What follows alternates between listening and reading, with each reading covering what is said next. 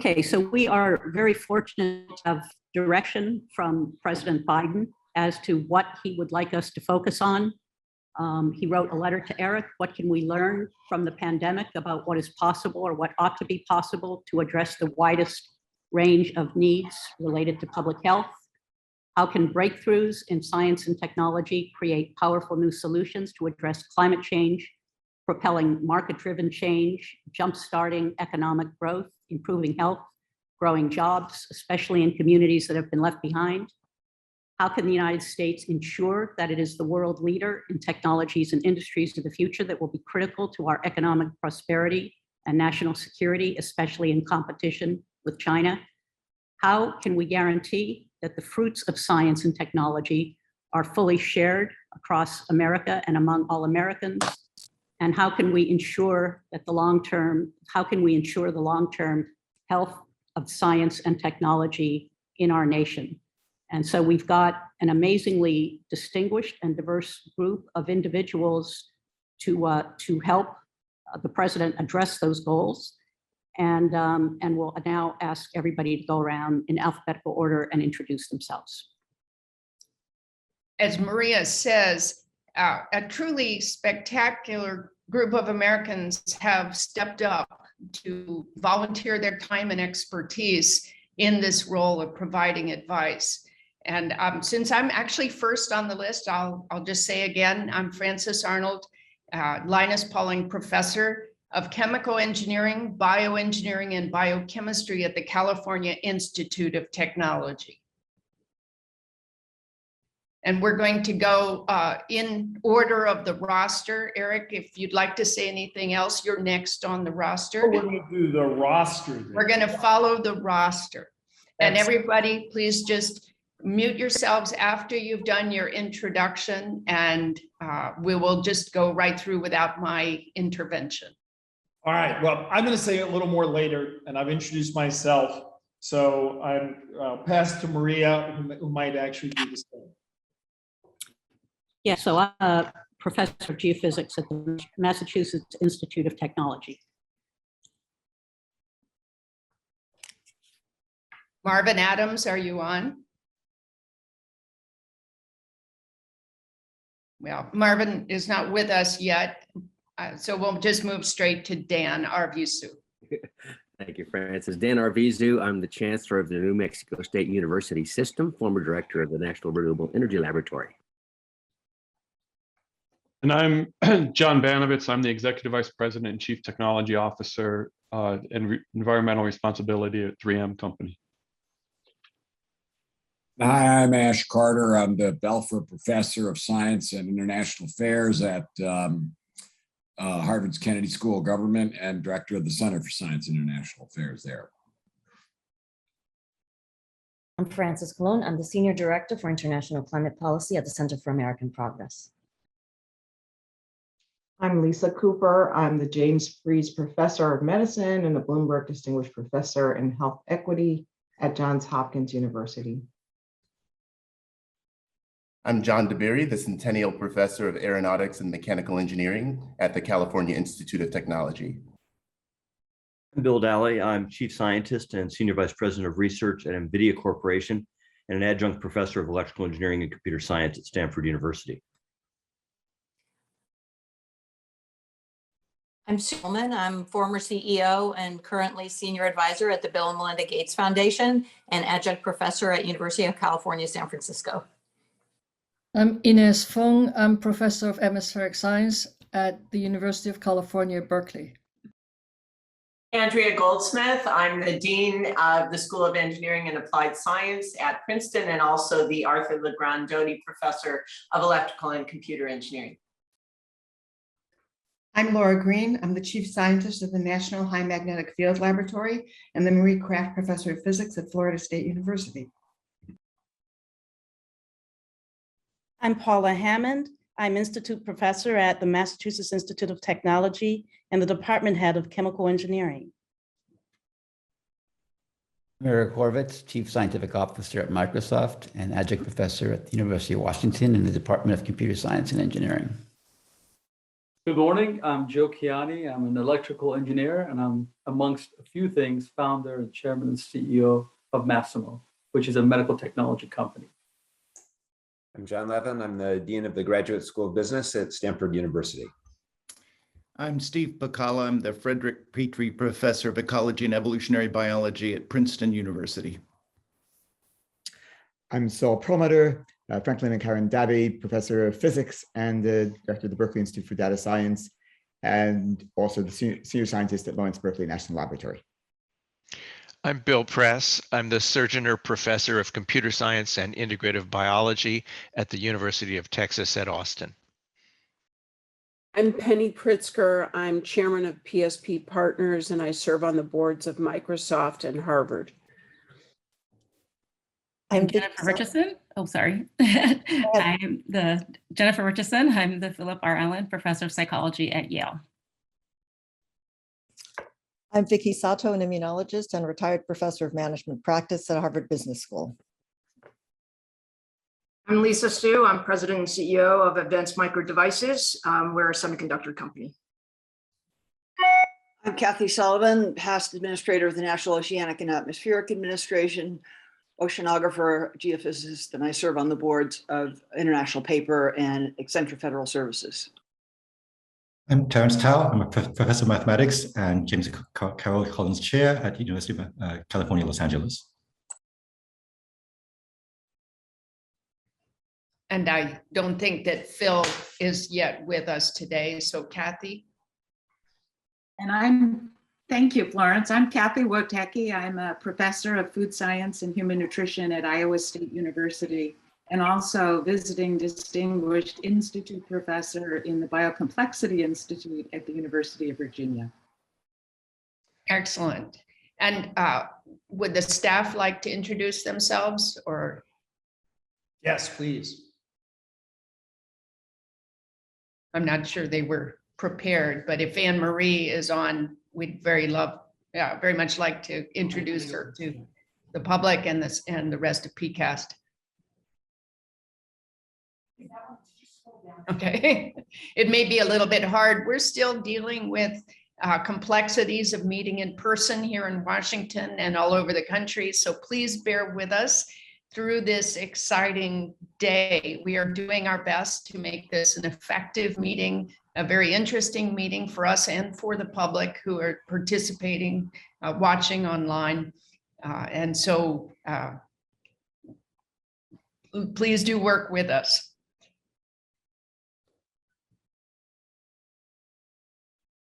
Does anyone else, Eric, would you like to say anything at this point? Because we were so efficient. Yeah, let me jump in. When Anne Marie is able to log on, it'd be great to have Anne Marie and Sarah and Ambika introduce themselves too, because there would be no PCAST without this amazing PCAST staff. Let me say a little bit before we start the sessions. Maria mentioned the letter that President Biden wrote to me, but it's not really to me, it's to all of us. By all of us, I mean, it's to PCAST, it's to OSDP, and it's to the entire nation. I think it's a really unusual letter, and if you haven't read it, it's worth downloading and reading. You can find it on whitehouse.gov. I think if you Google, letter to Eric S. Lander, you'll find it, because that's what heading they gave it. But like I say, it's letter to everybody who cares about how science and technology are going to be central to the future of this country to solve our greatest challenges and seize the most important opportunities. It's a really thoughtful letter, and it's different, I think, than any past PCAST has had, in that the president is laying out a charge to science and technology, and we have homework. Our homework is to address this. In the letter, President Biden refers back to a letter that President Franklin Roosevelt wrote to his science advisor in 1944, a person called Vannevar Bush, asking him to lay out a strategy for science and technology after the end of World War II. Science and technology had been very important in the World War effort. But Roosevelt understood that it would be even more important in the post-war world. And Vannevar Bush wrote a reply to Roosevelt. By the time the reply was delivered, Roosevelt had died and Truman was president. But he wrote this very important reply called Science, the Endless Frontier, that laid out the strategy that the US ended up adopting since the end of World War II through to today. In President Biden's letter, he says, for lots of reasons, it is time to refresh, reimagine, reinvigorate, rethink that vision. Because lots has changed over the past 75 years compared to the state of the world and the state of the country and our understandings and the state of science and technology. And that we need to refresh it for the next 75 years, which kind of roughly corresponds to the rest of this century. That's the homework assignment, is over the course of the coming several years to do as well as the US did in 1944-45 in laying out principles and structures that would guide us. No small assignment, and thank goodness it is an assignment that's broadly to the whole community of people who care about science and technology. And I want to say that doesn't mean people whose day job is being an official scientist or technologist, because one of the things that we understand today that I don't think was understood back in 1944 and 1945 is the tremendous importance of full inclusion in addressing these questions. So for all of these reasons, the questions Maria pointed to, there are 5 big questions, and they have a lot of sub-questions within them, and none of them are intended to limit the discussion. They're meant to be examples within these broad topics. But I'll just state again what those broad topics are, because in fact, you will see that the first 2 topics we are doing at PCAST are squarely amongst the topics in this letter.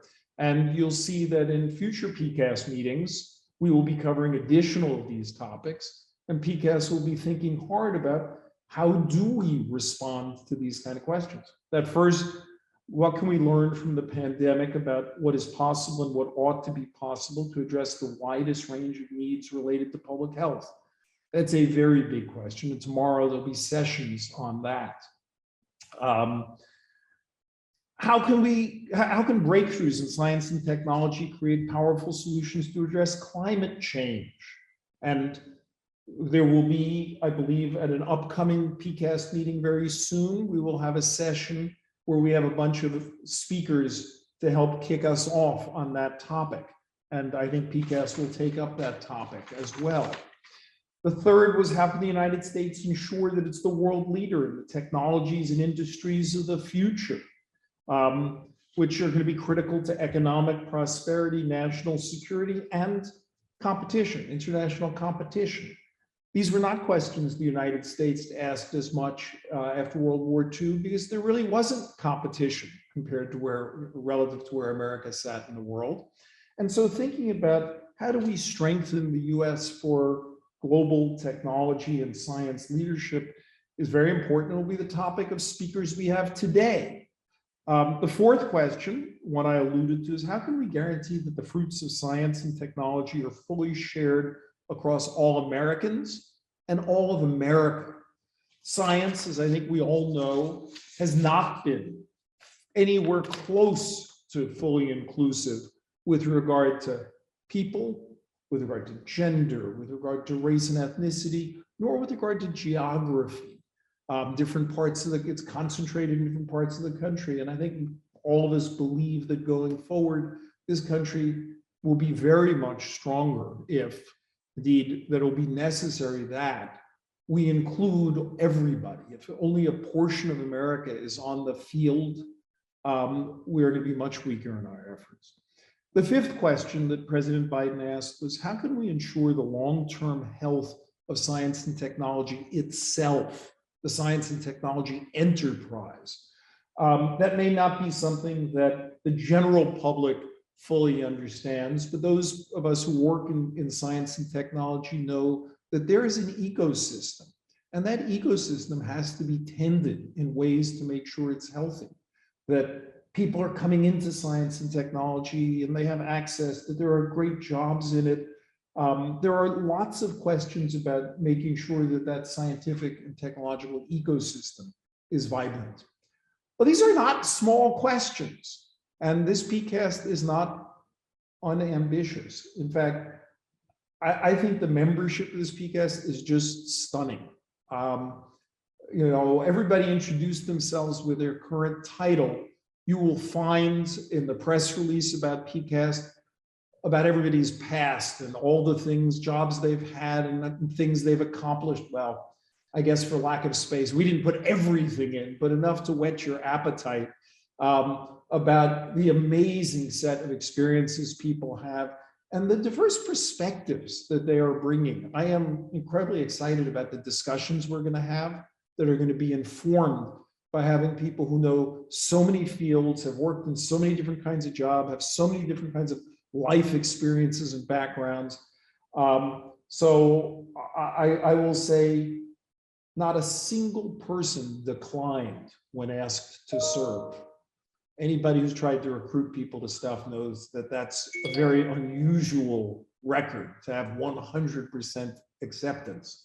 But we did, and I think that represents a hunger on the part of everybody on this group, but frankly, people all over the country to contribute. I know in the world of science and technology, there is a hunger and appetite, a sense of duty to serve right now and make sure that we seize opportunities and address problems. So anyway, that's just my opening of why we're here, why we're so glad that these meetings are being shared with the broader public, as everybody who's listening and those who will look at this online later, where it will be posted, you're invited too into this. What we'll do today and tomorrow is have speakers. We're in listening mode right now, trying to gather information for us and everyone who has access to this, which means everyone. And then PCAST will begin to think about how we as a group can bite off pieces of those and address those and get answers and make recommendations. And ultimately, PCAST being an advisory body will make recommendations to the president. But for today and tomorrow, we're going to model the learning from folks who know very deeply. And I'm going to turn over to Maria. We're a little ahead of schedule. I'm confident that will not last. Never has. But at the moment, we're going to start a little ahead of schedule. I'm going to turn over to Maria, and she will introduce this first session on strengthening U.S. science and technology global leadership for the 21st century. And if our speakers are available, we could even start a couple of minutes early. But I just want to say again, I'm so excited about this. And thank you to all the PCAST members. There's so many things you would be doing in your life, and you chose to be part of this. And it means a lot to everybody. Maria, all yours. Okay, Erica, thank you very much. We're told that our first speaker, Richard Danzig, is getting on as we speak here now. And I believe that our staff is available for brief introduction. Maria? Yeah, Marvin Adams is on too. So let's introduce Marvin Adams and then maybe we can get the staff on. Marvin, you want to introduce yourself? Name and institution? Hi. Yes, Marvin Adams, Nuclear Engineering, Texas A&M University. Great, thank you. And how about the staff? Anne Marie?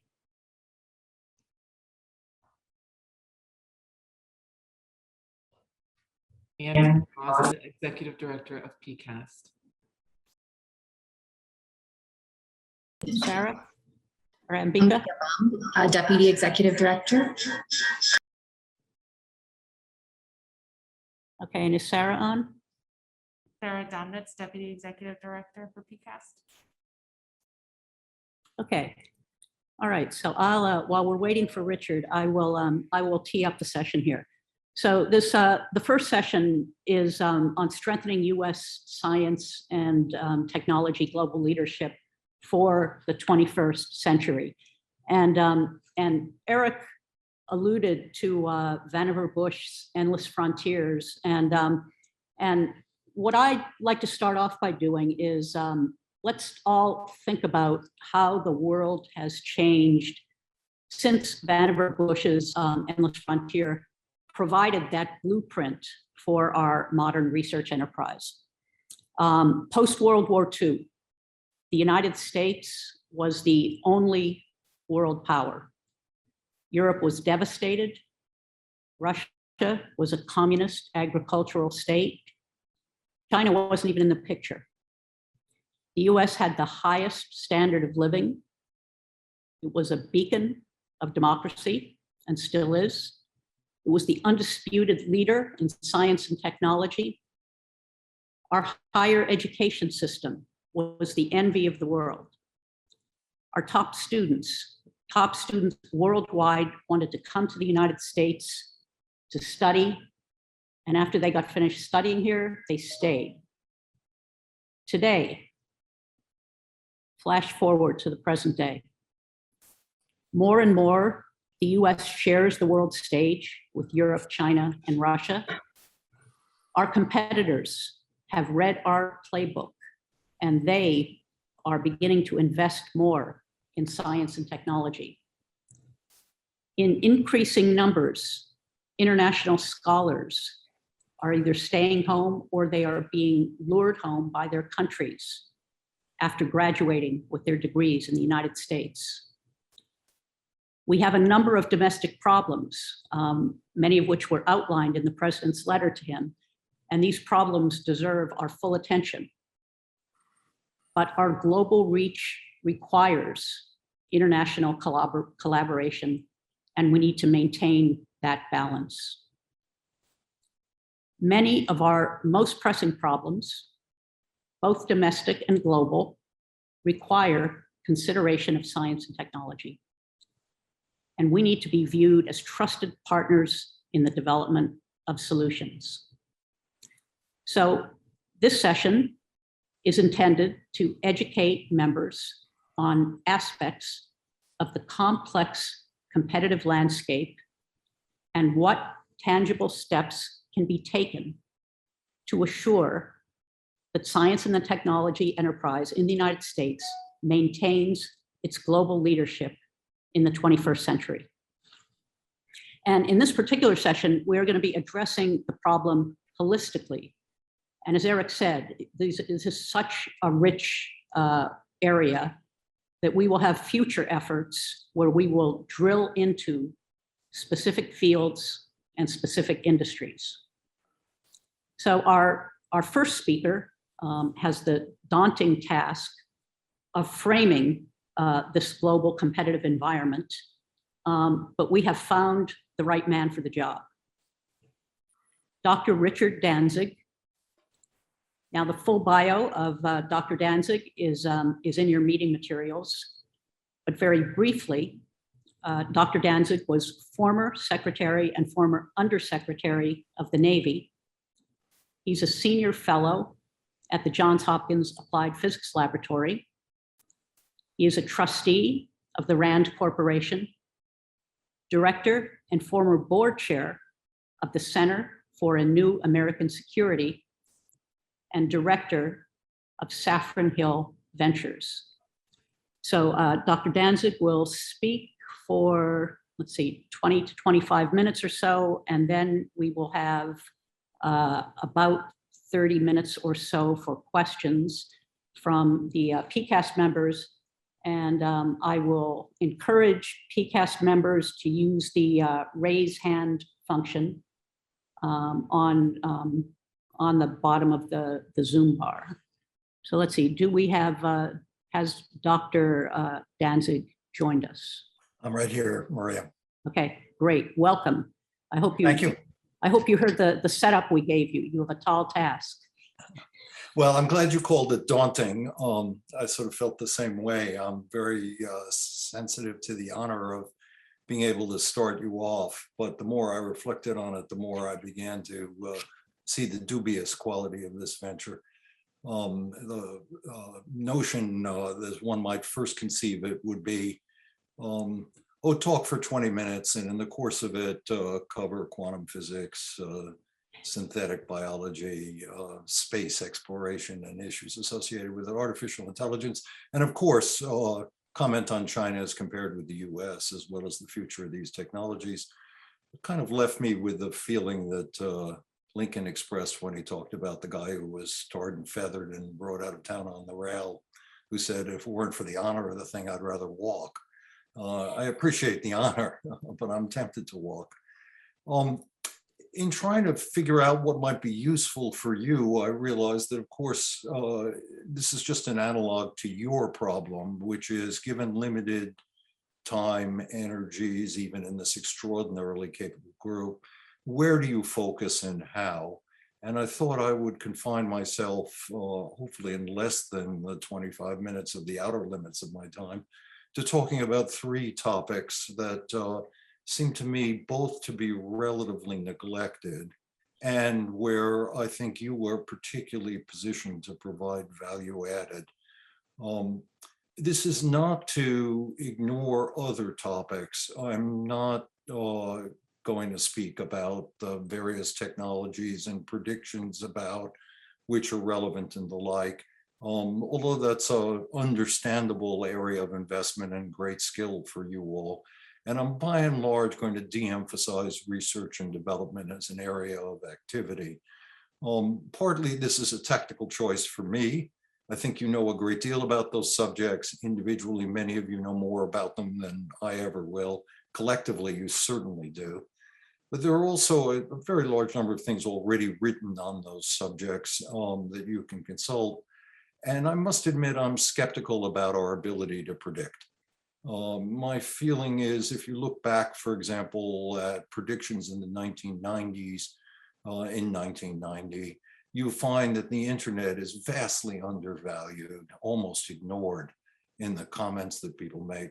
If you look at predictions about energy in the year 2000, fracking is not central, but it becomes central to what evolves in terms of concerns about energy independence.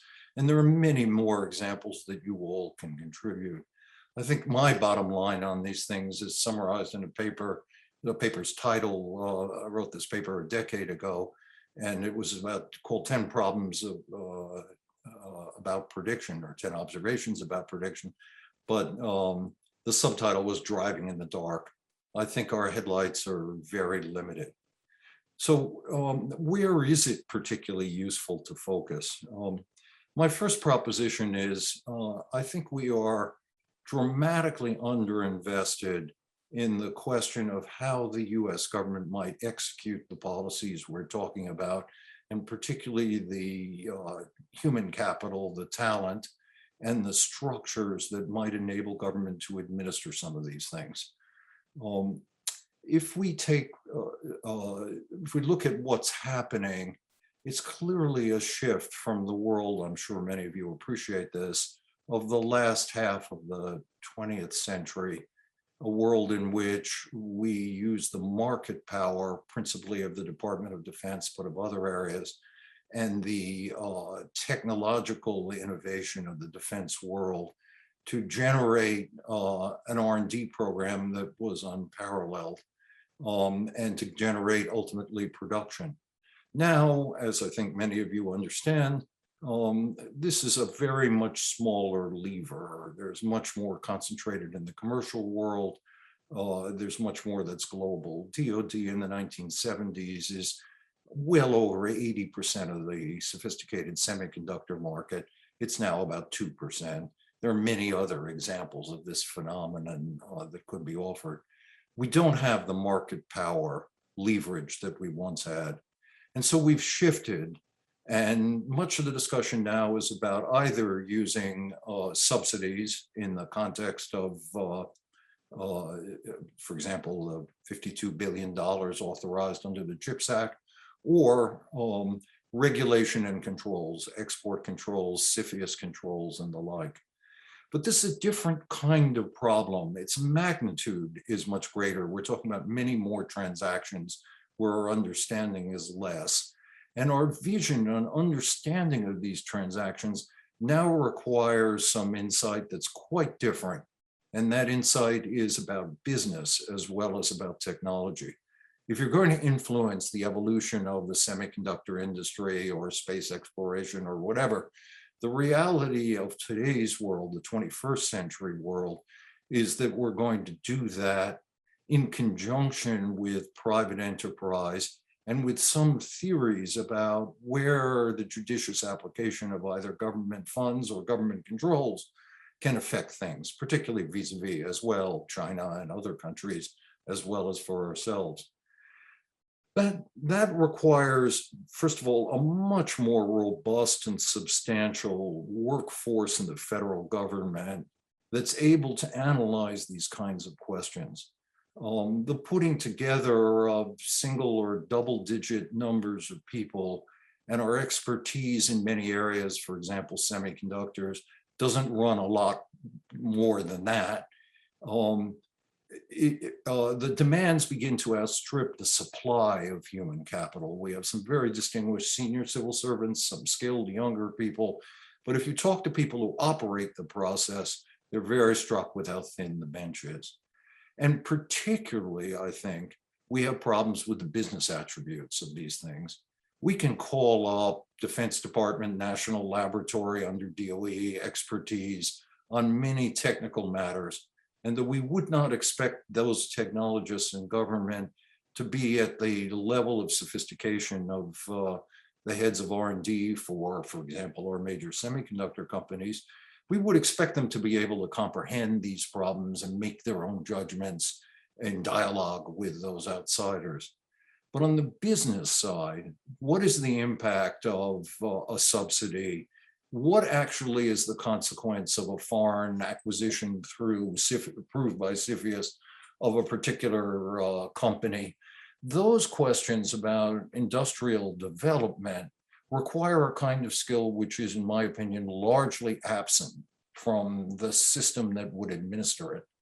And if this is foundational, as I believe it is, to all the grand strategies about what we're doing, or to the notions advanced by many about the weaponization of many of these economic levers, we need to understand the subtle intertwining between those business aspects and those technology aspects, and the significance, for example, of data, et cetera, and where it can be bought, all those kinds of questions. Well, our government is struggling to do that, but I would encourage you to think about first the human capital aspects of it. We do a not good job in general in the federal government of managing human capital. If you look at the Office of Management and Budget, the B is boisterous, I'm tempted to say even belligerent. The M is muted. It isn't a serious, capable coming to grips with our human capital needs across the government. Beyond that, though, our processes are challenged. BIS within the Department of Commerce has issued requests for data from semiconductor companies on their supply chains and to some degree their future plans with respect to this. Companies are extraordinarily resistant. BIS can follow this using the Defense Production Act with mandatory disclosures, but it's a very uneasy relationship when in fact we need the help of these companies. And as many have observed, an asymmetry exists between China and the United States in this regard because of Chinese access to their companies. So figuring out what are better structures for gathering and understanding this data is a very important thing.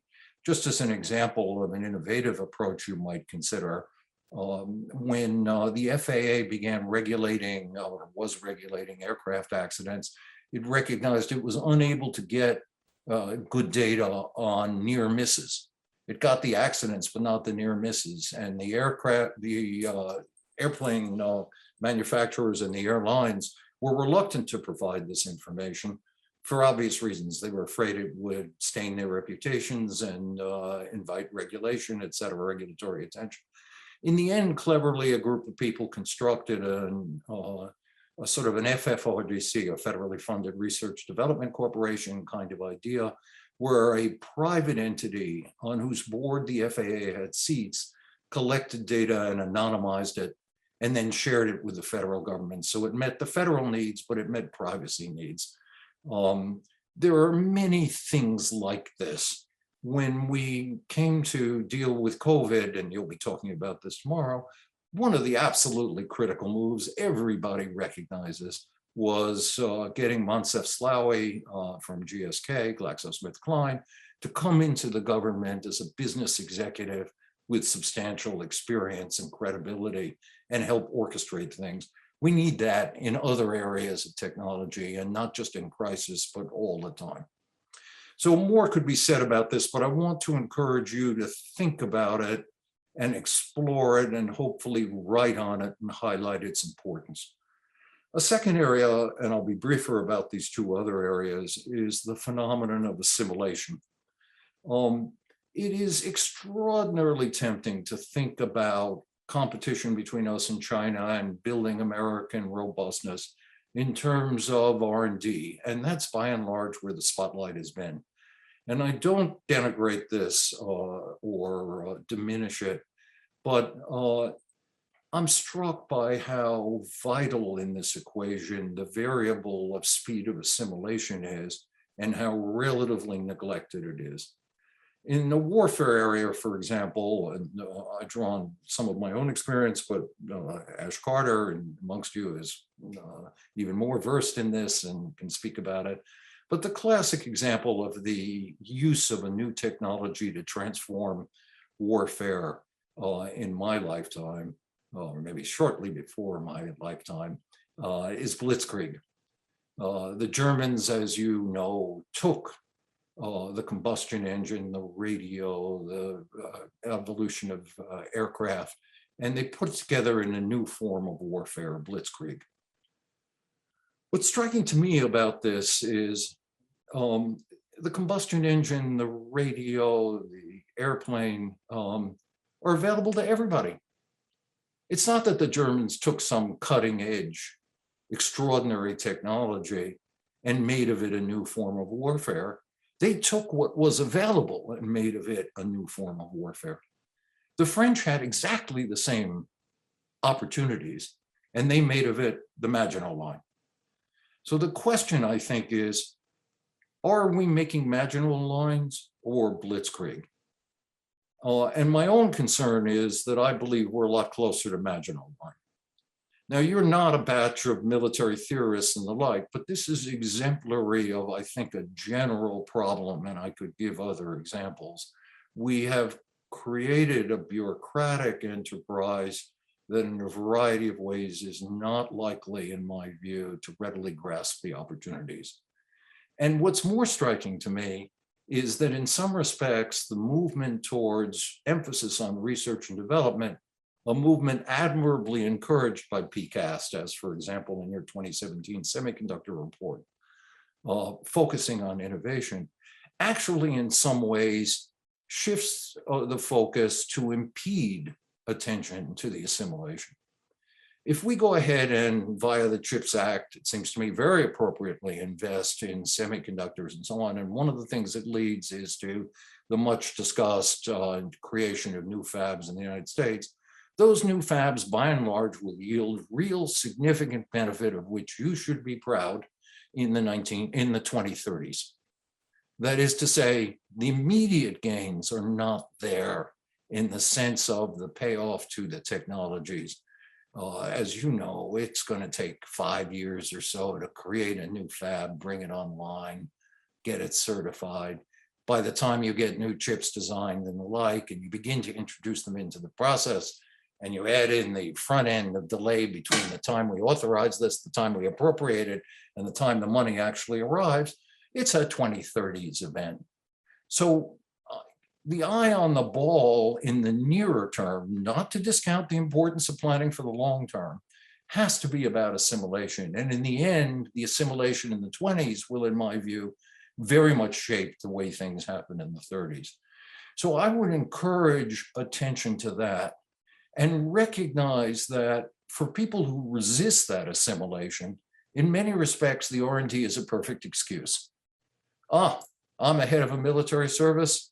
I really care about artificial intelligence. look, I'm spending hundreds of millions of dollars on the R&D I've invested in this, or I'm doing this demonstration project. And then it enables me to return to my core constituencies who care most about other things, promotion patterns, purchase of platforms and the like, and reassure them in many ways implicitly, we'll keep doing what we're doing for the next 10 years while we wait for the idealized new technology. To me, this is an extremely important problem. And it manifests itself also in places like DARPA, et cetera. I've been a consultant to DARPA. I greatly admire it. I think its contributions to American life or and American security are invaluable. But DARPA is basically an extraordinarily successful R&D enterprise and has huge problems in encouraging transition. It's a sort of field of dreams policy frequently that dominates, which is we'll invent it, the field will be there, and others will come and they will play on it. The valley of death, the transition from research to actual production, is a well-known phenomenon. We need to deal with this more in American government, but in American life more broadly. I can say more about it, but I want in this talk to confine myself to my time on it. So I just want to point you towards this second issue that goes with the first I've mentioned. And then third, I want to emphasize human capital more broadly in the American situation.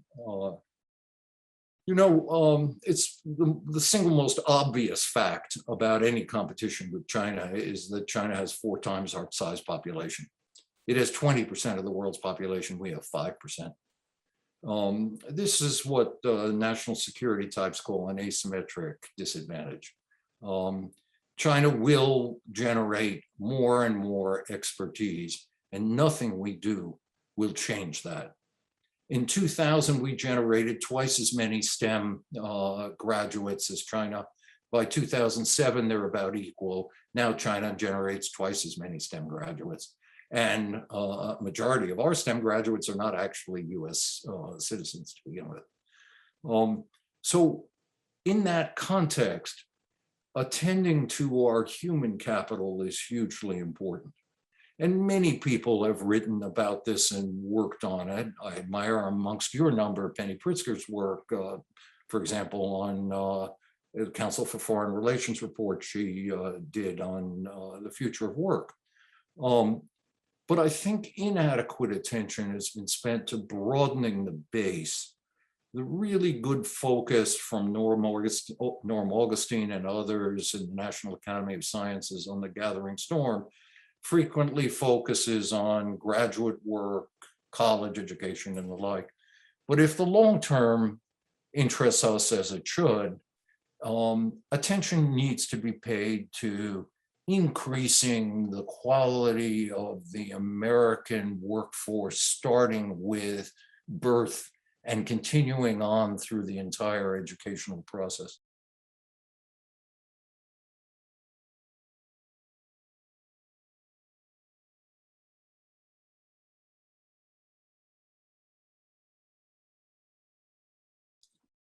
Are you hearing me now?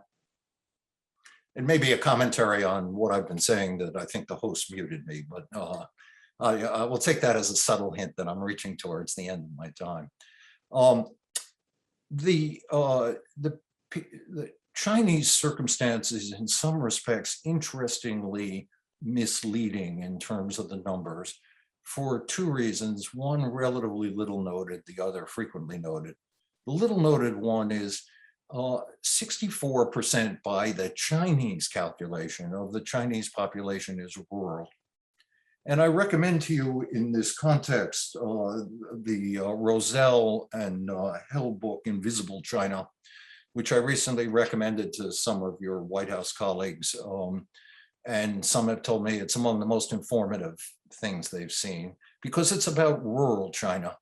And rural China, for a variety of reasons, suffers in its educational processes. And the Chinese authorities are aware of this. They're investing in schools and the physical schools and in teachers. One of the things that Rosell, who's a professor of education at Stanford, though, comes on is that A majority of Chinese children in rural areas suffer from one of three forms of health limitations that impedes their education severely. Either intestinal worms or anemia, or such short-sightedness that they can't see the blackboard. And his proposition, well documented in the book, is that in fact, a majority of rural Chinese kids have at least one of these problems, and many have multiple aspects of this. We suffer from analogous things, not in the same degree, and we're wasting portions of our population. And some would argue, well, really what matters is the high end, not the preschool kids, but the graduates and the like. I've been very much moved by the Russian experience when they decided to make a real investment in generating grand chess masters. And they made the astute conclusion that what they ought to do is invest in teaching chess everywhere in kindergarten and elsewhere. And their way of phrasing this was to say that the height of the pyramid is proportional to its base. The broader base generates the greater height. We need a much broader base, in my view, and I think you're well positioned to push this. The second aspect of this is one you understand. Many have talked about it, which is our population disadvantages and other disadvantages are offset by our alliances, but we need to integrate the Western world and indeed the globe, including our Asian allies like Japan and Australia and India, into our technology systems better. We already have huge benefits from their presence, for example, in the semiconductor industry, but the tendency in the US to restrict immigration, to not give green cards to PhD graduates from our own universities, et cetera, the restrictions of our security clearance system, the anachronistic focus on American citizenship, all are factors which retard our development and kind of tax us as we try to move forward. PCAST is unusually well positioned to deal with this. Some of your members, Dr. Cooper, for example, have worked on issues of the interaction between child health and other achievements and difficulties we have in that arena. You all speak with a certain credibility when you connect the national well-being with the technological requirements with the educational base. So I would in sum suggest to you that as you cast your bread upon the waters out there, I suppose what I really ought to say is as you PCAST your bread upon the waters out there, you have an opportunity and you have extraordinary constraints. You don't have an unlimited supply of bread and energy for casting. Here are three areas that I think are underdeveloped. PCAST in the years gone by did extraordinary things for us. I cited as one reference the semiconductor report to focus us on the high end and the importance of innovation. But you are also called upon to innovate, not to reinvent the old PCAST. And in my mind, the three things that I've highlighted, the question of how the US government operates, how we develop the human capital to enable it to operate, the question of how we assimilate technologies as distinguished from innovate, and the question that flagged in terms of building our intellectual capital, our human capital base in the country as a whole, including its allies. Those three questions are, I think, potentially extremely rewarding. So if I've disappointed those of you who don't know me by not talking about technologies as a whole in this talk and identifying various aspects of some of the exciting developments, I apologize for that. And for those of you who do know me, I feel like I've fulfilled your every expectation by including in this talk at least one bad pun. So thank you very much. Okay, thank you for those fascinating perspectives. Members, could you raise your hands if you have comments? Let's start with Eric Horvitz. Hi, and thanks for your comments today, Richard. In part, per the sense for the challenge of what you're calling assimilation, I often view it as integration or translation from technology industries and science labs into reality. There's this discussion of standing up a new technology directorate at the NSF. I think it's poorly specified right now as to how that would work, how that would relate to the standard directorates that have been with us for decades. But it's an interesting opportunity for us to be thinking about what that would mean to have a technology directorate at National Science Foundation thinking about the assimilation or translation issues. I think you may have some comments on that. Yeah, I'm delighted you raised that point. You will get into this, I'm sure, in your COVID discussions over these days. COVID provides such nice examples or disturbing examples, and so many of them, of challenges of assimilation. Just to offer one, Michael Lewis's book Premonition offers a sort of gripping narrative account, in my view, somewhat oversimplified, but compelling about aspects of COVID. And at one point he observes in there that we had developed this amazing technological capability of sequencing, and yet we didn't use it substantially in the field in the ways we could have in the United States in the early months of 2020. And Michael Lewis has this extraordinary quality of ability for metaphor, says, sequencing was to our public health authorities as though you gave a Civil War general a tank. This extraordinarily powerful capability had no idea how to use it. And basically, I think we have those kinds of problems. My concern about ARPA-H is that what we will do is continue to do things more like traditional research and development while calling them closer to 6.3 or 6.4 kind of work. And in my view, a more radical approach is needed that puts more emphasis on technologies that actually have the transition into practical uses. So for example, I would put way more emphasis in classic COVID activities on home care, telemedicine, and that kind of use of the new technologies in those ways. Much more emphasis on distribution of antigen tests than historically we've had, and other examples of that kind of assimilation. And I would use my ARPA-H to begin to do things like make those things more viable and more powerful. I also would put a lot more emphasis on surveillance globally and moving out in that ability. Warp speed, just as a last example, because I know there are other questions we want to get onto. Warp speed is amazing and wonderful and achievement. I applaud it wholeheartedly. We put an awful lot less effort into techniques for vaccinating that would enable us to move very rapidly to vaccinate more people much more easily in less controlled settings, especially, I might add, globally as an instrument of American diplomacy.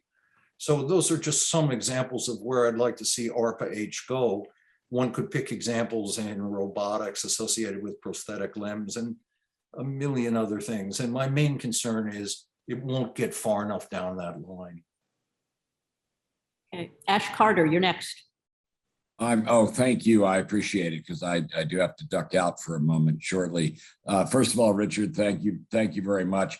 To our leadership here at PCAST, picking up on one of the things that Richard said, the human capital aspect. I do think that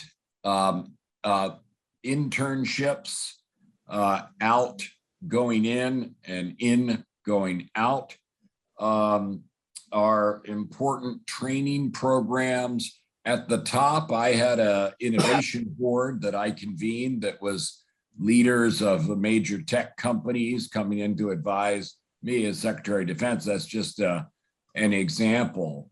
But so the point is that there are lots of specific ways that one can encourage movement between the business sector and the government sector, build bridges, as I called them. And Penny did some of that in commerce as well, and maybe others of you have done that as well. So there are lots of institutional ways to approach the challenge that Richard raised. I think there are a lot of practical ways. The other thing I wanted to say is I did a lot of experiments in public life, and I think it makes sense for a scientific body to be experimental. In other words, you don't have to be sure that something will work, but it's worth trying. And I did a number of things that were experimental, and most of them, but not all of them, worked out. But if you're up front early on in public life about something being an experiment, you can try it out and see if it works. And I would encourage us to be experimental if we're not quite sure of a recommendation, you can always make it an experiment. You can put a time limit on it and just say, we'll see whether it works. And if it doesn't, phase it out. Thank you. Appreciate the time. Thank you. I applaud that, and particularly applaud what you did along those lines. I'd add the Defense Innovation Unit, a whole lot of things that you did in that regard. I would, though, also want to push one other strand, which is you need the experimentation and the advice, but you need to change the core of the institution. And that involves, I mentioned career paths, for example, and educational opportunities, exporting people out from the organization as well as interns in the course of their activities. But to give you just one concrete example, the Navy, the institution I know the best in the defense world, slowly, incrementally, and I wish we had seen faster movement, developed a cyber warfare field and cyber warfare engineers and managers. And it's a real important addition. But in the Navy, to be, so to speak, a real boy, you have to go to sea.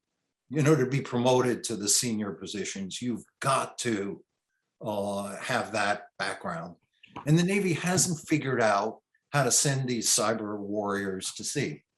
And in fact, when it does experiment with sending them to sea, the bureaucratic constraints are such that they're forbidden essentially from changing anything in the cyber system on the ship, experimenting in the ways you're describing, Ash, et cetera, or defending the ship even, without the approval of the shore-based bureaucracy, which consists of 5 different entities.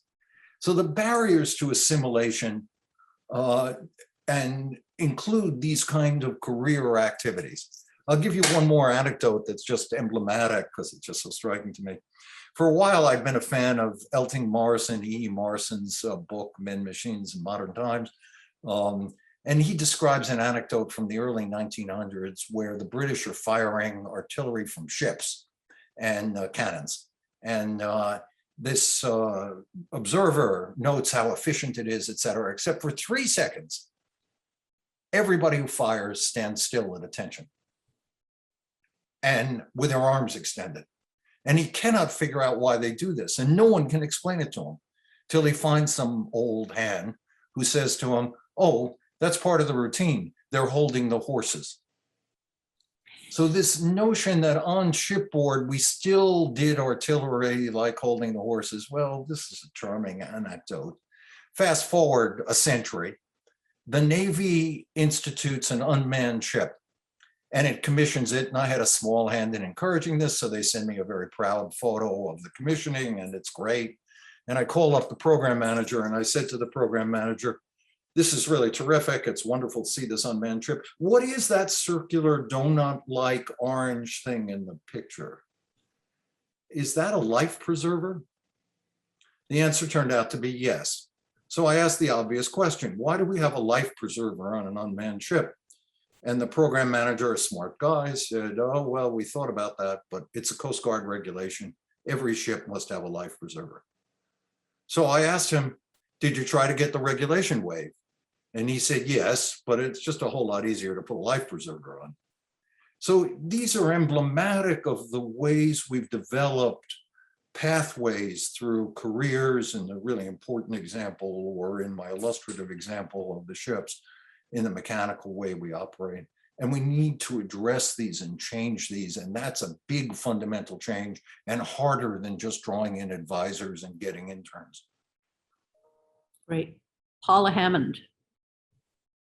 Yes, thank you. I'm very interested in your third comment about human capital. I'm wondering if you could talk a little bit more about the base, the broadening of that base. And are you pointing toward a more skilled American workforce? Is the idea to perhaps leverage more of our community colleges and other levels of training?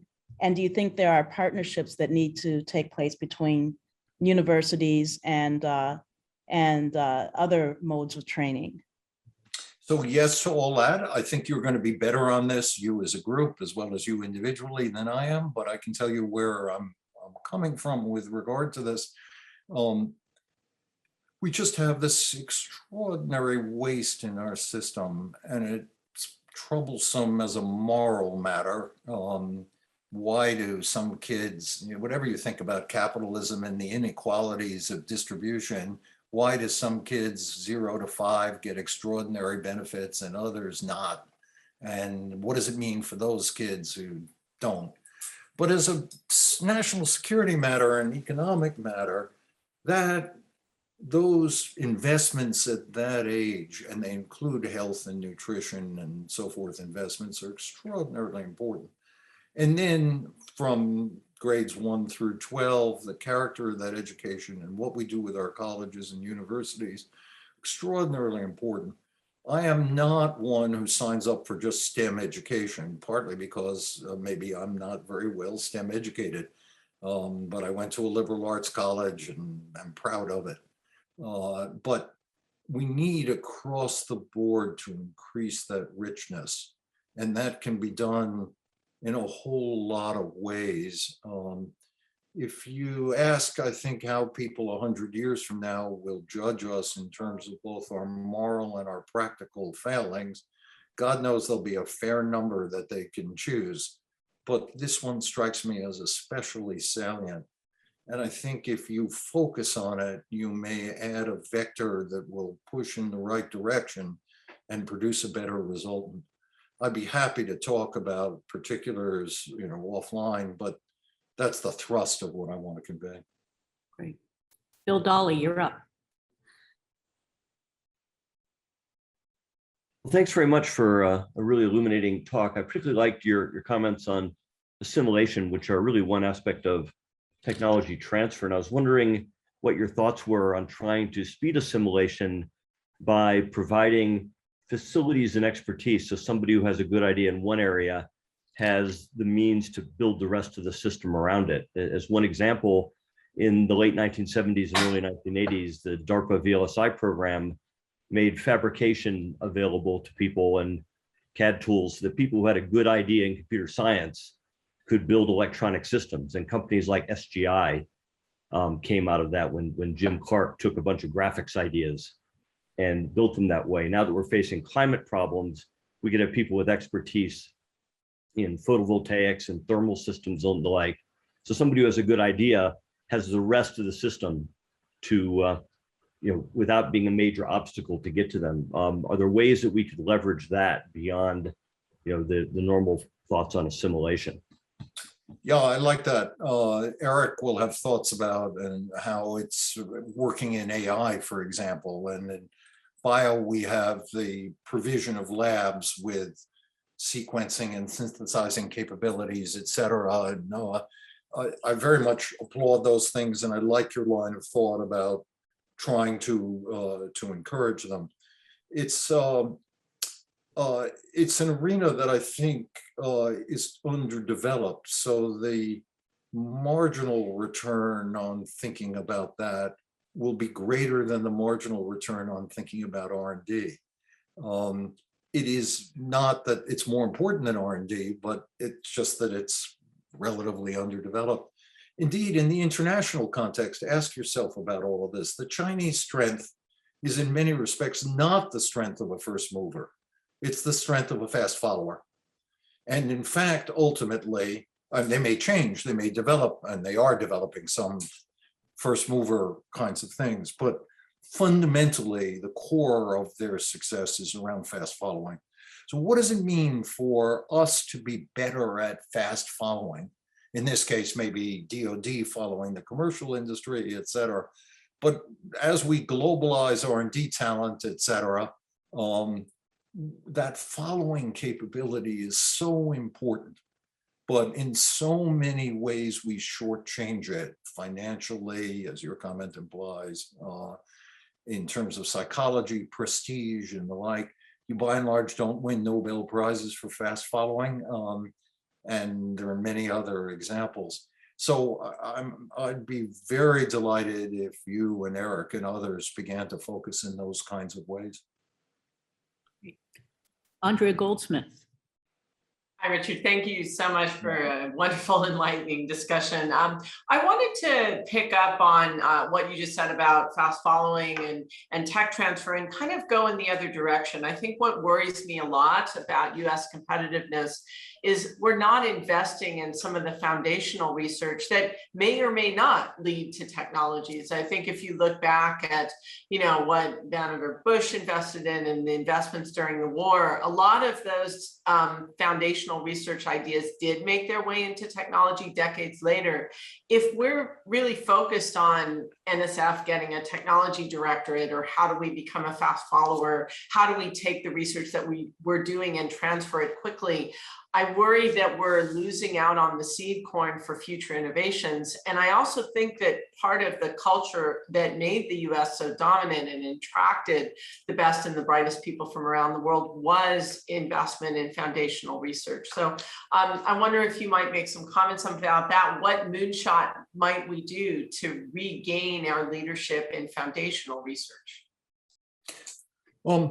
I first have to admire the way you praise me, and then fundamentally want to shift from what I've been arguing for, but I admire it. I feel like you and I are coming upon a malnourished patient, the US competitiveness, et cetera. And what I see is that diet is getting a fair influx of protein associated with basic R&D, et cetera. And what it needs are the vitamins of applicability, of assimilation, or the carbohydrates, or whatever you want to call them. You can, I think, quite correctly say, if we withdrew the protein or leave the patient malnourished in protein, they're going to collapse. And you're right. And we need that. But I'm arguing that the diet is unbalanced at the moment. If we respond to that by unbalancing it in the direction I've argued for, then your point is patient's going to do very badly. I want to find that balance. But when I ask about PCAST historically, it is a preacher of what you just preached. And that's not bad. It's a real contribution. But what I would urge upon you is rebalance the diet. Great. Kathy Wotecki. Thanks. Well, as the nutritionist on PCAST, I like the example you just gave. I wanted to ask you to reflect a little bit on strategic partnerships, whether they're bilateral or multilateral, and how you see them fitting into this leadership situation in science and technology that we find ourselves in this changed world. And you mean internationally? Yes. Yeah. Bilateral, multilateral. Yeah. Well, I think they're extremely important. If you look at, for example, the classic achievement in the United States, the development of physics in the 1930s and the Manhattan Project. If you look back in the 1920s, there's a famous example where a French physicist was asked what he thought of physics in America. And he said, there are no physicists in America. And by and large, he was right. There were a couple of people emerging like Lawrence, but basically We built physics in the 1930s in the United States on the emigres from Hitler's Germany and the rise of fascism in Europe. And the Manhattan Project and others hugely benefited from Oppenheimer, but it couldn't have gotten there without Fermi and Einstein and so on and so forth. So the reality is we've always relied on foreign talents, but for a while, when post-World War II, the US had a majority of the world's GDP and its only intact university systems and the like, we drew foreigners here. Now it's a much more balanced world, and a good thing that is, basically. But that means that we can't any longer rely just on the US capabilities. We see that with respect to the efforts to regulate, for example, I'm staying with the semiconductor example, lithography equipment to China and the like. The key equipment is in Holland. If you look at the various issues, for example, associated with memory, the memory industry leaders are concentrated in Korea. We have one major US company. The reality is we've got to work with those other countries, but we carry around in our heads still a 1950 way of viewing the world where the emphasis is on US exclusive stuff. I mentioned the security clearance system. It's a tax on everything we do. It hobbles everything we do. And yet it gets almost no attention. In my view, there's very little analytic base for its requirements. It hugely inhibits even conversations on a number of subjects. These are the kinds of things I think you all could address that would have extraordinarily high reward. I don't want people to just preach the benefits of multilateralism. I want to argue that you need to get into the nitty-gritty of the way in which the systems, in this case, are biased against it, and begin to correct those systems, like as in the same way as I've argued for sending cyber people to sea or dealing with that in the promotion system, the nitty-gritty of how you get people cleared for conversations and build on an integrated world is the right one. Since you and I are bonding on nutritional matters, I'll say you have to provide not just the declaration that we need to cook X, you need to actually get down to the particulars of what we have to have in our cupboards to do it and what a real recipe looks like. And you may not forgive me, Catherine, for this extension of the metaphor, but it's really where I want to go. Great. Okay. At least I'm not talking about PCAST on the bread on the waters. Steve Pacala, you're going to have the last question here, and I'm remembering the people that we're not going to get to, so we can prioritize them later. But Steve, have at it. I very much appreciated your remarks about the need for a different relationship between business and government. And what I want to ask about is what the most effective way is to make that change start to happen in a pragmatic way in the near term. And one way to ask that is to ask what part of the president's agenda is sort of best suited as a vehicle for driving that kind of change, right? And before you answer, I'd like to offer that climate and energy might be a pretty good candidate. To get to the president's goal of 80% renewable electricity in 9 years' time, we have to build most of the capacity in that short period of time. Right now, only 11% of solar and wind projects that are started succeed, and the average time to completion is 7 years. And so you can do the math and realize no way we can make that unless somebody is driving the schedule, probably from within the executive branch.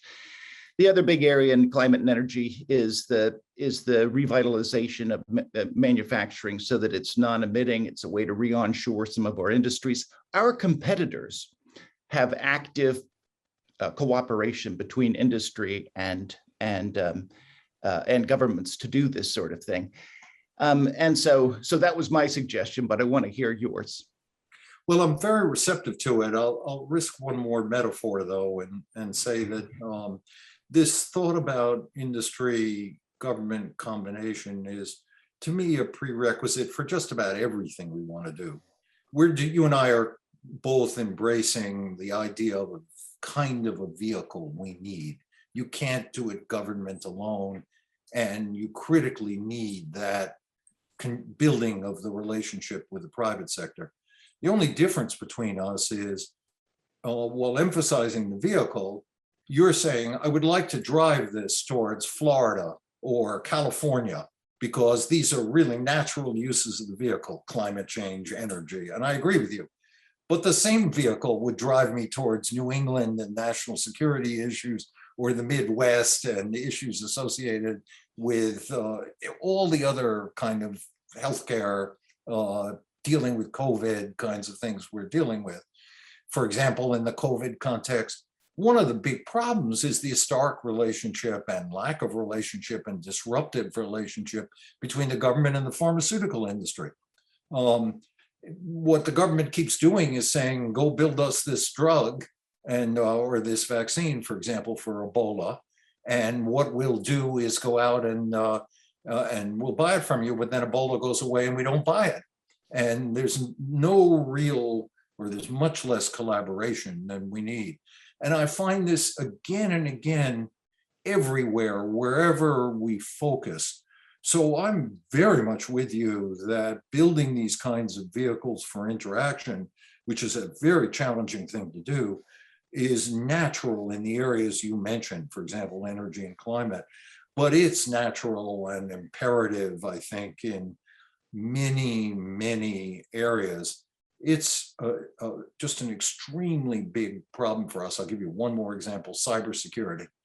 We recognize that this is a problem that you can't grasp with the hand of government, and you can't grasp it with the hand of private industry. You need two hands to grasp it. And only with both hands, with some kind of coordination, do you begin to get to do that. Well, that's a great PCAST topic. And in my view, the broader its applicability with some specific examples like the one you provided, the better. If I can just say, Maria, I know you're going to be out of time. I'm delighted for the people who didn't get a chance to just correspond or otherwise. Yeah, Richard, the staff tells me we can move things around a little bit to finish those 3 questions if you can stay on for a few minutes. Is this the same staff that muted me a while ago? They're trying to redeem themselves. So Lisa Sue, you were next. Okay, I'm good. Oh, great. Well, thank you. Richard, I was going to say, I think 3 great topics for us to think about, and especially some of your comments on the semiconductor industry. I was going to be very much along the lines of Steve's comment on, sort of ideas for how could we better build that public-private partnership. And I think there's a deep desire and the recognition that it's also very, very complex when you try to, even look at sort of the breadth of the impacts of various initiatives. So just any additional thoughts that you have on things that would work? Does it work in just partnership? Does it really have to be human capital transfer, in both directions? Well, Lisa, let me ask you if I can. I'm happy to comment, but what did you think of the idea I offered that said, create a way for companies to contribute data that will be anonymized on, for example, your supply chain semiconductor dependencies, and by creating that vehicle, make you more comfortable with the kind of data that commerce is now asking you to provide? I think we would be very open to that. And I think the desire is to provide data in a way that allows people to make sense of it, because actually it's so complicated that we sometimes wonder, once the data is provided, what is going to be done with it? And then, of course, the confidential nature of it. But I think there's a deep desire to partner. And the question is, what are the vehicles that you've seen that have worked or could work in this process? I think we're in the same place here. I used to be on the board of National Semiconductor. Ultimately, we sold it to Texas Instruments. So I've seen this from the industry side. And your work at AMD gives you obviously an insight now. But my point is, we need to create a number of these kinds of vehicles. I would create an FFRDC, federally funded research development corporation, that's specialized in business related technology mixed kinds of issues that could support the White House and the whole range of agencies we have doing export restrictions and the like, and could bring people in more freely than we can bring them into government and build sustained expertise. I would create the kind of overlapping body we just talked about that could collect data. It might be the same body as the one I just described. It might be a different one. I would create a system of people leaving the federal government routinely to work in companies. Doing that would require a whole lot of dealings associated with conflict of interest and so on. But in my view, our views about those things should change. The barriers should be reduced. I would take advantage of retirees. I gave Monsef as an example as he ran the warp speed operation. But there are many people, for example, from the semiconductor industry, who have senior status, who could help us to understand in government what's going on.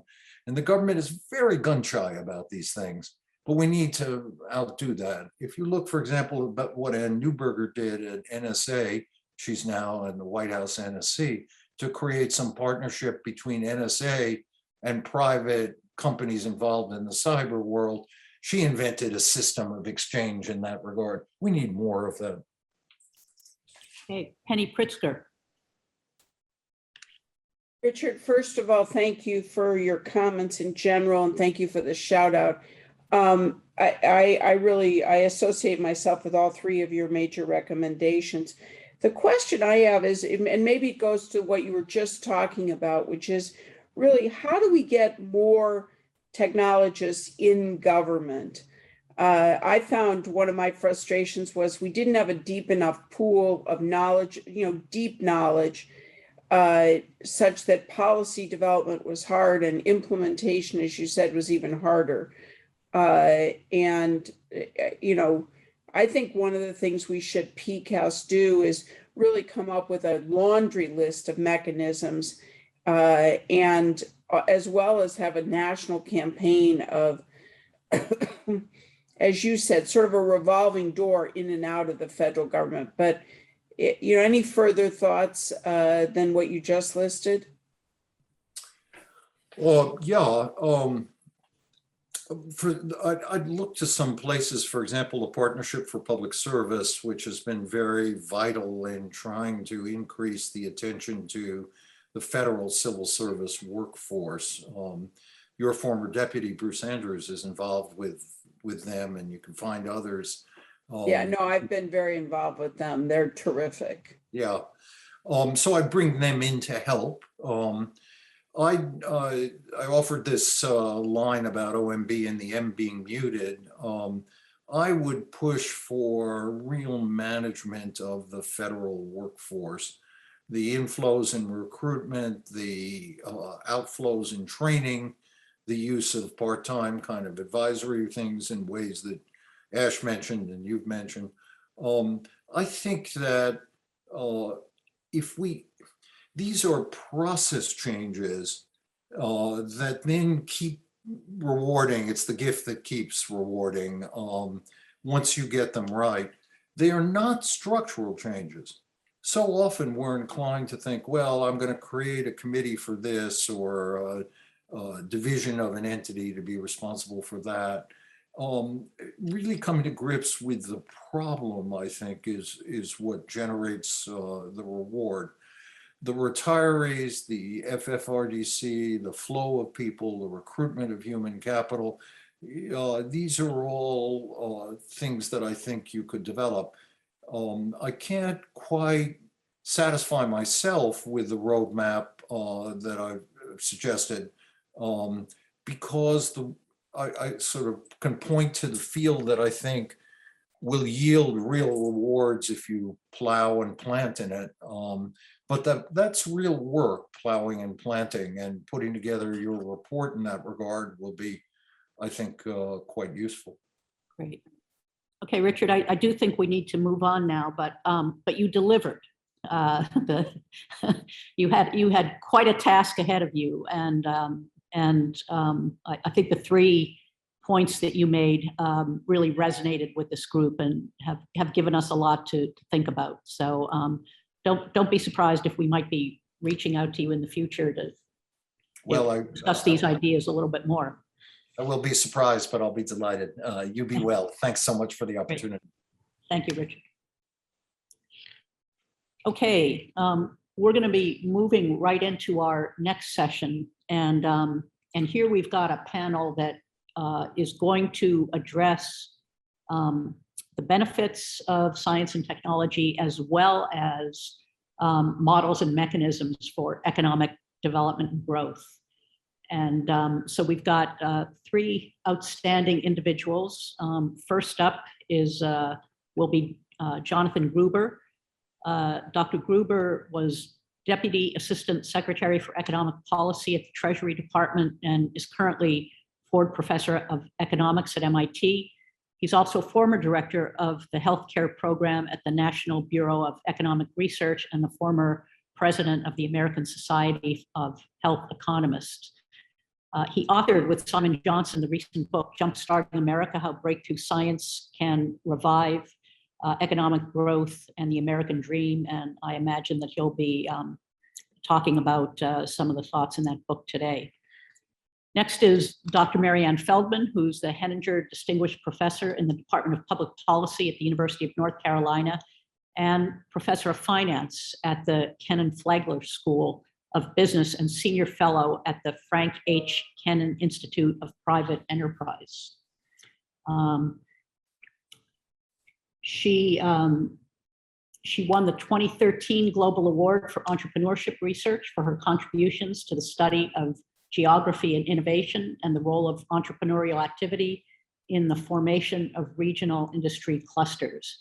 And she's written extensively on the process and mechanics of the commercialization of academic research.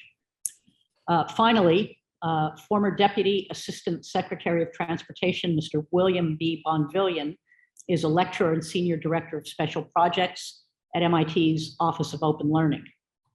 In recent years, he's helped lead major research projects on workforce education. From 2006 until 2017, he was the director of MIT's Washington office, where he supported MIT's longstanding role in science policy at the national level. So each of these panelists will give about 15 minutes worth of comments, and then we will have time for discussion from the council. So Jonathan. Great, I will share my screen. Whoop. Can I do that? There you go. And set up slide mode. Thank you so much for having me here to present today. I appreciate the opportunity to speak for PCAST, and I'm really excited about the opportunities before us. My comments today, as mentioned by Maria, will be based largely on a book I wrote with Simon Johnson called Jumpstarting America. Page down should be. I want to start with two central facts. Fact one is that the US has ceded leadership in the public financing of research and development. In 1963, we devoted 2% of our entire GDP, one in every $50 in America, to publicly financed research and development. Today, we've fallen to 0.6% of GDP. We're currently 14th in the world.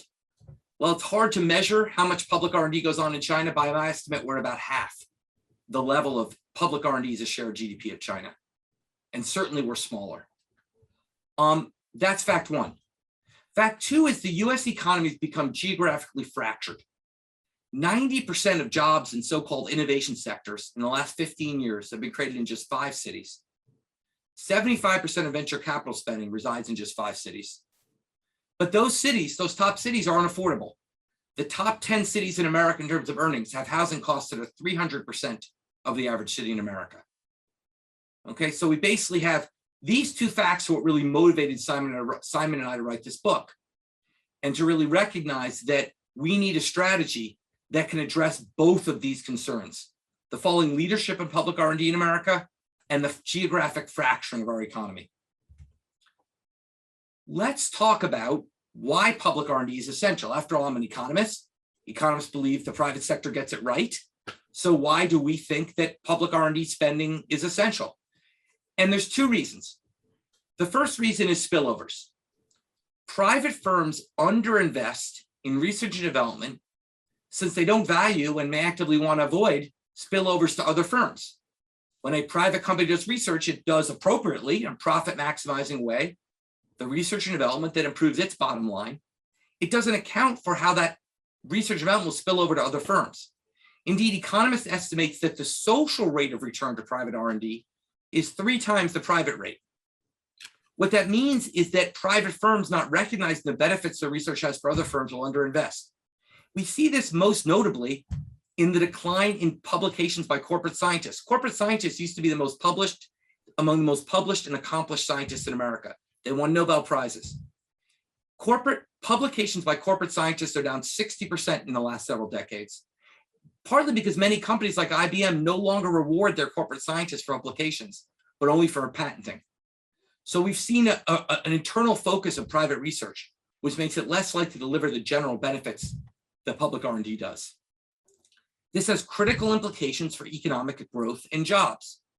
Technologies, we review in the book, technologies from the flat screen TV to synthetic biology, started in America, largely with public funding, sometimes with private funding, were developed in America, but then went overseas because we didn't follow up with the research we needed. The more than $100 billion in global profits on flat screen TVs, which is earned all over the world, but not in the US, was based on technology invented here, but then that we let go because we didn't do the follow-up R&D. The second reason why public R&D is essential is financing. Now, we all know the success story of US venture capital. It's the envy of the world. 60% of the Dow Jones today is companies started with venture capital financing. But this is a success story that's very compartmentalized. Venture capital has been a huge success story in software and IT. And that's because venture capital relies on what is typically called a spray and pray model. The spray and pray model is it invests a little bit of money, a lot to me and you, $2, $5, $10 million, but a little to them, in a lot of different shots and hope for a unicorn. And they want that unicorn to emerge quickly because the way the model works is they want to do follow-up investments in the ones that work. So basically, this model works very well for software and IT. There's low capital intensity, so you don't need a lot of money to start. And you know fairly quickly if it's going to work or not. It's not a model that works well for investments that are very capital intensive and have a long lead time, like green energy investments, leading to the well-known problem that's called the Valley of Death. The Valley of Death is the problem that companies face when they have a long lead time developing their products and the products are risky, they cannot get financing. In this book, what Simon and I do is rely both on a horde of convincing economic evidence, but also some convincing stories. The story we have here is the story of Boston Power. A company founded in Boston to develop lithium-ion batteries, a critical technology as we try to develop a less carbon-based future. They were very successful. Their early clients included Hewlett-Packard and Saab, and they wanted to expand. And to expand, they wanted to build $200 million to build a plant in Western Massachusetts that would have employed 500 people, an area that needed the jobs. And US venture capitalists would not finance that. It was too much money, and it would take it too long to show a return. On the other hand, Chinese venture capitalists, backed by the Chinese government, were willing to finance this with one small condition. The plant had to be built in China. And it was, and these jobs went to China instead of the US because we did not have the following financing to develop this research and development of our products. So that's why public R&D is essential. But just because private R&D has failed does not mean that public R&D can do better. Maybe just R&D is a challenge. But in fact, there's decades of evidence that public R&D has worked. In the first third of our book, we basically review the history of public R&D financing in the US. We talk about the growth of public R&D from a negligible amount to 2% of GDP in the decades after World War II, and how that was essentially responsible for every major technology innovation in the last 70 years. From innovations in computing, where the US government paid 50% of the R&D tab of major computing companies in the 50s, 60s, and 70s as they developed their innovations, to semiconductors, where the US government was a major financier of Bell Labs, where semiconductors were developed, to satellites and GPS, to pharmaceuticals, where the US government was a major funder of the basic science that led to modern pharmaceuticals. But this isn't just a history lesson. Public R&D funding continues to be incredibly productive. And we see that nowhere more than the Human Genome Project. Now, many of us know about the Human Genome Project, but what at least I didn't know before I wrote this book was that actually it was originally proposed as a private venture. Walter Gilbert, one of the two scientists who developed sequencing of genes, and he was a successful entrepreneur in his own right, having helped found Biogen, decided in the mid-1980s that the future of biology lied in mapping the human genome. He knew it would take, he said he recognized it would take decades to do so, given current technologies. But he was confident that if there was resources behind mapping the human genome, the speed at which we could do that mapping would be faster. So he tried to raise $10 million, chump change even in the mid-1980s, and could not raise it from private venture capitalists. Because the private capitalists said, look, this is going to take too long. And when you're done, you'll have a map that's public. What good does that do to us? We don't want to pay for that. Fortunately, Gilbert and other scientists were able to convince Congress to invest $3 billion over a 13-year period in the Human Genome Project. The result is the miracle of genomics, which is responsible for so many advances, including the mRNA vaccines that are saving us from COVID. But more significantly for an economist, the economic success. The genomics sector in America today employs 270,000 people directly or indirectly, and in 1 year pays $6 billion in taxes, twice the 13-year investment we put in the Human Genome Project. More generally, the rate of return to NIA investments is huge. Best estimates suggest that every $1 in NIA funding leads to $3 in stock market value. Okay, that basically NIA funding generates not just new products, but economic value. And it's not just NIA. Let's think about the example of iRobot. iRobot was a company formed once again in Boston area to help develop a new technology for minesweepers with DoD funding. They developed those minesweepers and realized, hey, there might be an interesting commercial application here. We could use this to make vacuums. And the Roomba was born. Today, iRobot employs 1,000 people. 70% of those people are employed making Roombas, not defense materials. And that's jobs that were created by public R&D financing. So the message that Simon and I really try to deliver in this book is that public R&D isn't just about making cool new stuff. It's about growth and it's about jobs. We estimate that every $100 billion a year in public R&D financing creates about 4 million new jobs. There are jobs that can be made by investing in public R&D. However, both public and private R&D share a common flaw: geographic concentration. Our innovation resources and jobs are concentrated in just a few what's called superstar cities on the East and West Coast. This is natural given what we call agglomeration. Here I'm going to give to PCAST a rare secret that my profession might be mad at me for giving, but there's a reason why economists are paid so much more compared to other social scientists. It's because we're really good at making up fancy words for simple concepts. And here, the fancy word agglomeration simply means that smart people want to live with smart people. Okay, that basically what happens is when you develop a center with a lot of talented people, other talented people will flood to that. That's natural. And that's why these centers of innovation have developed on the East and West Coast through agglomeration. That's not a bad thing. Okay, it's a natural thing. And in some sense, it's efficient to have agglomeration. The problem is it only works if the cities will grow to accommodate it, and these cities won't. Due to restrictive housing policies, we do not build enough housing in these superstar cities. And basically, what's resulted is actually in terms of total jobs, these cities have shrunk over time. While they've got a concentration of the best jobs, they're shrinking as share of total jobs because people cannot afford to live there. So what's happening is we are not realizing economic potential because all the innovation is happening in places that people can't afford to live. Moreover, our nation is simply too big to have all the good jobs concentrated on the coast. This has resulted in both economic and political divisions. The blue and red divisions in our country have arisen in part because all the innovative jobs are coming to the coast and the rest of the country is suffering. That's not an effective long-run solution for our nation. The key point is it doesn't have to be that way. Okay, there's lots of potential tech hubs in the US. Remember the story of Seattle. Remember, where was Microsoft founded? Not in Seattle, but in Albuquerque, New Mexico. Because Albuquerque, New Mexico is a much more natural place to have a company like Microsoft in the mid 1980s. It had, in the late 1970s, it had lower crime rates. It had great weather and a national laboratory.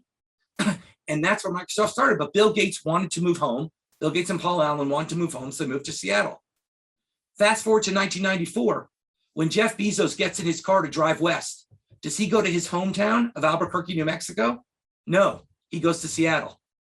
So, but for Bill Gates' birth site, Walter White could have been cooking meth in Seattle, Washington, not Albuquerque, New Mexico. And Albuquerque, New Mexico could be the great tech hub that Seattle is today. These things are not preordained by God. Okay. So what we did in this book, and this map shows it, is we said, how many places in America are large?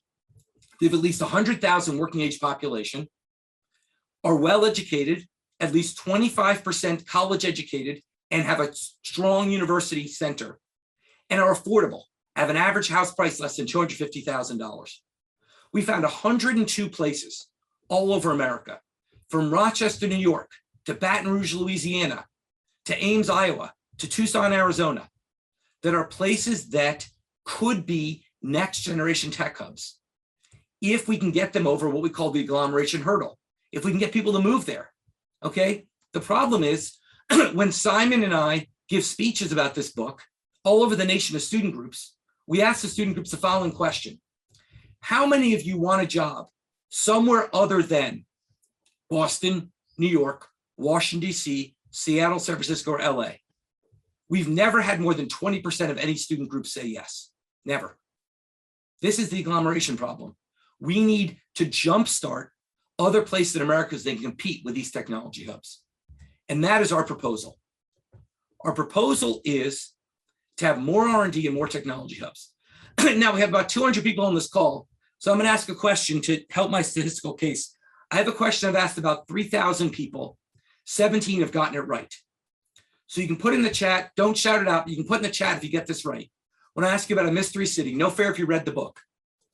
What city in America is the home of the US computer simulation industry, including hosting the national conference, and the largest university by enrollment in the country? It's the home of the US computer simulation industry and the largest university by enrollment in the country. Take a moment. Please put in the chat if you guessed Orlando, Florida. Okay, if you did, you are now with the less than 1% of people I've asked this question who have gotten it right. Very smart people like yourselves. Why Orlando, Florida? Well, because in 1956, the editor of the Orlando Sentinel endorsed a little-known candidate named Lyndon Johnson for president. He endorsed him again in 60, held a big parade for him in 64. And so in 65, Johnson called him up and said, how can I thank Orlando? And the editor of the Orlando Sentinel said, we want a Navy base. Now, did Lyndon Johnson let the fact Orlando's landlocked stop him? No, he's Lyndon Johnson. He put a Navy base in Orlando. So what do you do with the landlocked Navy base? You train. And it became the training center for the Navy, including a small battle simulation unit that Lyndon Johnson took from Long Island and put in Orlando. Fast forward to 1978. There's a middling, mid-sized university called University of Central Florida with an innovative president who says land is cheap. So he goes to the Navy and says, hey, you've got this small unit doing nascent computer simulation of battle on your Navy base 12 miles away. What if we move it below my university and create a research park around it? And the Central Florida Research Park was born.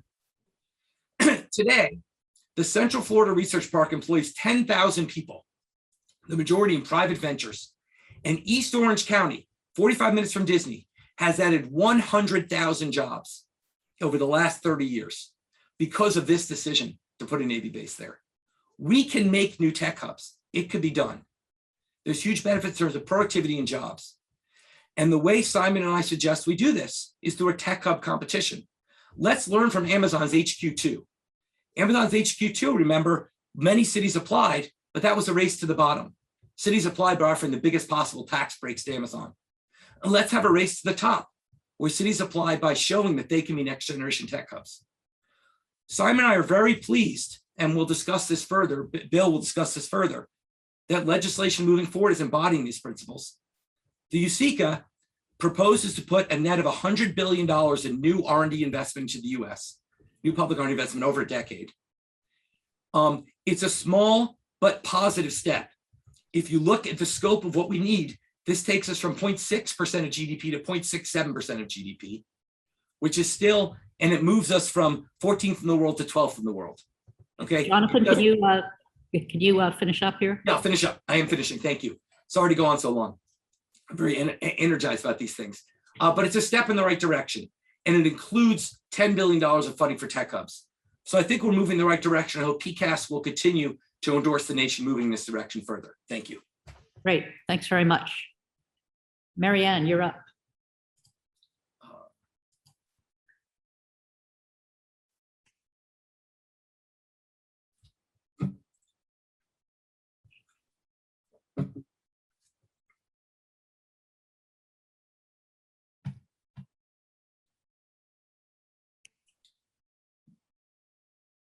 Yes, we can see the screen, but we can't hear you, Maryanne. Maryanne, I think you're muted.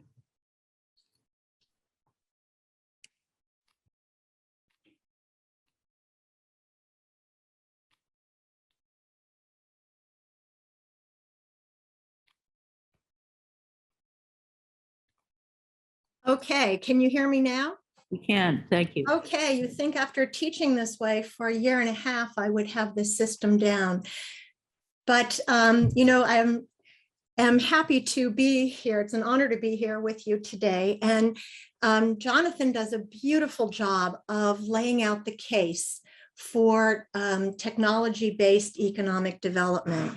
And I want to share with you some of the insights that I've gained from looking at this over a long period of time.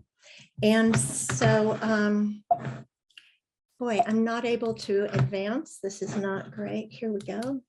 So let me just summarize. What do we know about technology-based economic development?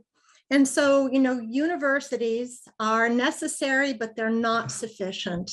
And so we have many places that are strong research universities that have really not been able to create new firms and new jobs in their locations. I want to point out to you some of the internal limitations, some of the processes that limit the ability of universities to fully participate in creating economic development. And also we know, just as we think about internal processes, that external ecosystems, the areas surrounding university and building up those systems are critical. Now, you know, Jonathan has talked about these sort of places where we see this happen. And there is, if you will, this pull that people have to certain locations, Bill Gates going home to Seattle, but also the serendipity of having Johnson site a naval base in Orlando. These things take place, but we have many examples where we have tried to build clusters and where it seems like places might have had an advantage, but they have not. And so when I have observed this and looked at this quite a bit, really trying to understand the industrial genesis of the Research Triangle Park, what we see is that building these ecosystems is an inherently local process. It takes a long time. I also want to say that traditional VC does not help build places and that we need new financing models. And so not only am I going to use metaphors, but I'm going to use metaphors with pictures. So, you know, what Jonathan is proposing is something that we have had 40 years of experience with in the United States. And so in the 1980s, we have the passage of the Bayh-Dole Act, and we have the first sort of Genentech, this sort of demonstrating the potential of science to be commercialized and to create economic growth. During this time in the 80s, I was a graduate student in Pittsburgh and observed the demise of the steel industry And then, the question is what's going to come next? And so universities emerged as the answer, that we would have technology that could come out of universities that would be commercialized and that would create new firms, new industries, and ultimately jobs. And after 40 years, what we see is a lot of experimentation, and there are a lot of good things we can learn by looking at the process by which Jonathan's plan has been implemented. And so this is just, again, this severe problem that we face. So Jonathan alluded to this, and we have bicoastal growth. And this is 1990 to 2017. What you can see is a few places where we have growth, some growth attributed to natural resources. We have pockets of prosperity. Many times these are around universities, but we have significant income decline. And so any place that is purple or red has lost income. And this is really important because I could tell you that this was a map about voting and the presidential election, or about vaccines. And, the sort of same patterns are replicated. And so why don't we fail to see more of an impact of the funding of research on local economies? So things that are internal to the university. And Secretary Danzig mentioned it's the importance of human capital. And right now, there is a sort of lot of pressure on university professors.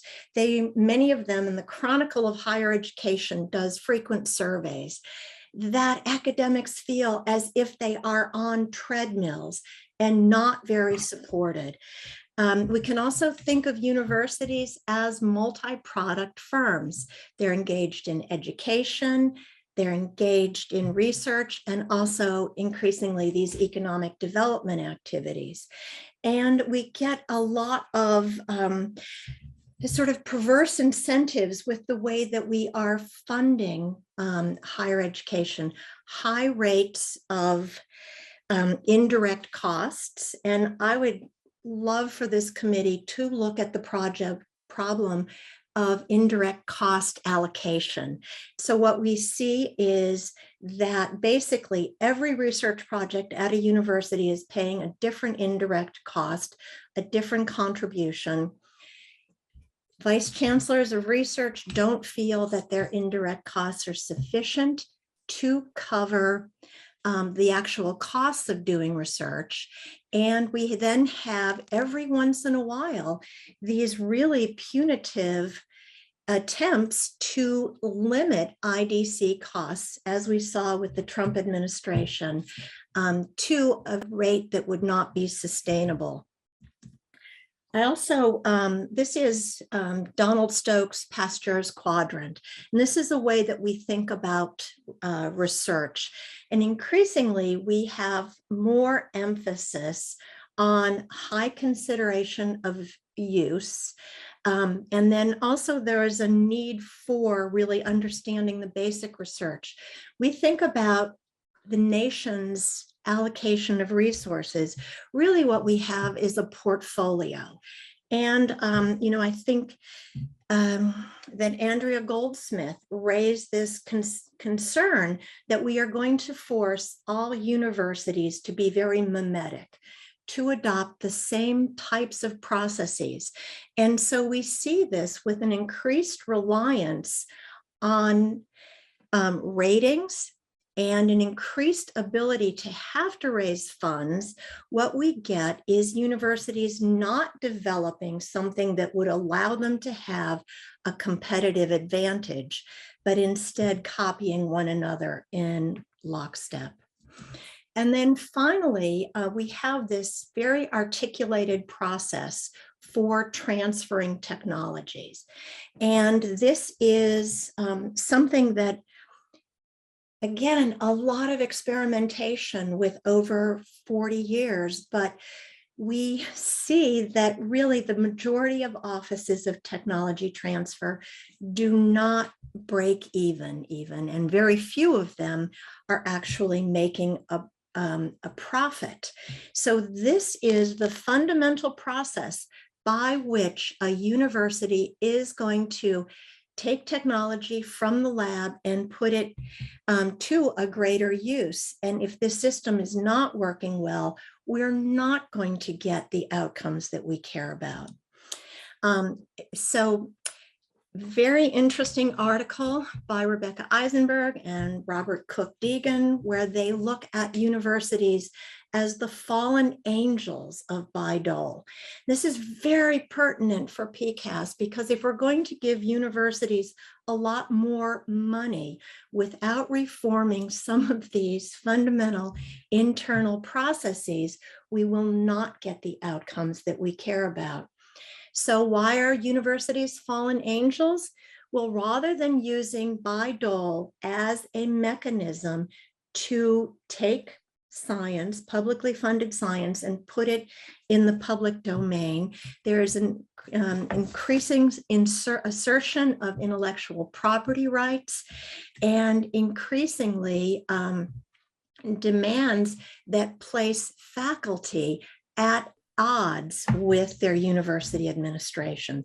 It's sort of not a sustainable system. Let me also say, and again, we've got so much beautiful experience seeing that what happens over time is that external ecosystems, external to universities, but also external to other kinds of institutions. And so I think it's important for us to remember that we have not in the past done a very good job of picking winners and losers. And even with competitions, we have to sort of question, would everyone be able to participate fully? But we know that the places that do well, the places that are able to create small firms and to anchor those small firms and allow them to grow, are in vibrant ecosystems. And so then this raises the question of, well, how do these ecosystems come into being? And this entails a really long process. So everyone is sort of searching for their recipe, and how do we do this? And I want to take issue with Jonathan that, we've got tremendous experience. We have seen the experimentation at the Department of Commerce. The Economic Development Administration has been working with a lot of local communities and trying to help them to find some kind of jurisdictional advantage. What is it that your jurisdiction does well? And then really building capacity around that and thinking of that as part of a supply chain, thinking about sort of relationships in an economic landscape. Let me also say that a lot of my work has looked at entrepreneurs, and entrepreneurs, as they are building their firms, create the ecosystem that surrounds them and allows them to succeed. I've written a lot about the character of place. And, I'm at the University of North Carolina looking at the Research Triangle Park, which is just a wonderful story of a place that was not a likely location for technology-based economic development. But through judicious investments, it has become a prosperous place and a place that is attracting in-migration and also new companies to come here. And so what I mean by the character of place is that we have— we need you to finish up shortly, okay? Oh, I'm almost at the end. Yeah. Right, is that we have, if you will, this attachment to place, that people make investments. And these investments are important because, well, this is where people live. And part of this process is really driven by local champions. And these are going to be either entrepreneurs, or they could be foundations, or even elected officials, and they will garner the resources and then also achieve something that the place wants. So venture capital, again, not very well distributed, but let me also mention that venture capital does not offer a means to create place-based economic development. The venture capital model is predicated on investing in a company and then selling it on average in 7 years. And what that means is that firms are then taken away from the places that nurtured them, and there are no benefits for the local economy. Just my last slide. And this is work we're doing on the NIH SBIR program. And so we're comparing R01. R01 is the gold standard for scientific research. And then looking at the STTR program. So this is, the SBIR STTR program, Small Business Innovation Research Program. What we see is that you might expect kind of a one-to-one line, right, between R01s converting into SBIR projects. But in fact, what we see is that there is increased geographic dispersion over time as places are building up these resources. So one of the outliers here, Montana. And so how is Montana getting a lot of SBIR money when they don't have much in the way of R01s? And again, this is the on-the-ground process of building companies and then really taking technology and moving it forward. Thank you. Okay, thank you, Maryanne. Bill, bring us home.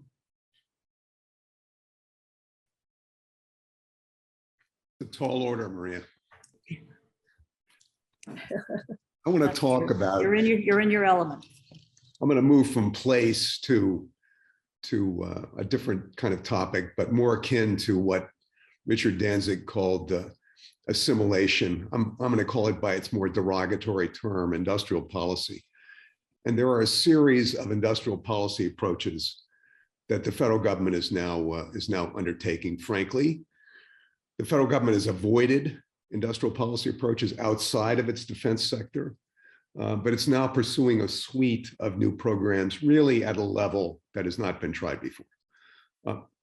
That's a very complex task. It's going to be very hard to get that right. So I just want to kind of set out briefly the kind of general outlines of these new industrial policy programs and projects, and then look at what I think we're going to need to cope with these. A new kind of infrastructure, a new suite of operating mechanisms to actually make these work. So industrial policy has a long history in the US. Like many things, it starts with Hamilton, who worked hard to spur an American manufacturing sector. We also use trade policy, protectionist trade policy. Those were his two tools. He attempted direct industry support, was unable to persuade the agrarian interests in the Congress, Jefferson and Madison at the time, to adopt that direction. So we tried it with the state. He got the state of New Jersey to sponsor a major, water development project on the Passaic River to provide water power. And over time, a suite of factories ensued in the area of Paterson, New Jersey. But that pattern of federal involvement in trade policy and then in defense technologies, that pattern is stuck and staying out of direct industry involvement. That's the pattern. Obviously, the defense sector has had a long-standing approach towards applied industrial policy, aviation, electronics, nuclear power, computing, the internet are all the results of that defense innovation system. Mainstream economics has long opposed industrial policy, favoring much more reliance on markets, and government capabilities in industrial policies always creates a major challenge. what is industrial policy? What are we talking about here? A very minimalist definition, and there's fights over what it actually means, but government intervention to achieve technology advance in the stages of industrializing, from research to development to testing to demonstration to financing to initial market creation. Those are the stages we all recognize we need to get through. It's when the government moves beyond simply the research stage. We do have 4 periods of pretty hefty US industrial policy development. The Cold War, of course, and the defense role, but also the competitiveness challenge with Japan, where we did the R&D tax credit, we did Semitech, we did the manufacturing extension program, and a series of, we did the Bayh-Dole Act, a series of more interventionist policies to cope with that competitiveness challenge. In the 2000s, we began doing energy technology initiatives at considerable scale, which were quite industrial policy oriented. And then we began in a very modest way, advanced manufacturing efforts starting in 2012. So now major industrial policy programs are evolving at a pretty unprecedented scale and magnitude. And they're driven by 2 critical drivers: China's technology advances, response to the technologies that we need for climate, and then lately, of course, the pandemic. What are these? We're all familiar with Operation Warp Speed in 2020 and 2021, rapid vaccine development and production, the federal role of guaranteed contracts to scale up production. We integrated industry and governmental personnel to move quickly. We developed the whole distribution system. A major success story, clearly a major industrial policy kind of approach as we've defined it. Semiconductors, this is now pending in front of Congress. We passed the CHIPS Act, $53 billion in appropriations for fabs and foundries and applied developers is now pending. In the Endless Frontier Act, now called by the more mundane title of around competition, but that created an applied directorate at NSF. It created university technology research centers that were likely to be integrated with industry. It created testing and demonstration capabilities. It creates, as Jonathan mentioned, regional technology hubs. It's a $100 billion bill. That includes both current and continuing R&D, but also new R&D. There's $29 billion of R&D to really focus in this new directorate on 10 advanced technology areas, quantum, AI, and so forth. There are major energy demonstration projects in the infrastructure bill, around $50 billion for climate-related clean energy, renewables, electric vehicles, carbon capture and sequestration, advanced nuclear energy, hydrogen batteries. These are demonstration projects, not research. Concerning secure supply chains, there was a major June White House report that focused on 4 areas: pharmaceuticals and pharmaceutical products, semiconductors, critical minerals, critical materials, and then 4th, advanced batteries. Sectors where the US had serious supply chain problems, it recommended a network of interventions, really industrial policy type interventions to help make those supply chains more resilient. And lately, I won't go into details, but the House Reconciliation Bill has a suite, has basic research programs, but a suite of applied programs in areas like energy, health, space, and at NIST.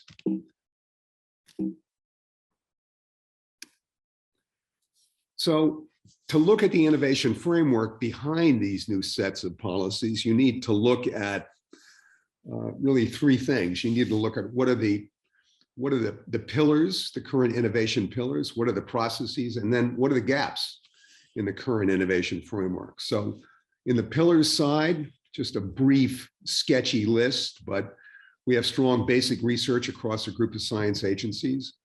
We have applied R&D in DoD.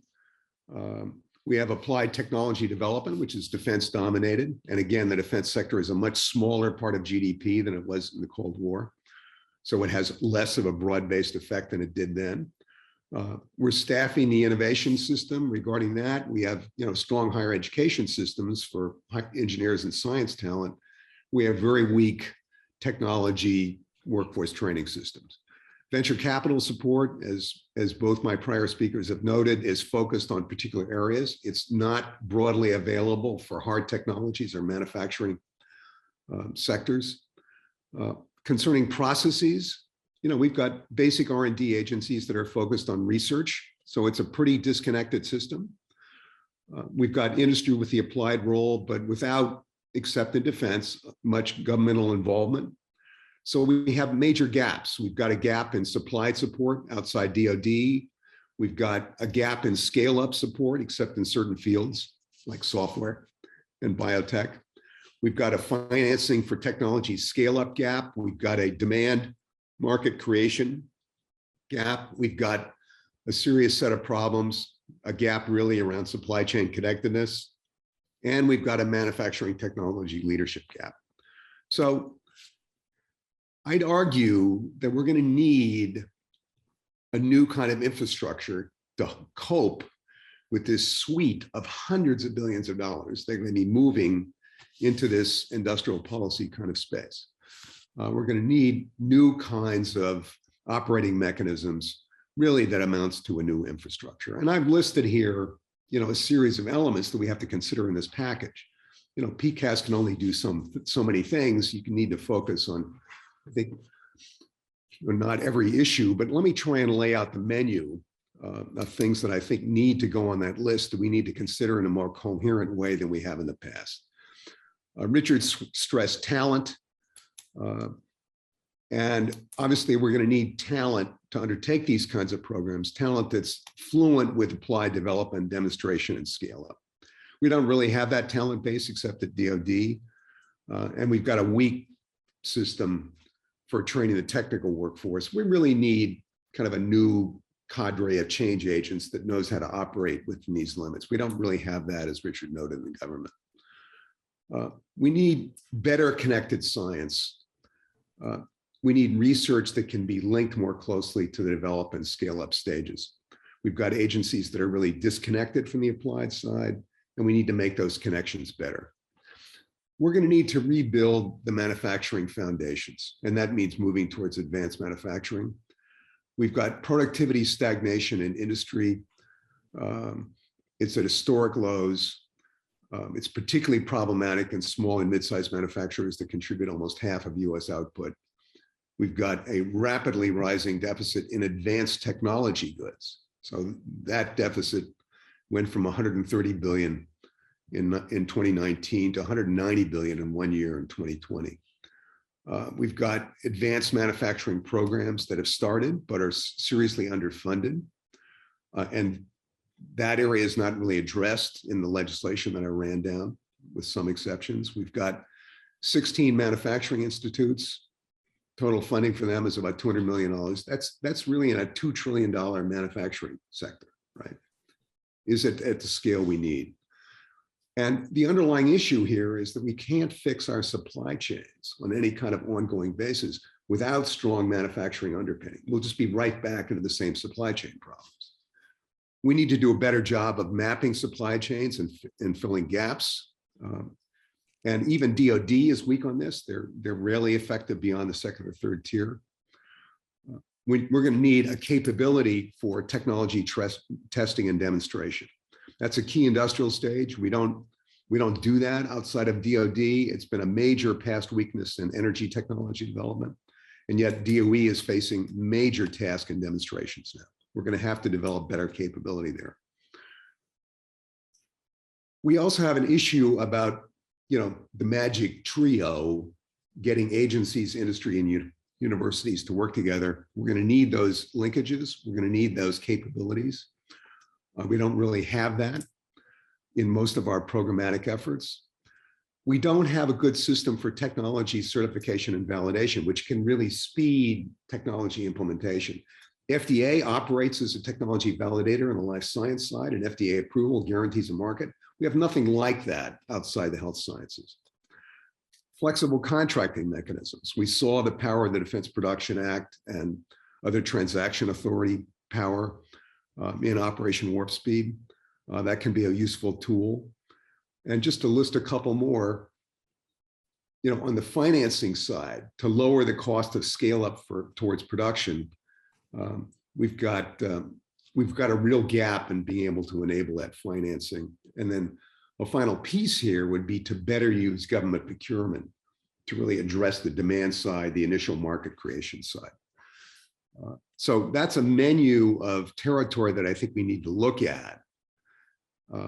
Without the right infrastructure, without the right operating mechanisms, the administration's suite of new technology programs for competing with China, for continuing to attack the pandemic, for addressing climate change, that agenda faces really major hurdles. So I think we're going to have to start to take on these issues. Thanks, Maryanne. Great, thank you very much, Bill. So let's get some questions going, but let me start out with I think this would be to either Maryanne or Jonathan regarding hubs outside of the Northeast or the West Coast. We've had a revolution in telework in the last year, and could that advantage this the need to develop other areas of the country in terms of high-tech manufacturing, at least high-tech jobs? Yeah, I think the evidence is still out on that, Maria. Our book was written before the pandemic, but I think the early evidence suggests that that's affecting where people live within cities, but not what cities people live in. That the pandemic is causing more people to live in the further away from city centers, but it's not, despite some articles about venture capitalists moving to Miami, it's not fundamentally changing where the innovation jobs are happening. It's just sort of changing the allocation of workers within those cities.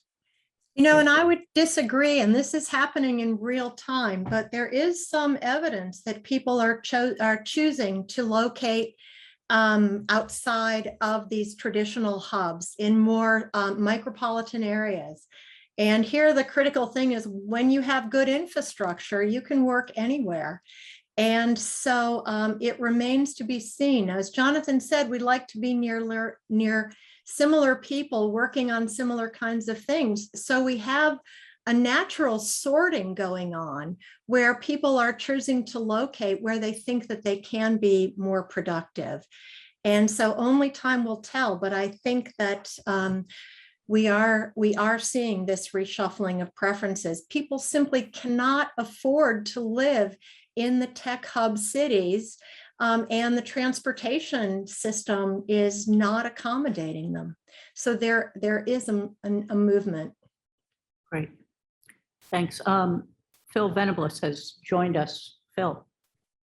Yeah, just a quick question, and maybe Jonathan, but I think all of the panelists is, has anybody looked at the disconnection between various kind of community investments? So like in financial services, there's this thing called the Community Reinvestment Act. There's similar things. And in my experience, a lot of those activities tend to be disconnected. So there'll be something that use one reinvestment, funds something, and then there's not the corresponding investment to make sure that's used. Has anybody looked at how much these different sectors' investment incentives need to come together in a more integrated way? That's a great question. There's also this sort of, I think, quite frankly, wrong-headed opportunity zones movement, but that's another type of incentive one could put in there. I think this speaks, Phil, to the problem we have with creating new tech hubs. And it's easy to say create a new tech hub. It's hard to do, as the other speakers mentioned. I think part of the problem is you need someone with whom the buck stops. And that person, the problem right now is every city has their local development official. Every city does, or a team. The problem is they are focused either on the very short term, which is how can I get the next plant to locate here, or the vague long term, which is where's our city need to head in some vague terms. Right. They're not focused on the sort of realistic long term of like, gee, if the federal government gave me hundreds of millions of dollars, how could I create this into a tech hub? And that would involve the kind of questions you asked of coordinating resource streams that I think a lot of cities just aren't paying enough attention to. Well, and so Phil, I think that, it's a critical point, and there's a whole menu of things available, but we have not really, we don't have enough people who are acting in this this capacity as a regional champion to sort of look after a place and understand how these various pieces fit together. So I think that we need to sort of recognize that this is going to happen purposefully, can't necessarily be top down, but there are going to be places that will develop. They'll have different needs based on where they are in sort of an industry life cycle, and that there is a need to harness like all hands on deck for this to really work.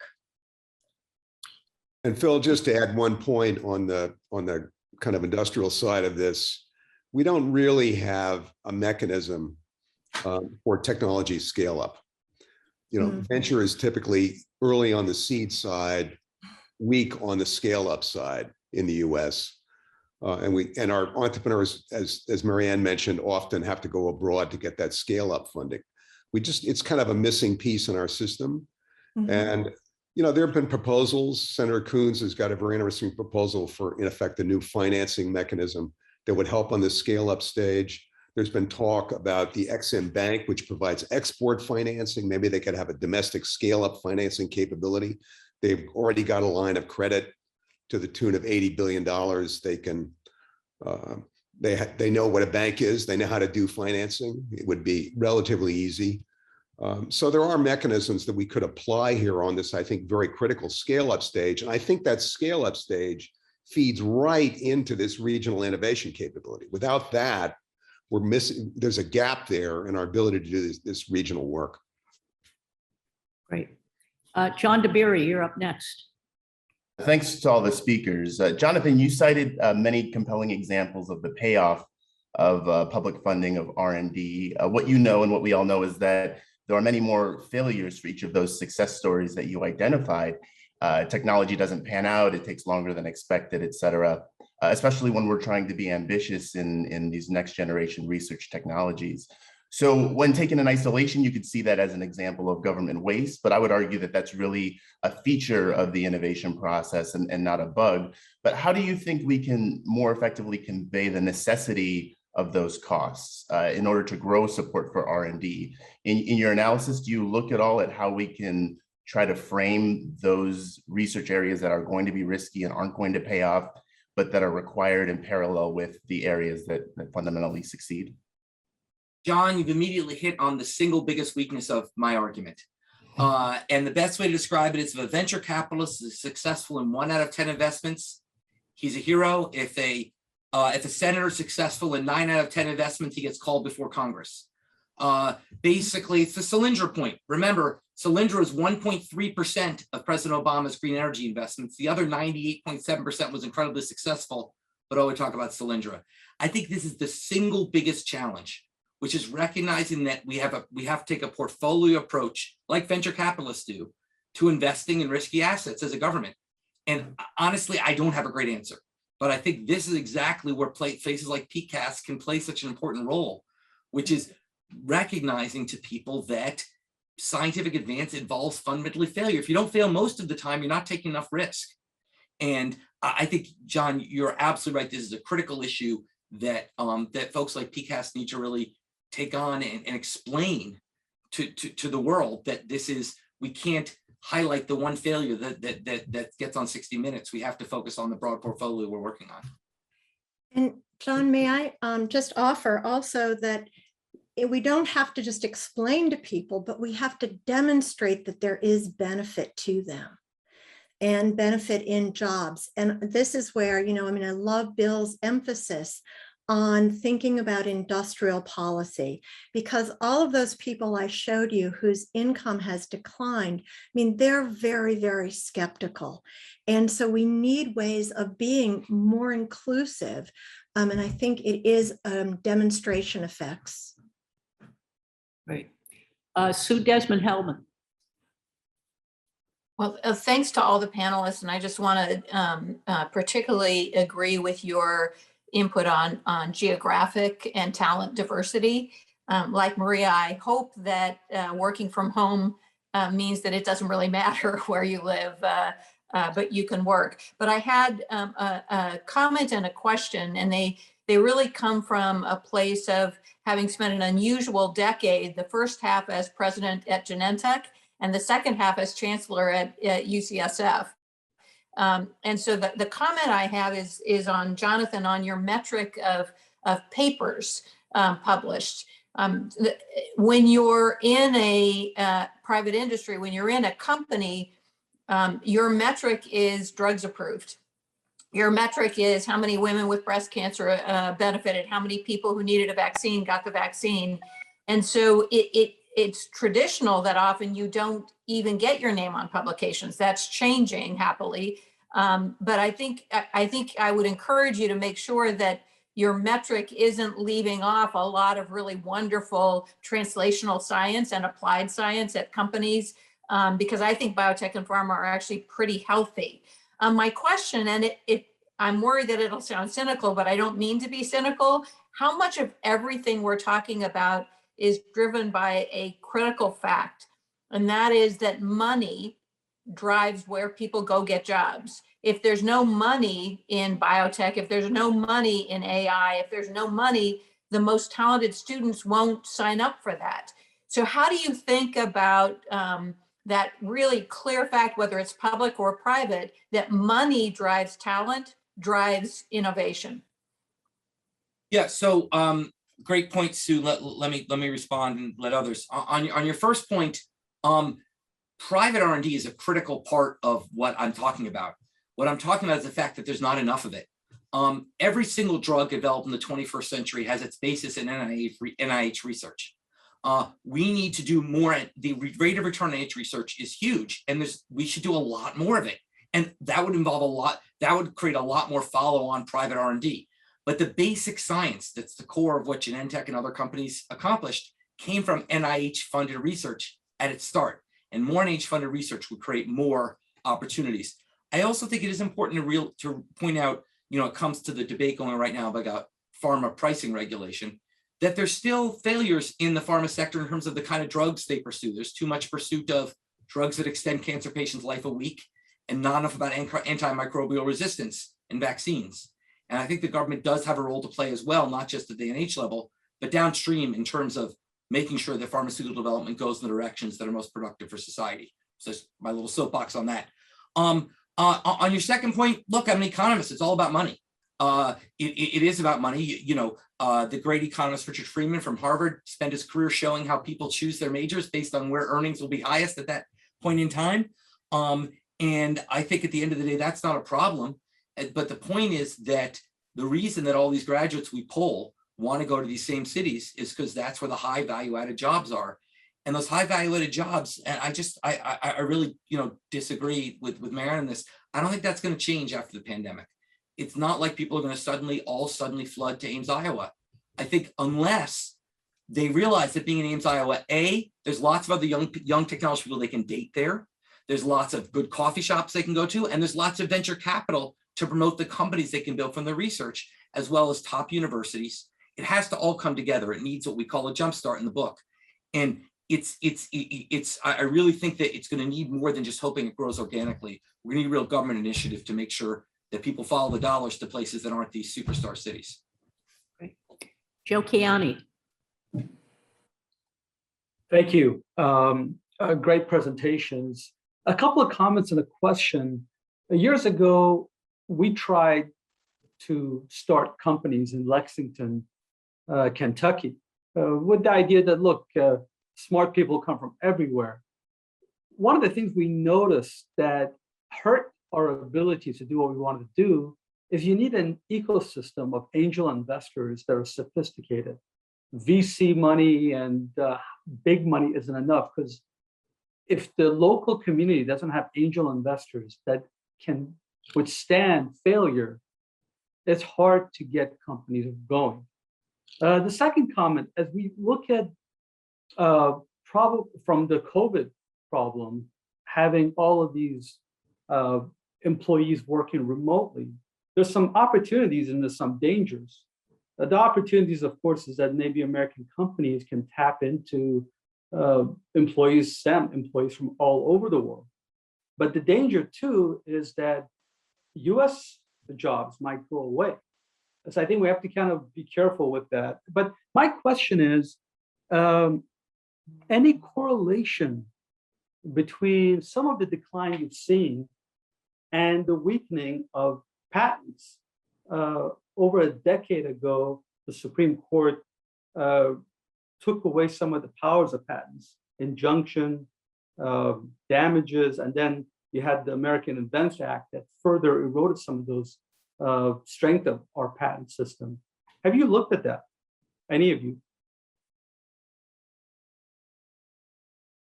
Let me just comment on your first point about angel investors.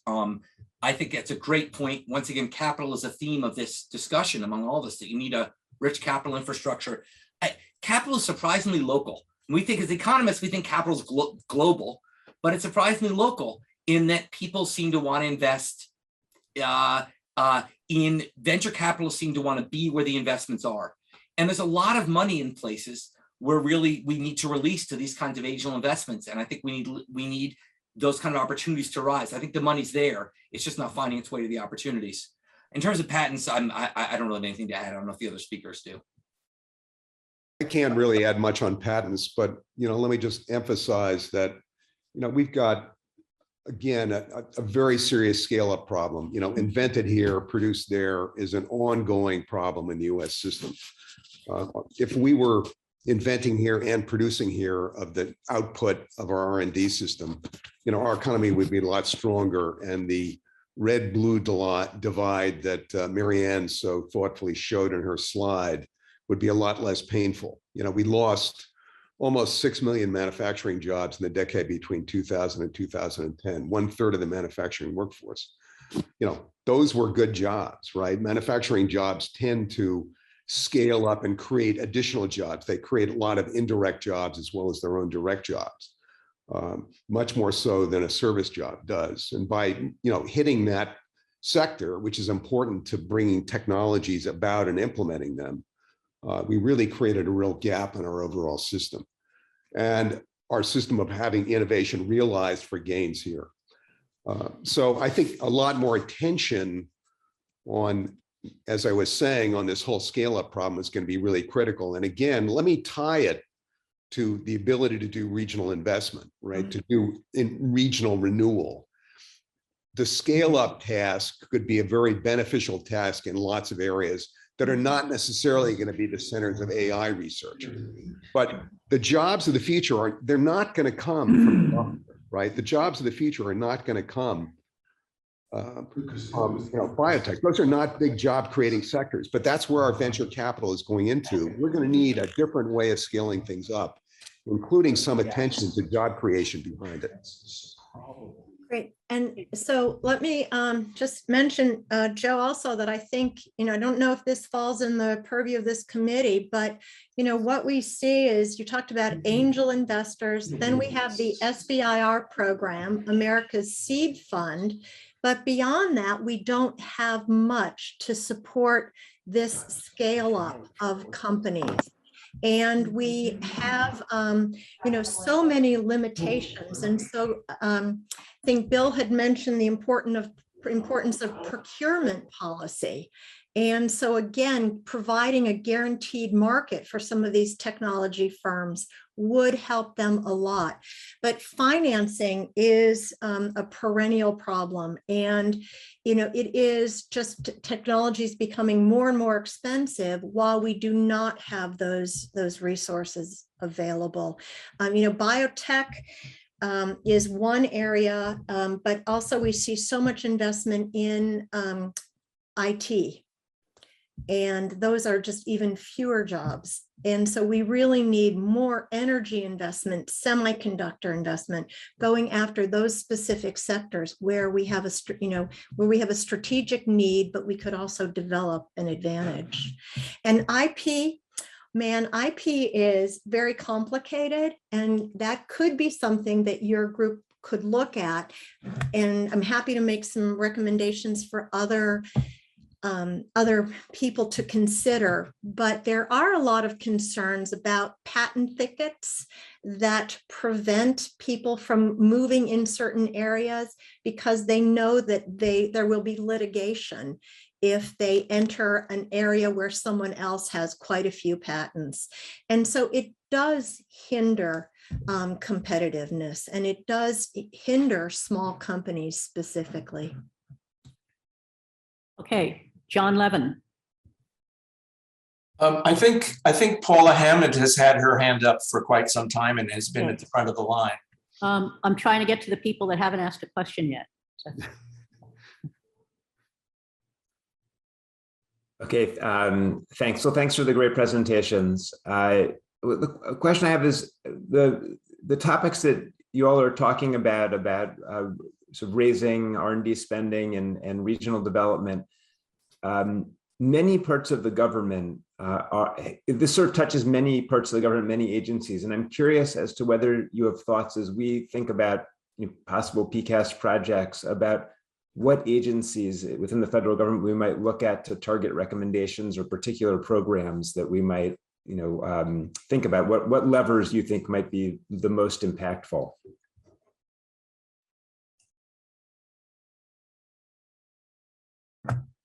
John, I think that that's a really important question, because each of these agencies, and let me just full disclosure, I'm the co-chair of the National Academy's study of the Small Business Innovation Research Program.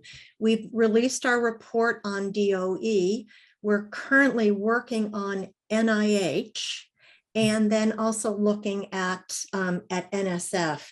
And so, within the agencies, there is, sort of very different opportunities. So looking at them all differently.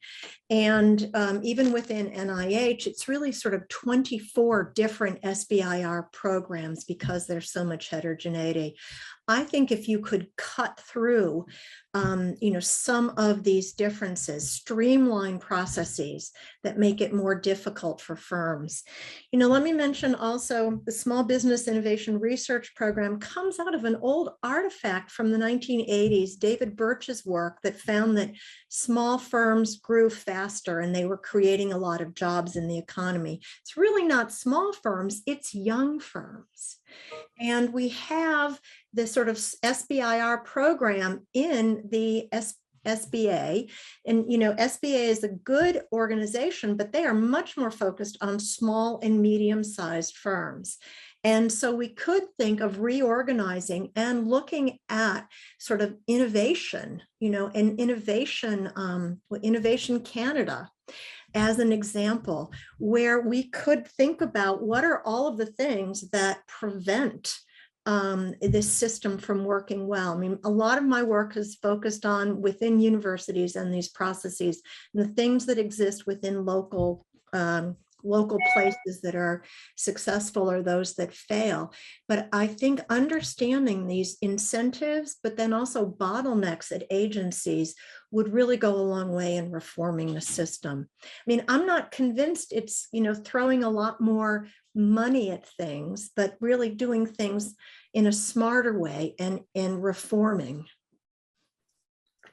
So John, to throw out some additional thoughts on your good question. I do think that the innovative agencies that have included an applied role like DARPA and ARPA-E and hopefully ARPA-H, I think those are worthy of consideration because their track record has been, pretty fascinating in terms of results, DARPA in particular. I also suggest, Richard's point that we need to find a way to get industry and universities and government working better together. I do think that's a very important underlying issue in the system. I'm co-chair of the National Academies Committee looking at the manufacturing institutes. And, that's been a pretty successful model, actually, that they've had a number of successes. It's a small program. It's a fraction of probably of the funding it needs.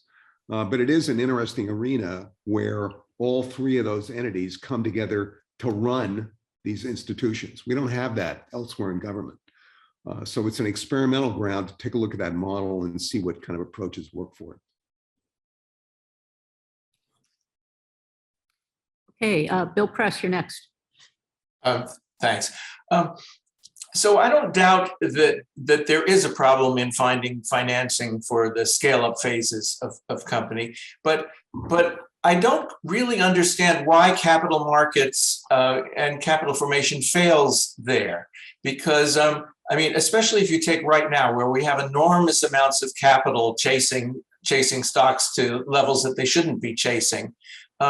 It seems to me that the failure in this intermediate stage might actually reflect a failure earlier stage, a failure in the VC model or in the angel model, where the right information is not getting out to potential investors who would potentially invest in these scale-ups of companies that are ready to scale up, that have demonstrated projects ready to put on the market. So I'm not sure the answer is as simple as pumping money into the scale-up phase rather than figuring out where the capital market formation is really failing on that.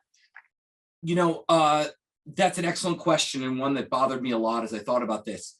There's a couple points to point out. First of all, the venture capital funding in the US is a trivial fraction of total capital funding in the US. It's like 1/8% of the total value of financing in the US. So it's actually, now there's an interesting question why it's not bigger. I don't know the answer to that, but there is an incredibly small amount of high risk bearing capital in the US. The second point, it comes to your mismatch point, which is it's very concentrated in just a few places. And it's very concentrated in just a few sectors. And, you know, I've talked to a venture capitalist who's trying to make it work in upstate New York, where our book lists Rochester, New York as one of those promising future tech hubs. And so I reached out to him, and he said all his friends in Silicon Valley make fun of him because they get to sit behind their desk all day and have people come pitch them ideas. Well, he has to run around and find the companies he's going to invest in. And basically, it's just somehow the venture capital sector is not finding these opportunities. They're not willing to move there. I think there's a mismatch, but I also think there is also an issue of the level of risk-bearing capital that's promoting these translational activities. Okay, Francis Colon, you're going to be the final question for this session, since we'll need to break for lunch. All right, thank you, Maryanne. Bill, I guess this question is for you.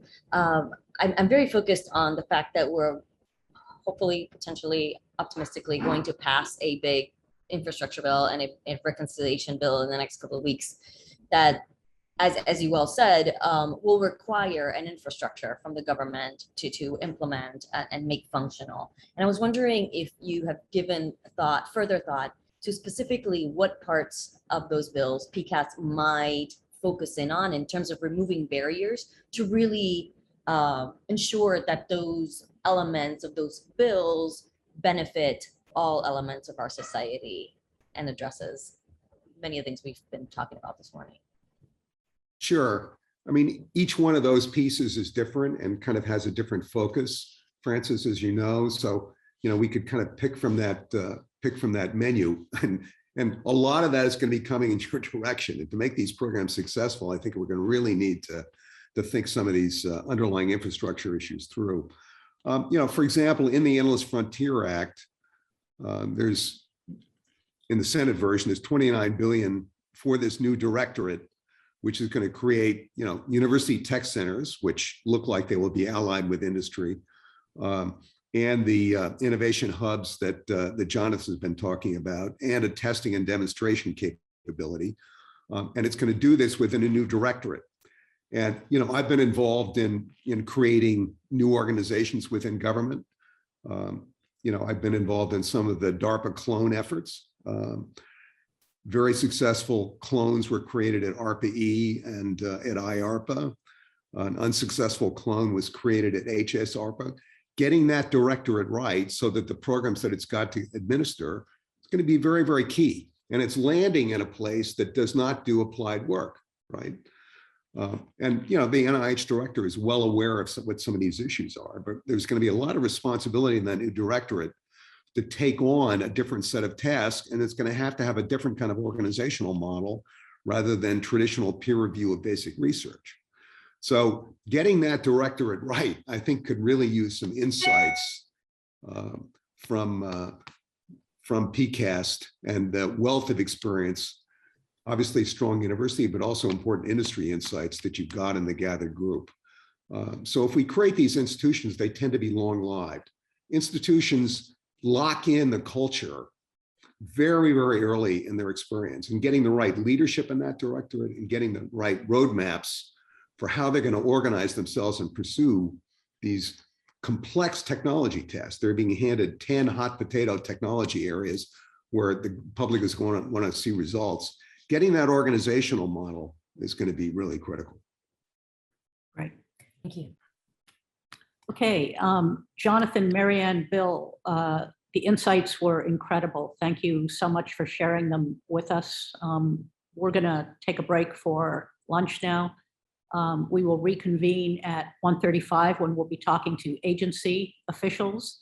And we invite any of our panelists from this morning to join us for the afternoon session, which will pick up where we left off. So thank you all. For the PCAST members, it'll be the same link as we were on this morning. So you can mute yourself and if you choose to. See you soon.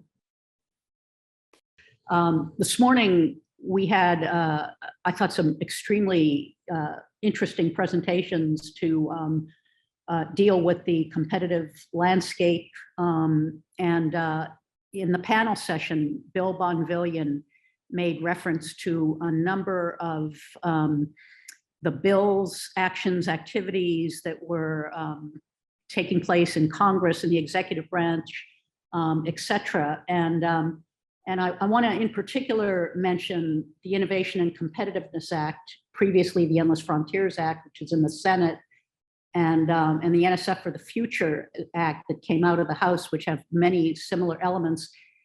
Both of these bills have strong bipartisan support, which is actually very, very good to see. And this raises the possibility that these will come together in legislation, and that Congress will actually pass a bill that enables what could be a once-in-a-generation major increase in the investment in research and the innovation pipeline that is really crucially important for US economic competitiveness and national security. So what we have done for this afternoon's session is invited some senior agency officials of agencies that would have responsibilities in one or the other of these bills. So we have Dr. Bindu Nair, who's Director for Basic Research within the Office of the Secretary of Defense, where she oversees and coordinates the department's $2.5 billion investment in basic science.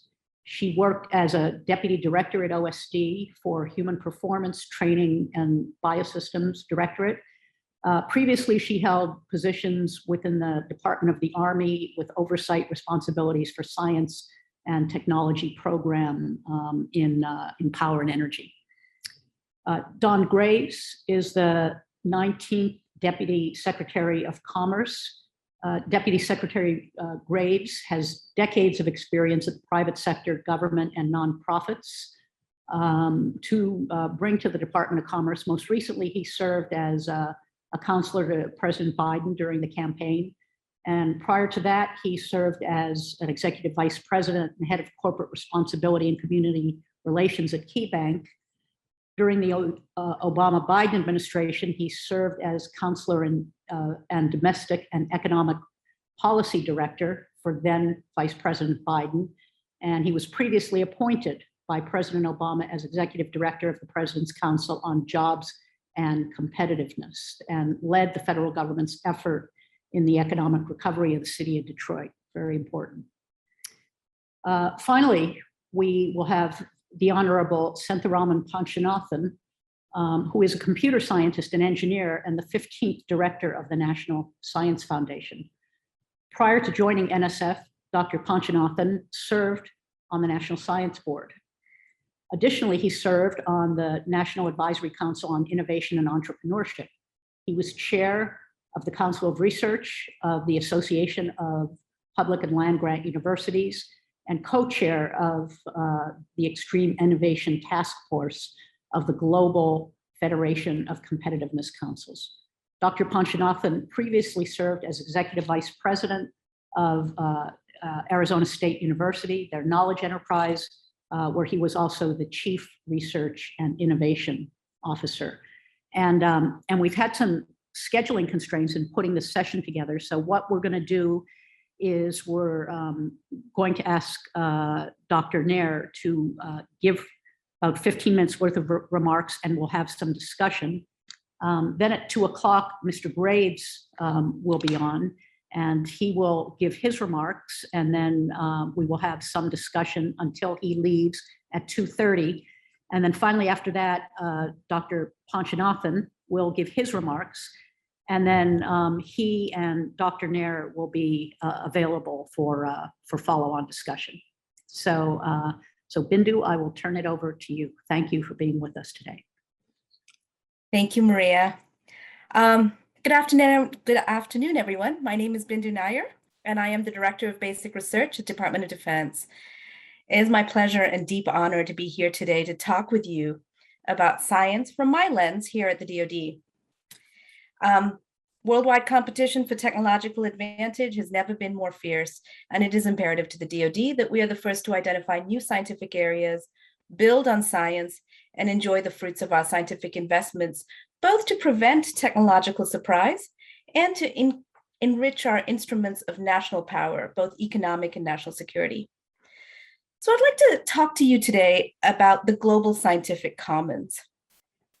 I spend a lot of time talking to DoD leadership, Congress, and others about the value of basic research, the idea that science for its own sake is a good thing and is the basis for technological advancement. Everybody buys it, right? Like everybody's so excited about this. And yet we always come back to the old refrain, what have you done for me lately? Everybody wants to take advantage of the ideas produced by science, the DoD, defense contractors, commercial industry. But who makes sure that we're funding a multiplicity of ideas? Who is contributing to the scientific commons? And how do we as a US government participate in and maintain a leadership role in the curation of the world's scientific ideas? Who makes the common law rules for the world's scientific commons? The United States has been the global standard bearer in science and technology for the better part of a century. We, the American taxpayer, paid for a lot of the scientific commons. Additionally, we were at the leading edge of laying out the rules for the production of content into these commons. We also excelled at using the products from the scientific commons for our own national interest. And I'll talk about that in a bit. And we talked about that a lot earlier this morning. In the DoD, we're guided by the National Defense Strategy that asks us to think about great power competition. And in that spirit, let me tell you that there is a great power competition going on in science today. And I am not sure that we in the scientific community or the government are fully aware of it or fully embracing it. As the US stops being the obvious leader in both research output and research investment, we are losing our ability to influence the global scientific commons, and this will have a long-term devastating effect for us. Because that is, as we all know, the building block on which all technological advancement rides. And as we stop being the leader in shaping the scientific commons, who's going to step into our place? And what does that mean for our economic and national security? So we've intuitively understood some parts of the scientific great power competition. In the defense and intelligence communities that I serve in, national leaders have long been concerned about research security and the ideas that others are exploiting our investment in the scientific commons in unfair ways. So Director Wray at the FBI, in remarks at the Hudson Institute in July 2020 said, and I quote, "To put it bluntly, this," and he was referring to foreign talent programs, "means that American taxpayers are effectively footing the bill for China's own technological development," end quote. But this perspective of protecting the products of open science in the United States and globally from unethical actors, I think misses part of the bigger picture. It assumes a unidirectional flow of information from the US and her allies to other parts of the world. And we all know that that's not true, right? All over the world, And including in China, scientists are producing great work into the scientific commons. We build on Chinese investments, perhaps just as much as they build on ours. I see that in the proposals that come to me. The baseline understanding of a field is built from papers not produced here and maybe not produced by European or other allies. It is our responsibility to make sure that the rules of the scientific commons are fair and ethical, and that we take advantage of the findings as fast as we can for our own society and our own security. Should we pursue a path of limiting how fundamental research information is shared? Should we choose to withdraw from the scientific commons? How then do we ask people and others to participate ethically? We run the risk of being left behind by the global community. There are already signs that our global partners are increasingly turning to China for scientific collaboration. A report published in Nature has shown that between 2015 and 2020, high-producing research countries such as Japan, South Korea, India, and Australia have increased their collaboration with China between 60 and 200%. In the same time period, the growth rate in collaborations with the US and those same countries remained below 60%. So as we turn our eye toward the future, we cannot afford to lose partners in these countries who are investing in the basic research needed to develop the cutting-edge technologies and advance their own national security interests. China and Chinese scientists, a large portion of whom were trained in the United States, have made significant contributions to the scientific enterprise and are becoming global influencers. The issue lies in China's opaque national policies and inequitable data sharing practices. But if they get to define the scientific common, this proposes proposes threats to the health of these commons, the agreed upon rules of how to participate in the commons, and our influence in the same. There are a number of factors that have emerged over the last decade that may have contributed to these trends, but one perhaps that's not as obvious, and perhaps maybe something for the PCAST to consider, is our lack of coordination across the federal government. If we do not come up with a whole of government approach to engaging with our global partners, specifically in Asia and throughout the Southeast Pacific, we run the risk of falling behind in our basic science and technological developments. We want to make sure that the US has a prominent seat at the table to ensure that new advancements are working to move society forward in a positive manner. So some thoughts. A government-wide strategy to increase international engagement. Across the federal government, agencies interact with international partners, largely retaining the information in-house and on specific projects and for specific things. For us to move forward, we need USG-wide initiatives that develop coordinated strategies for how US will engage with top producing and emerging research countries to maintain US presence and influence. Federal bureaucracy errs on the side of protection, and we've got to change that calculus and focus on engagement. Perhaps we could implement a whole of government approach to international talent acquisition. You know, one of our inherent advantages, I mean, I am the child of immigrants, and an advantage of the US has over other nations in the world is our inherently diverse population. The US accounts for less than 5% of the world's population, meaning that the majority of the world's smartest people are born beyond our borders. So an all-of-government approach is needed to attract such talent and allow them to enrich our workforce by breathing in new ideas. As it stands, we do not have viable immigration processes needed to attract, support, and retain international scientists. The hundreds of thousands of immigrant scientists who have chosen to come to the US for their doctoral and postdoctoral training are an untold source of soft power, whether they stay here or return back to their home countries so that we can build on this. We knew this at one time. We knew this at one time. We must continue to know it now. And then I would say we should encourage the US participation in standard setting bodies. The United States has historically been a leading force in standard setting. Over time, our participation in these activities has decreased. We need to encourage and reward scientists for providing leadership and giving voice to our nation. This volunteer work is part of what we need to do to shape the scientific commons. And so if we're going to protect the free flow of information and increase our international engagement, then how do we benefit from it? And we talked about that this morning. A major challenge to the scientific enterprise in the United States is tech transfer from fundamental to applied research. Different funding strategies and tools are needed to address this challenge.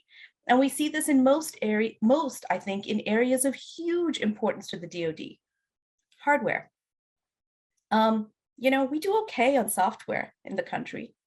I think our country has reasonable outlets for biotech and ideas in biotech, but I don't know what we're going to do about physical science hardware development in disruptive technologies, and I'm here to ask for your help.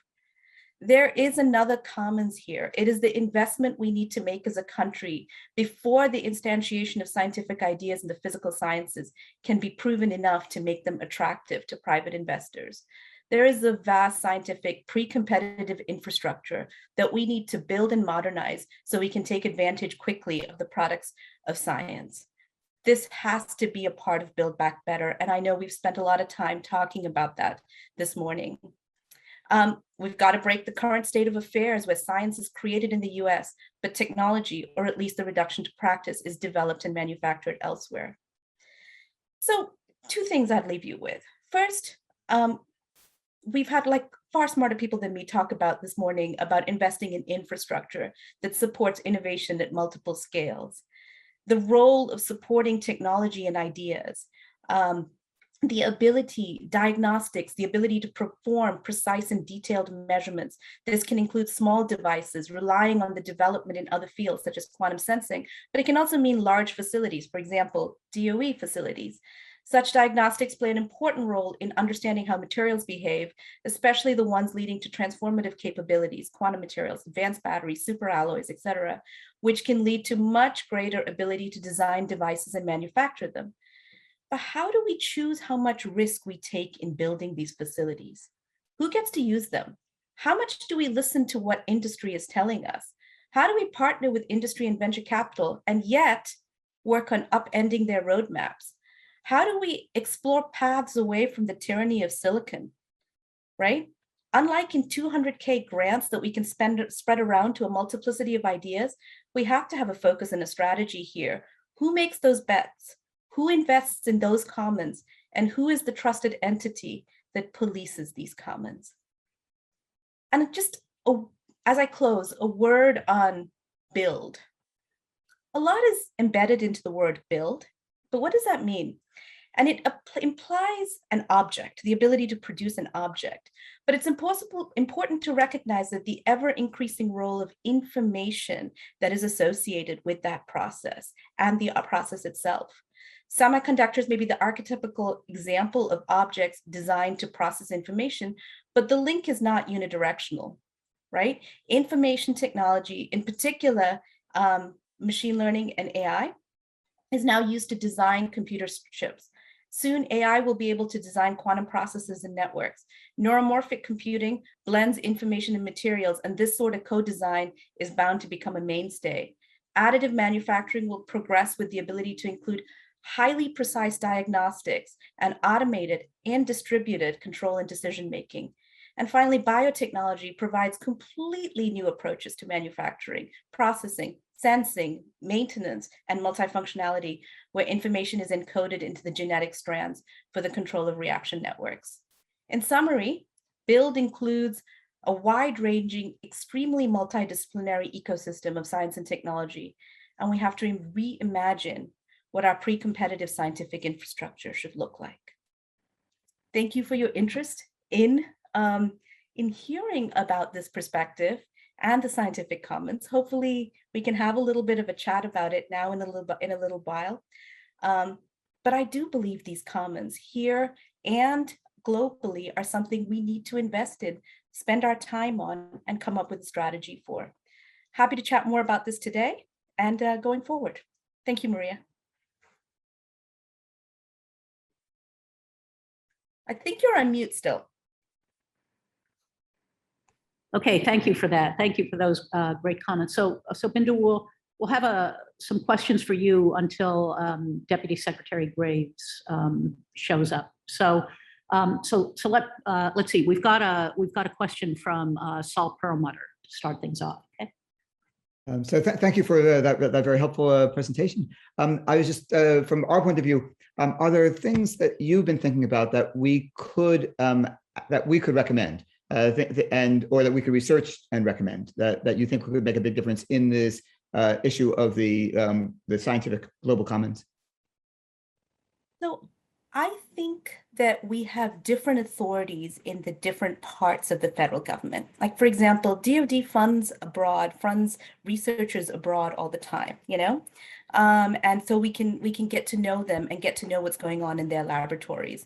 NSF, DOE has a lot of partnerships with civilian laboratories around the globe, right? NSF does a lot of, ecosystem building and relationship building between communities, right? How are we using all of those together to get at national goals? We're not. We're each doing this in our own individual silos. So I do think that one of the things that could be helpful is more of a focus there and a pulling together, perhaps at the White House level, in order to be able to focus on a couple of things that the country and the administration believes are important. A bit more of a joint task force approach. Mm-hmm. Okay, Eric Horvitz. Yeah, thanks. Thanks, Bindu, for your comments. So you alluded to things we used to know, things we used to do well when it comes to global scientific commons and collaboration and sharing. Can you name a few things that you think that are indications that we've forgotten, like particular specific blockers you see, suboptimal behaviors between our scientists and the scientists of other countries, including policies that may have been constraining the scientific collaborations internationally when they've been beneficial to the United States? Or would be, I should say. Yeah, I mean, I think it's in the collection of the details, right? It becomes just a little.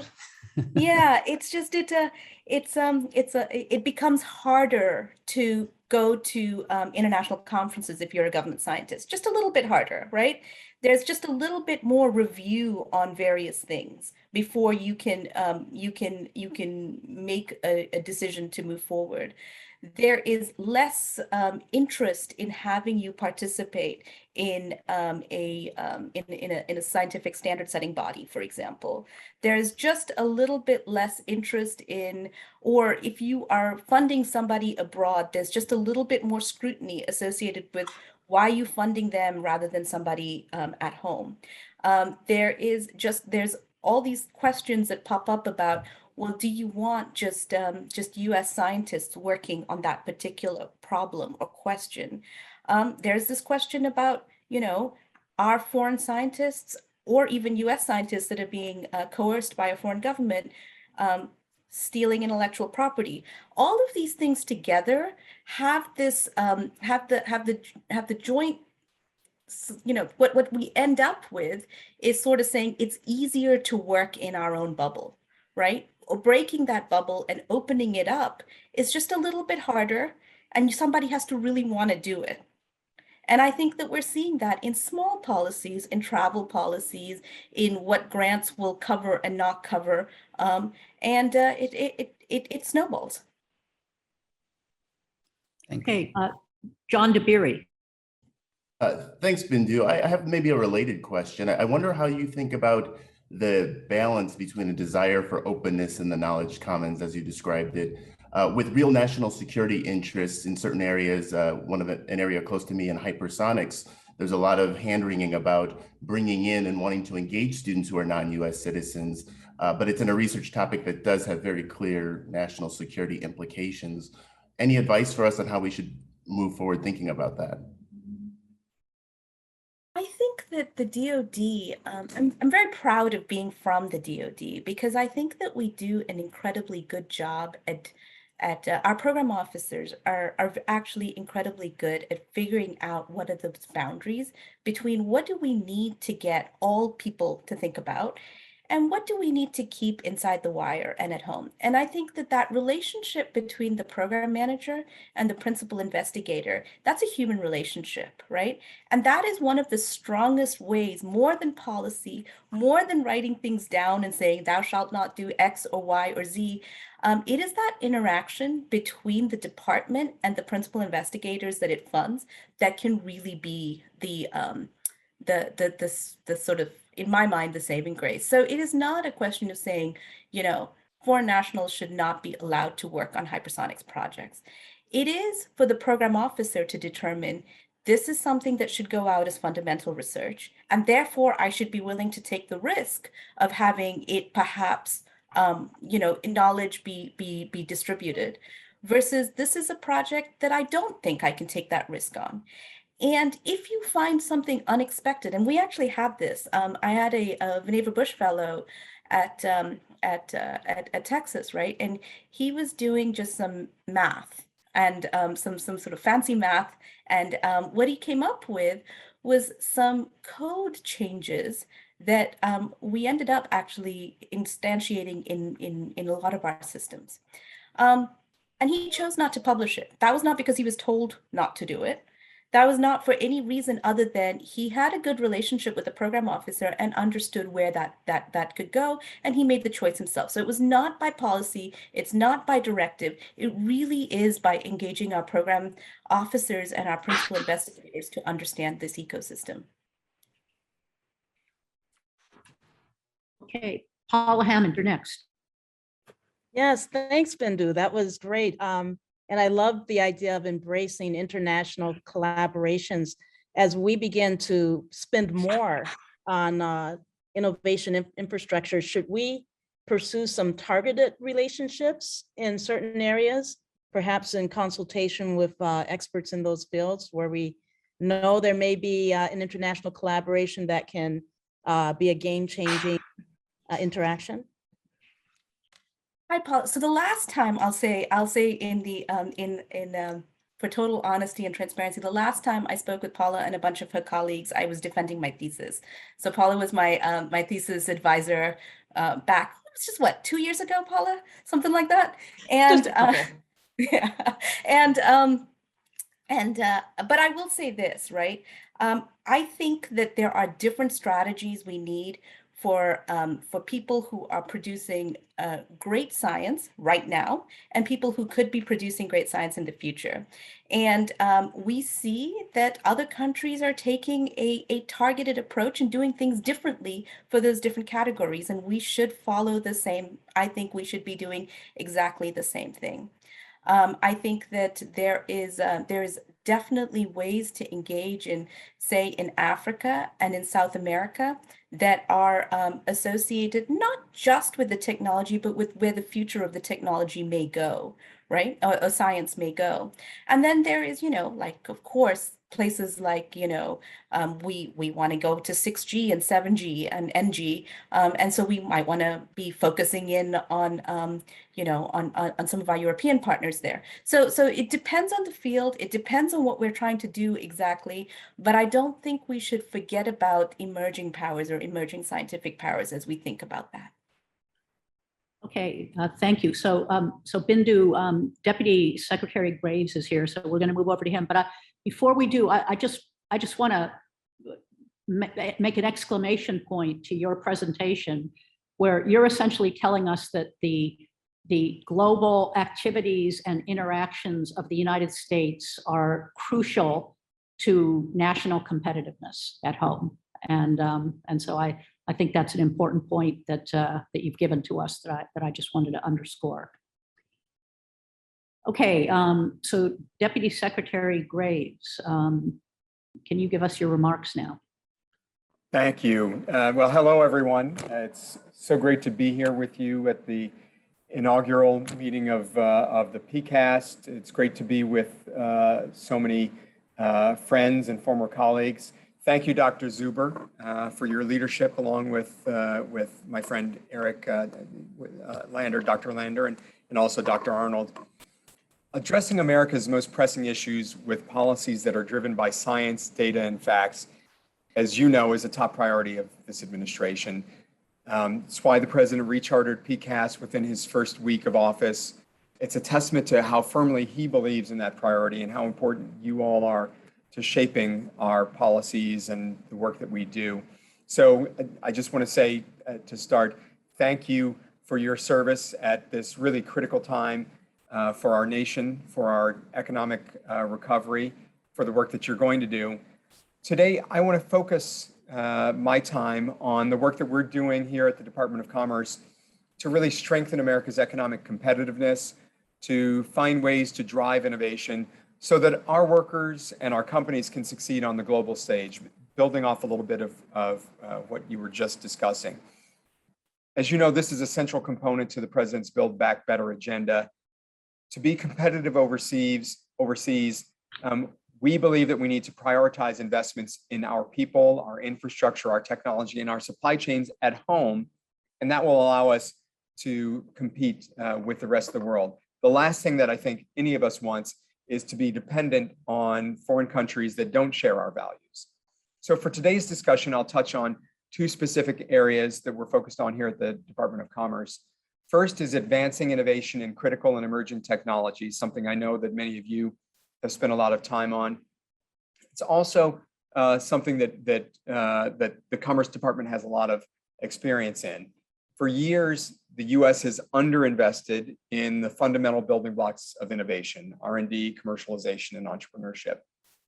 If we hope to remain at the forefront of science and technology, we need to expand our R&D investments and to really drive innovations from the lab to the marketplace at 21st century speed. That's why NIST, the National Institutes of Standards and Technology, is partnering with academia and industry to develop measurements that are essential to these new technologies. We're continuing to work closely with our allies to ensure that international standards for emerging technologies are technically sound and that we're expanding market access.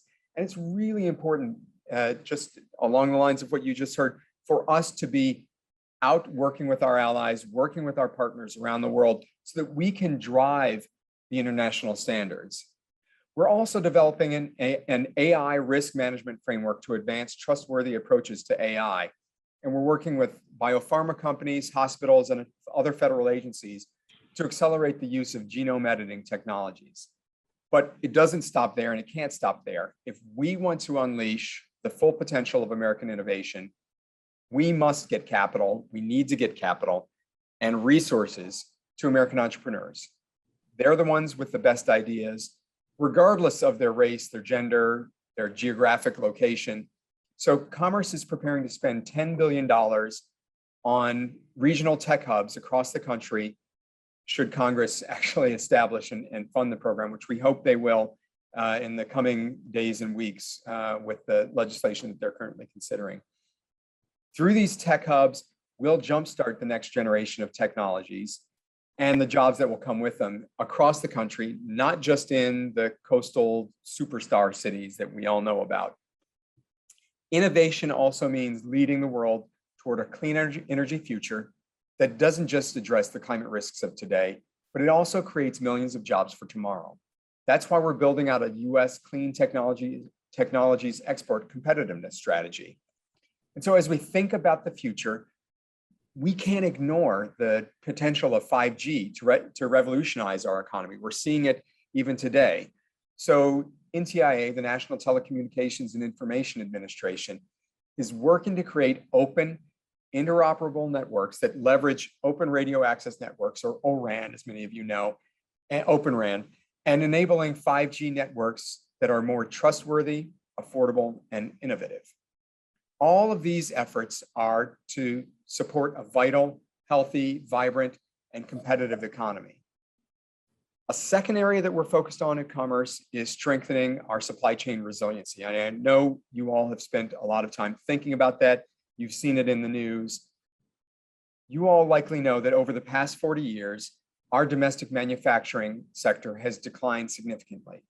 So the president's agenda is calling for funding of advanced manufacturing so that we can address supply chain shortages, and then we can restore American manufacturing to the leadership place that it needs to be for the future. Supply chain shortages are being felt all across the economy, but especially as it relates to semiconductors, the chips that power our smartphones, our cars, our medical devices, et cetera. We need to create the opportunity of building these chips here at home. So towards that aim, the department is doing a few different things. One, we're expanding domestic semiconductor manufacturing, working closely with industry. We're also growing our domestic innovation ecosystem for microelectronics, for semiconductor R&D, and so on. And we're also strengthening our workforce development efforts in this really crucial sector. So as we advance innovation and strengthen our supply chains, it's critical that we lead with equity. So the Department of Commerce has launched a new program, a set of new programs like the Build Back Better Regional Challenge and the Broadband Infrastructure Program that we believe will help us to ensure that underrepresented communities are empowered to participate in the community. There's a whole lot more that I could talk about, but I wanted you to at least get the broad frame of what we're trying to do here. And I want to give you the chance to talk to me and also ask me any questions that you have. So with that, I'll turn it back to Dr. Zuber. Thank you. Okay. Thank you very much. Well, that was a lot of input for a short period of time. So thank you very much. Do we have some questions from the council? Joe Kiani, start us off. Thank you. Thank you. It's great to see you, Don. One of the things when I've talked to venture capitalists, they tell me how important it is that they got the capital gains treatment that they used to for investing and waiting 5, 10, 15 years for their return. And I know there's talks about getting rid of that capital gains. Have you guys thought about that impact that may have a negative effect on what you're trying to do? Joe, first off, it's great to see you, my friend. It's been way much too long. Glad that you're doing well, and congratulations on being a part of this wonderful team. I hesitate to answer that question specifically because the Secretary Yellen and Deputy Secretary Adeyemo at Treasury are really the ones who are leading that effort. I will just say that we know that there's a need to attract additional investment, venture capital in this country.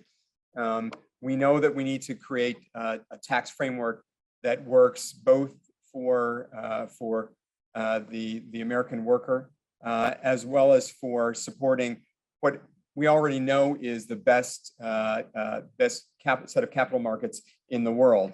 So I know that Secretary Yellen has this in mind. We at Commerce are doing our part to make sure that we're also working closely with investors all across the globe through our Select USA program, our efforts at the International Trade Administration to help international investors with foreign direct investment to understand American business. We're also working very closely with our own venture capitalists to understand the ways that we can make sure that they're able to invest in our own companies and have adequate access to foreign markets as well. Thank you. And it's really great to see you, despite all the gray hair, which I have a lot more to now. Congratulations. Okay, next up, Lisa Cooper. Oops. I was just making sure I was unmuted. Thank you, Deputy Secretary Graves. One of the questions I had is just related to your comment on workforce development. So I'm just wondering if you could tell us a little bit more about who you're working with on that, who's eligible to participate in these programs, and what some of the requirements are for people to receive support for them. Well, the great thing about our $100 million Good Jobs Challenge, and thank you for the question, is that it is really focused on building workforce development programs that are directly aligned with industry, which may be a little bit different than some of the other workforce programs that you see around the country. The funding is, and the RFP or the application apparatus is now open right now. So I can't talk specifically about how we're going to decide who gets the funding, but suffice it to say that our hope and plan is that the resources that we're providing will go directly to support those programs in regions and local communities that are directly aligned and informed by what the employers in that community actually need, what the industry is seeing, and how we can build that pipeline of workers from directly to the jobs that are open and that are coming. The other thing that I'll say is that we're really focused on making sure that we're providing funding for things like childcare and transportation, because we know that that's a huge barrier particularly to women and people of color and underserved communities. So we're going to have as I said, a particular focus on equity being built into these programs. But it really, the way that we envision the programs is that the funding will be developed directly in participation and in conjunction with industry, so that they can guide the type of program that will help them get the training for their workforce needs. Great. Andrea Goldsmith, you're next. Thanks very much. I wanted to comment a little bit on the 5G, 6G. I mean, my research is in wireless communication. I've started to hardware companies in the IT space, and it is incredibly difficult to get VCs to invest in those kind of infrastructure innovation technologies. So I'm wondering if you have thoughts about how do we spur more investment? How do we cross the valley of death for these really hard technologies, particularly in the area of wireless, where we really have fallen behind? It's a great question. It's something that I am certainly no expert as it relates to 5G or 6G. I will defer to you on the technical aspects of it. But I'll just say that we are having really good conversations with our partners at the Treasury Department, at the Small Business Administration, as well as at the FCC. We have to have a whole of government approach as it relates to building and investing in and building the type of infrastructure that we need, and investing in the development of technologies. Part of this, it goes back to us being able to drive the standards development around the world. I think, and I think the team believes that if we can drive standards development in 5G and 6G and have it align with, frankly, the way that our innovators, our entrepreneurs, and our technology companies, telecommunications companies, believe the standards should be set, it's going to allow for more consistency and predictability, which is really what venture capital needs. And combine that with the type of investment that I think we're going to see coming out of the Endless Frontiers Act and the research and development that the National Science Foundation and my team at NTIA will be doing. That's going to, I think, supercharge our ability to drive venture capital. But if you have ideas, I mean, this is what hopefully you all can help us with. We're all ears because we don't have all of the answers. So thank you. Steve Pacala. Thank you for the very interesting remarks. I was particularly interested in the remarks about equity and equitable reestablishment of the manufacturing sector and industry and equitable energy transition. And we all know that community engagement is essential for equitable transitions of this magnitude. A lot of these communities have historically been left out of the benefits and historically borne a disproportionate share of the pain of some of the technological transitions that are coming, for instance. And when I talk to them, one of the things they stress is that it's not enough just to have industry and government interacting. The communities need to have a hand in the planning and the effort also, but they lack the capacity typically, all right? So LA can afford to have full-time people that interact with the government, but a lot of these communities can't. And so the question is, what is Commerce doing about that kind of capacity building? Well, I love this question because I've spent the majority of my career focusing on issues of equity, economic development, community development. As you say, it is a huge challenge for communities that have been historically left out of these types of discussions. First, it starts with doing the types of things that the president has done in ensuring that the folks who are serving in positions like mine and others all across government actually reflect the diversity of the country. And it's not just about racial equity or gender equity. It's also the lived experiences that reflect our communities. So it's having people who are decision makers who actually have lived in communities that have been underserved, that have worked on the ground to try and make these types of changes. Secondly, I completely agree with you. We need to and are engaging communities directly. So our Economic Development Administration here at the Department of Commerce is working very closely with a wide range of stakeholders.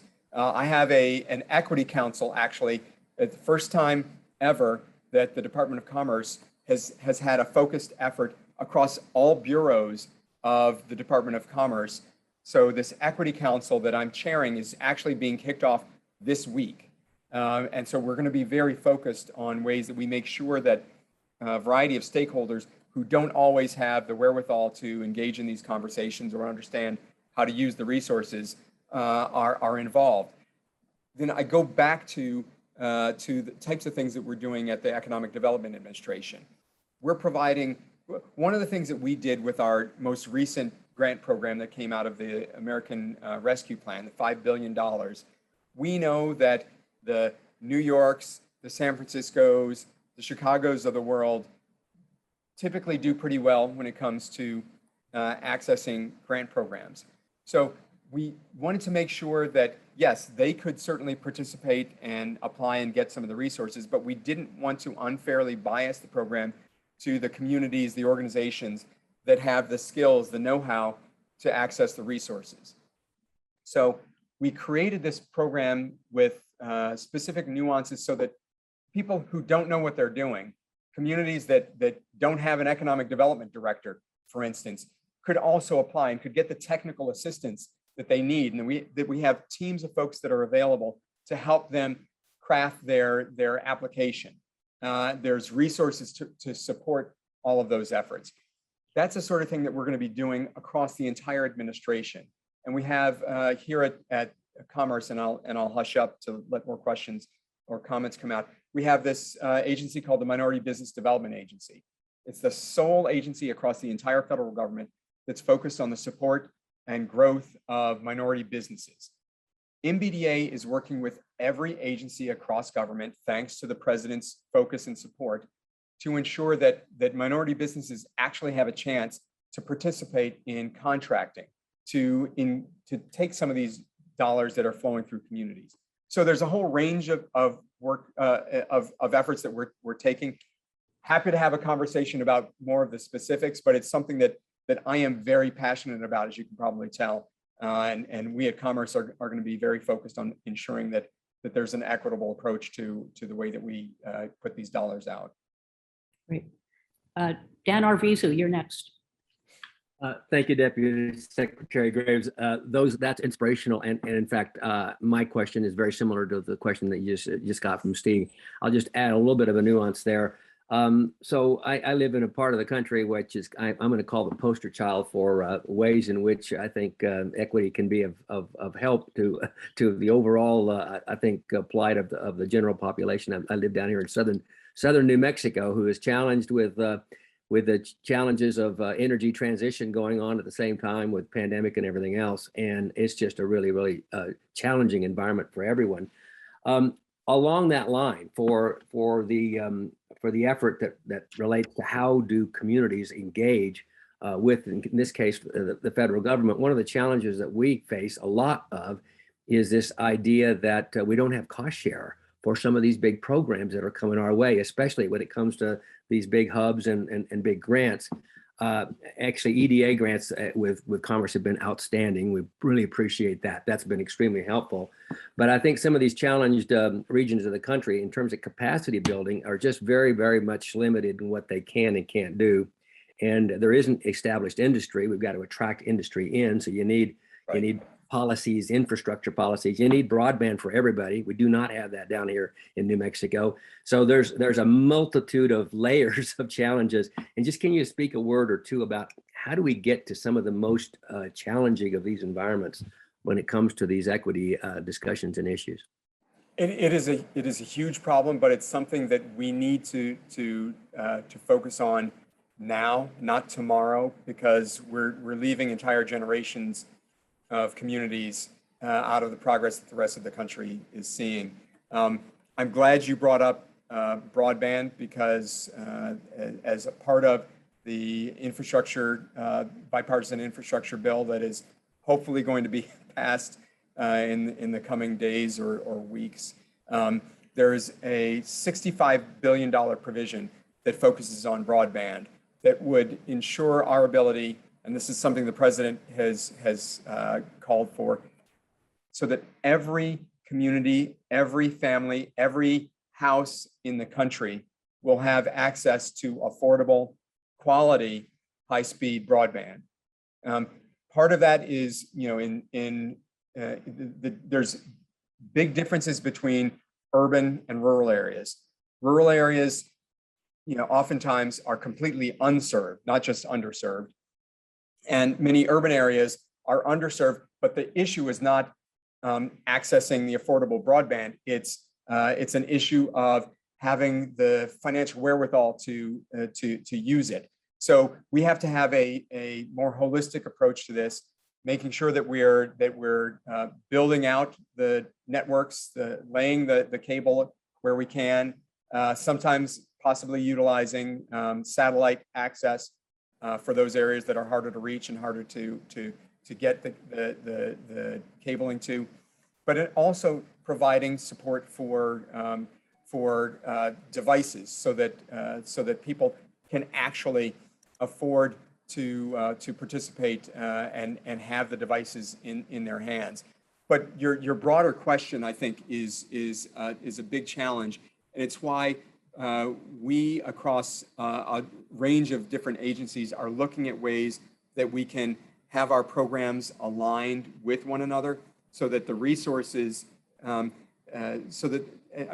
all know this, typically government programs are siloed off, and agencies, even offices within a department, don't always talk to one another.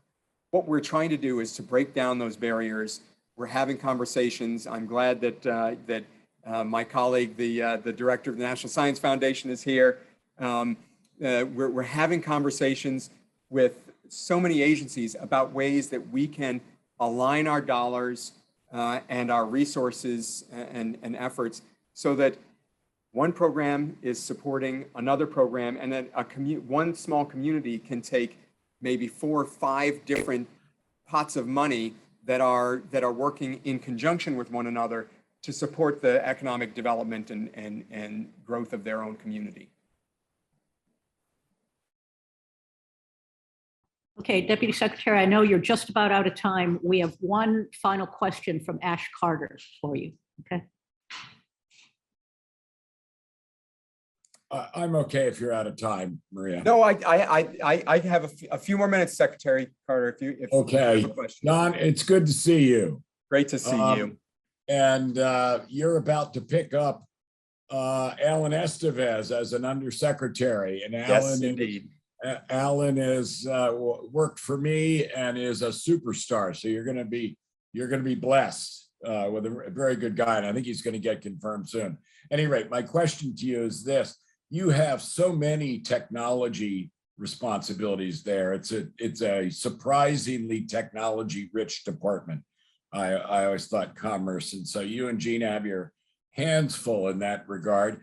Who is, if I can ask, who is kind of the point person there for relations with the tech sector? And then if you can comment on where the administration wants to go in terms of relations with the tech sector, and then some of the big issues that are out there also. So kind of two-part question, one to your department, the other just speaking for the administration. Well, it's a good question. I won't deign to speak on behalf of the secretary, because you know how you get yourself into trouble.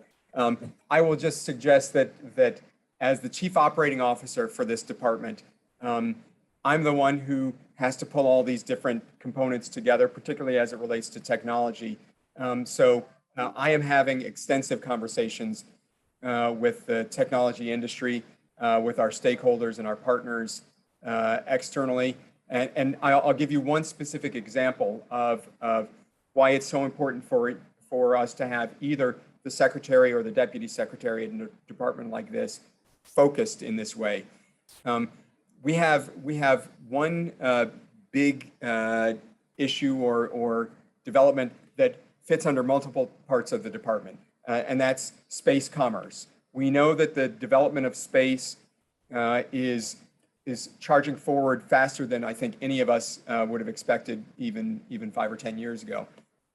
And you pick, yes, the Office of Space Commerce is technically housed within the National Oceanic and Atmospheric Administration, but NIST, the Patent and Trademark Office, Economic Development Administration, National Telecommunications and Information Administration, just about every part of commerce has a part of space commerce.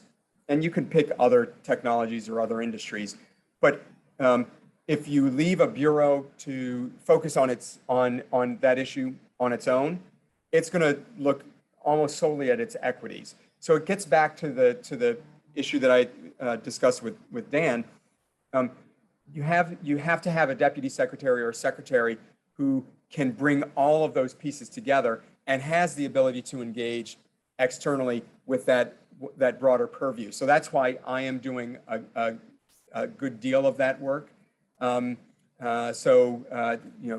Folks can always come to me. And to the second part of your question, obviously we have the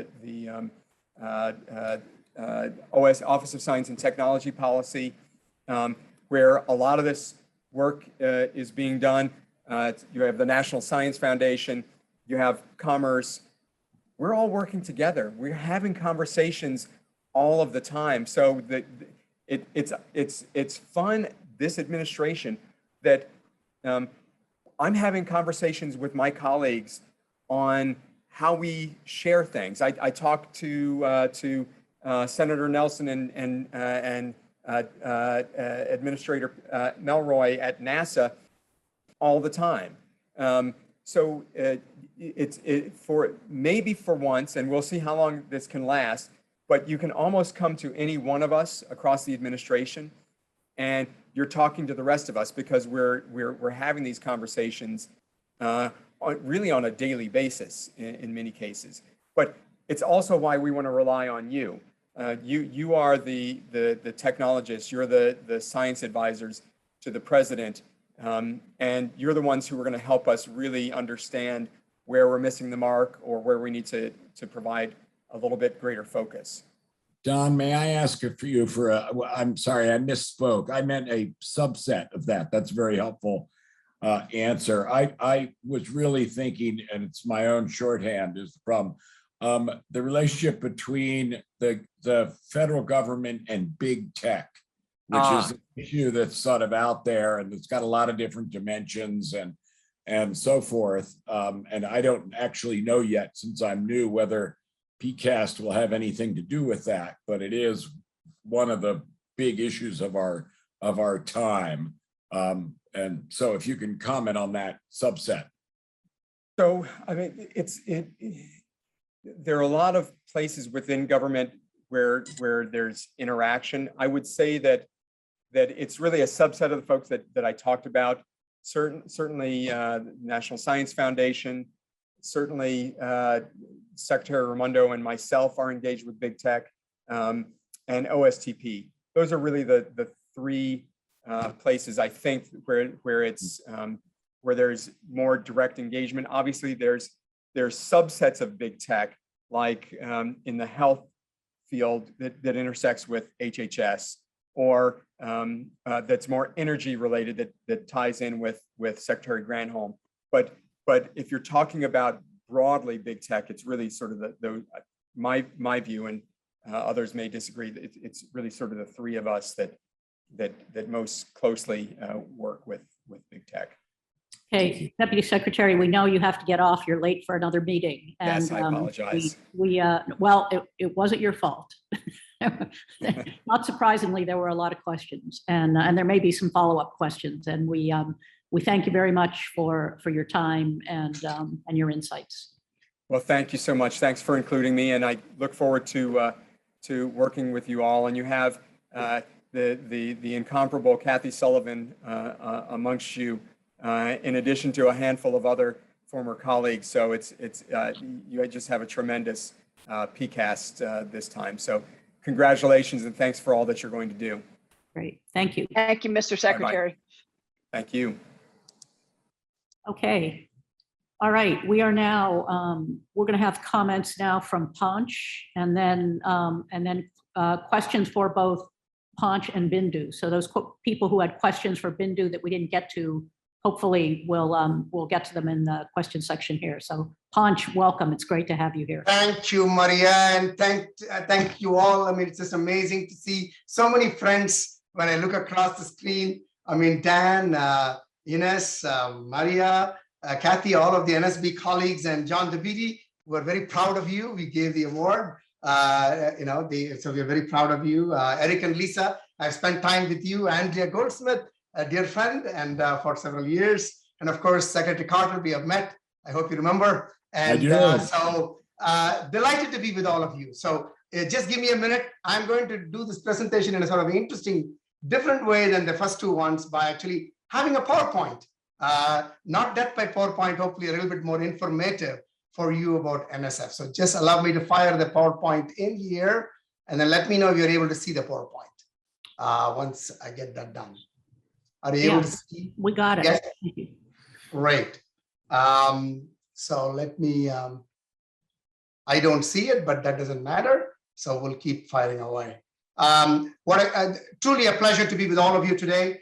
What I thought I would do first is to spend some time talking about NSF a little bit, because I know that some of you know NSF, some know a lot, some know some probably. So I thought why don't I level set very, very quickly in terms of what we have been doing recently. And that could be very helpful in terms of, so am I going to the next slide? No, Panch, you're not in presentation view, so we're seeing. Okay, let me see if I can, hold on. Okay, let me try again. Is it in presentation view? No. Okay. Now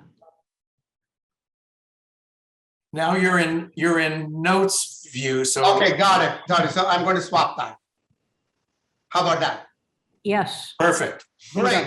Great. Thank you, Bill. So what I want to level set with is for those of you who probably know NSF, the genesis from Vannevar Bush's fantastic conceptualization. It's got the mission has stood the test of time. Three major component parts: promoting the progress of science, advancing the national health, prosperity, and welfare, and securing national defense. You all may be familiar with this already. But at this moment, when I came to NSF, and I served in the National Science Board, as Maria said to you, we are in a defining moment. And that's why we're gathered here today. And one of the defining moments is what this focus of this session today is. We are in an intense global competition like we have never, ever seen before.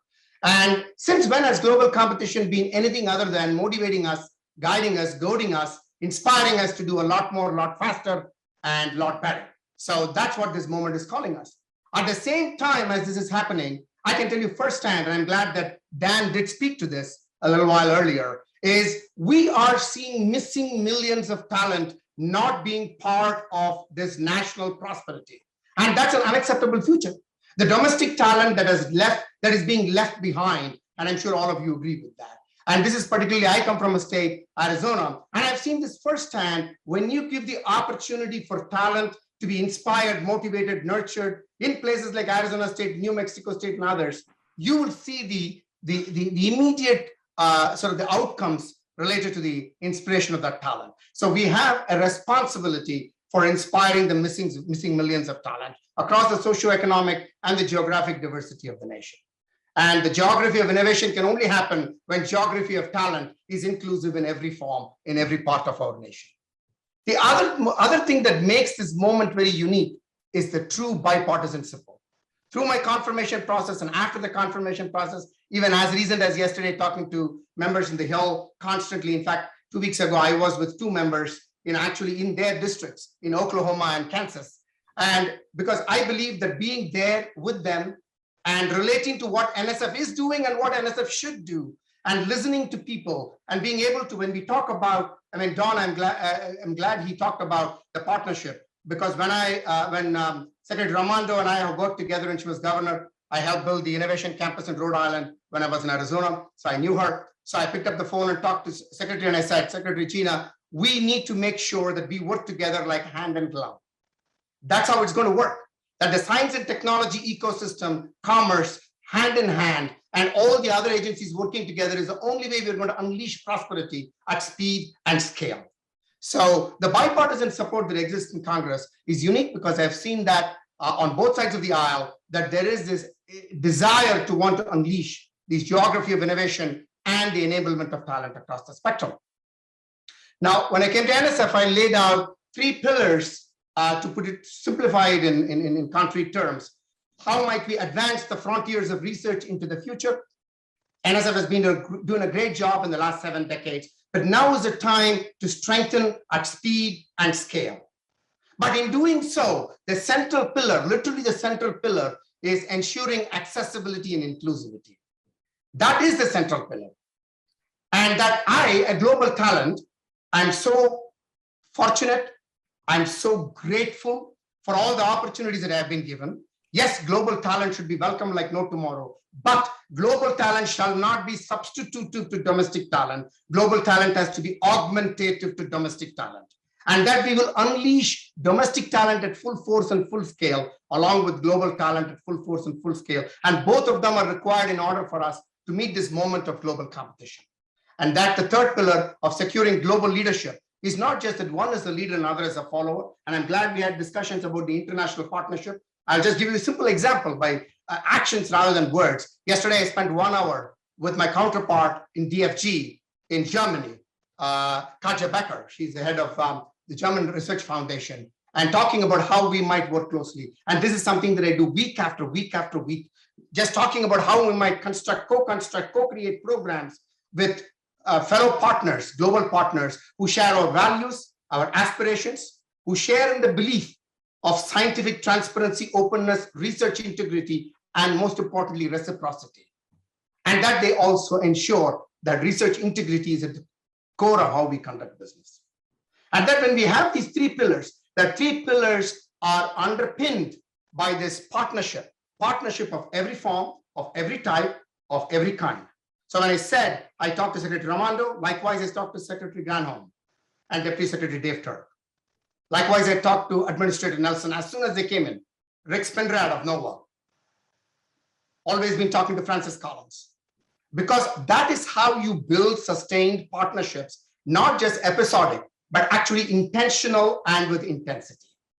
And so we are going to be working hard with commerce as we are thinking about how we might unleash all the things that NSF does so that it might actually see the light at the end of the day. I know there's a lot of people who have skepticism about NSF, and I understand that, but I think probably you're looking at the old NSF.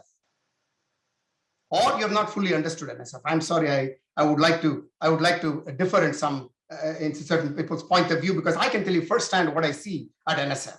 And I can give you many, many examples until the cows come home. But when we do this, that we do this with the mindset of innovation that permeates everything that we do. so that I challenge the agency inside. There's a huge culture shift that's happening, in addition to leadership shift that's happening, so that we might have this culture of innovation inside the agency, so that it might then become the purveyor of innovation transformation across the nation. And so when you look at this and the alignment of the vision, when I was in the National Science Board along with Maryanne and Ines, we launched this National Science Board 2030 vision exercise. And that the pillars of the vision, as you see it here, the key pillars of the vision is aligned with the pillars of what I talked about for NSF vision, aligned with the administration pillars. It's a fantastic set of outline that the Biden-Harris administration has laid out. We are perfectly synchronized. We are perfectly aligned. And that's an exceedingly important thing, because that's how we can make rapid progress. And that, for me, if I were to distill it in simple terms, I always believe in the rule of three. In simple terms, the three major priorities that NSF is focused on: strengthening established NSF. NSF has done a superb job over 7 decades. As I said, now is the time to strengthen at speed and scale. How do you strengthen established NSF? How do you inspire the missing millions? How do you then ensure the success of translation innovation partnership? When I came into the agency, I immediately proposed the formation of a directorate of technology innovation partnerships, but not as a separate directorate, but a directorate that is cross-cutting, that is seamlessly integrating between all the other directorates, that they would leverage what is happening in the directorates, but also energize what is happening in the directorates. And that's how we will be successful, not by having a separate entity, standalone entity.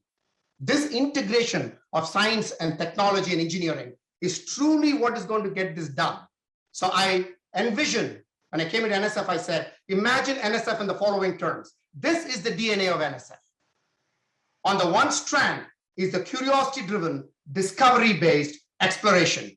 That is the fundamental thesis of NSF, has been the hallmark of NSF that defines NSF to be the unique agency it is.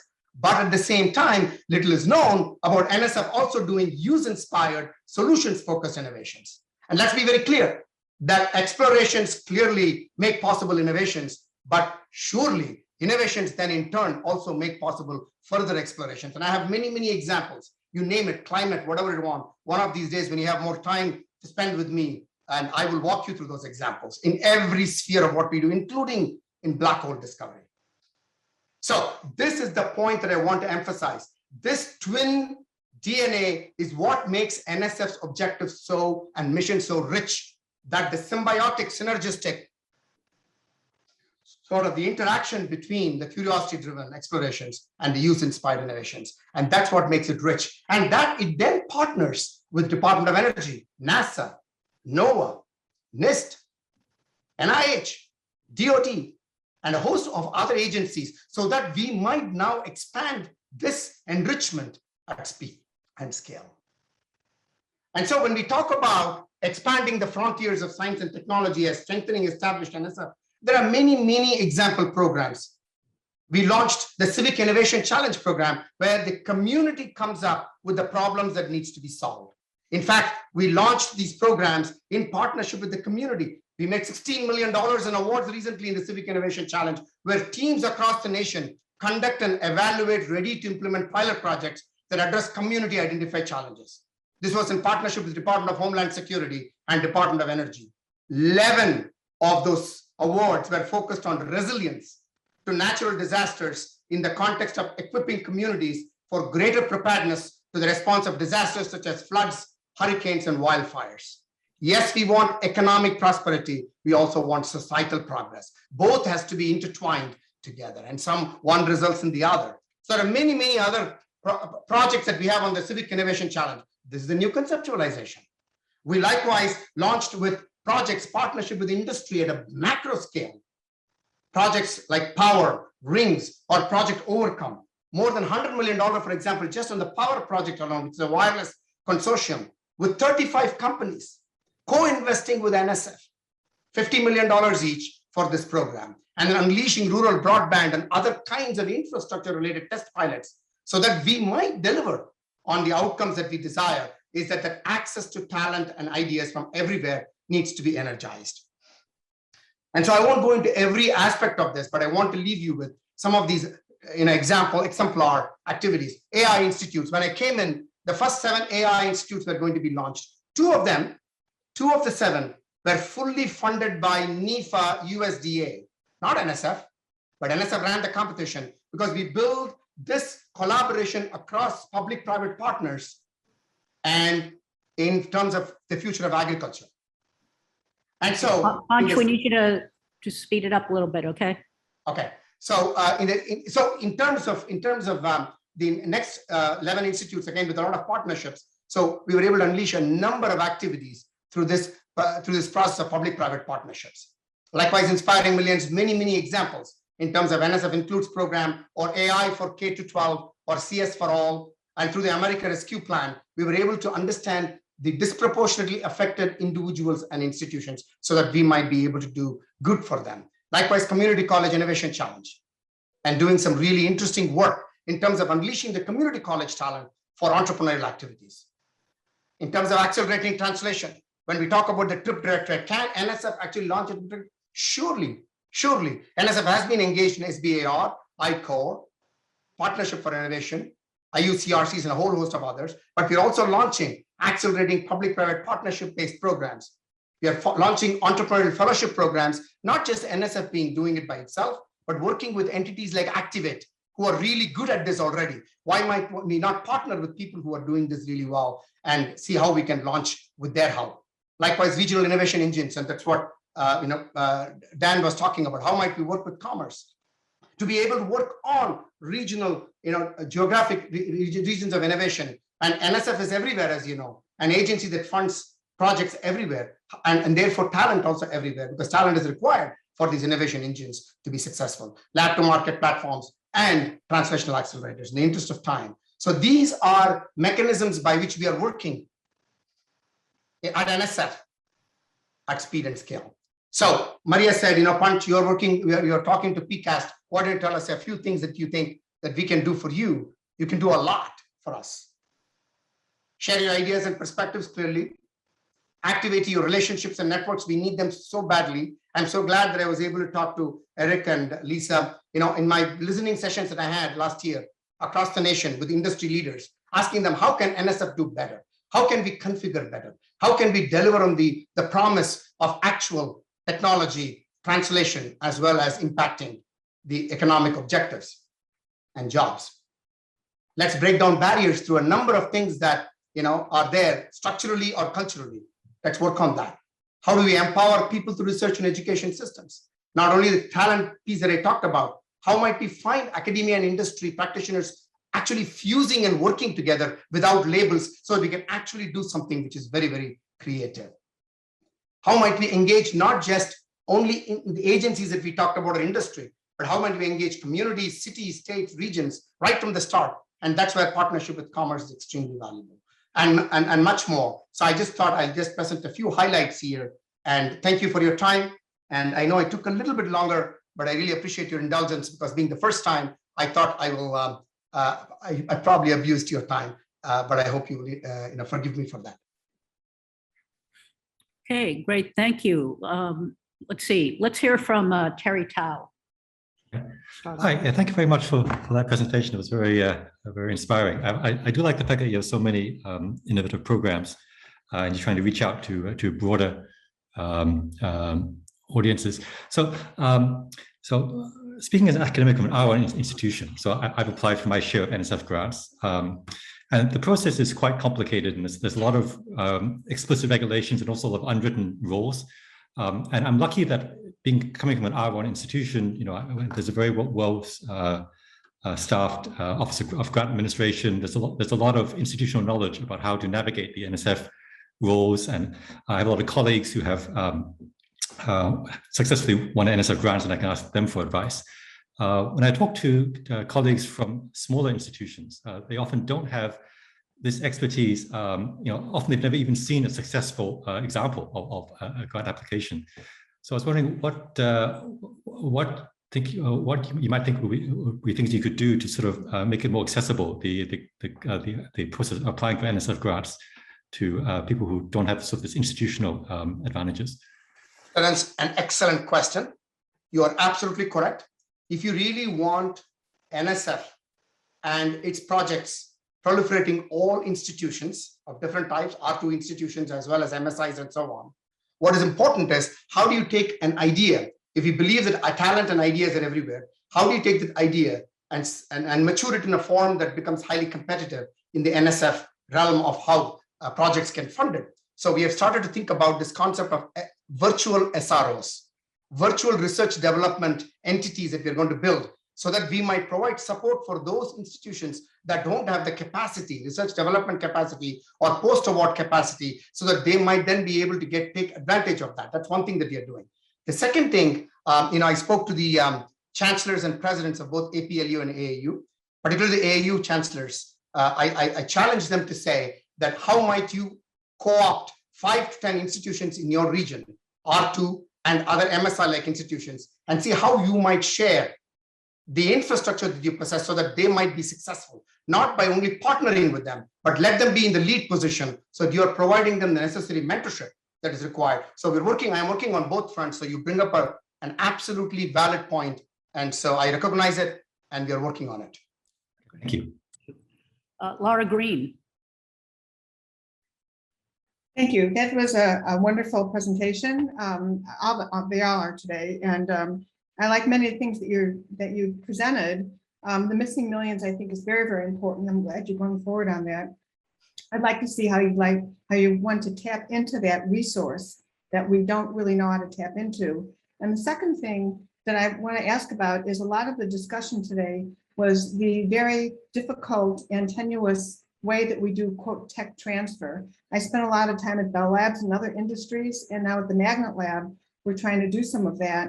And you have something called the lab to market platforms. And I wonder if you could tell us more about it and how you think this could be more successful than some of the things in our country in the past. So we are currently engaging with, so this is not something that we are trying to create in isolation at NSF. So we had a workshop in terms of identifying people from across the spectrum, including venture capital, to sit and think through us in terms of what might be the best mechanisms of ensuring that this transfer happens. And I can tell you, this is where PCAST can be exceedingly valuable. Let's take even intellectual property, Laura, you're absolutely right. Intellectual property can become that impediment that actually makes the transition of ideas from the bench to benefits or lab to marketplace in an accelerated manner. So we need help in terms of how we might unentangle these kinds of challenges. We are working on it at NSF, but here is where you come from a background. And when I look at the diversity of the background and experiences that you all have, I think I would very much welcome your thoughts and suggestions as we are building these platforms. Right now, we have these platforms like SBAR, STTR, and we are trying to enhance some of them. But I don't think that will be sufficient. That is necessary, but not sufficient. And so we need newer platforms that precisely address the issues that you're talking about, Laura. Great. Kathy Sullivan. Thank you, Maria. Thank you, Panch. Great presentation. It's exciting to get an update on the whole spectrum of things going on at NSF. I had a question for you about the internal transformations and cultural transformation that you mentioned in strengthening the established NSF. And Dan will remember this back from our shared time on the NSB. It seemed to us, our challenge then was trying to find a smoother, shorter pathway that could accelerate the speed of grants and also enable more transformative research. We were assured by virtually all the directorate leaders and program managers that they were completely oriented towards transformation and bold projects, but you looked at the outbound and you could tell that really wasn't quite true. So I'm interested in what your sense is of the kind of cultural change, experience change, or ground rules change that you need to bring to your directorates and your program managers to really enable some of these new dimensions to flower to their full potential. Kathy, that's an excellent point, because I have also observed this from the NSB side. So when I came in, the culture change also is about how the leadership imbibes the culture of agility, of rapid response. So one of the things that, Kathy, that has happened is, of course, you look at the leadership change, more than 60% of my leadership team has changed with fantastic leaders. If you look at NSF, I'll just take an engineering AD as an example that I hired recently. She is the chair of Emory and Georgia Tech jointly of the biomedical engineering department, Susan Margulies. She's just fantastic. So leadership change is important because you want to bring new culture. So that might then promote more of that. But On top of that, one of the things, Kathy, that has happened is, I always say every challenge is an opportunity. The last year and a half has shown us that the challenges on the ground won't wait. We will lose generations of talent if we don't respond right away. So when I came in and I saw the COVID situation, what I said was, we are going to carve out 5% of the budget.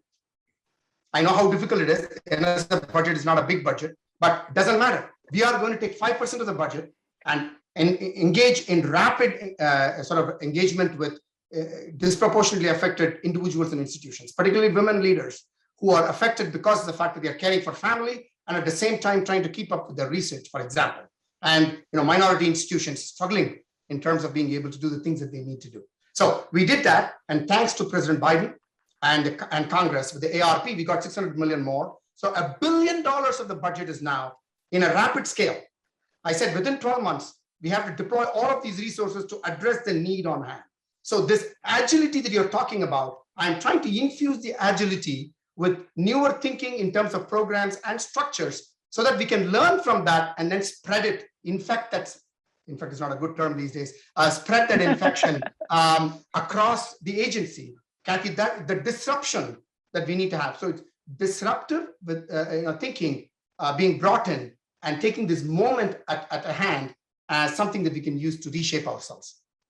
Thank you. And are you finding a receptivity on the Hill to making these sorts of changes? Because that always comes at the risk that somebody's existing revenue to their university is disrupted.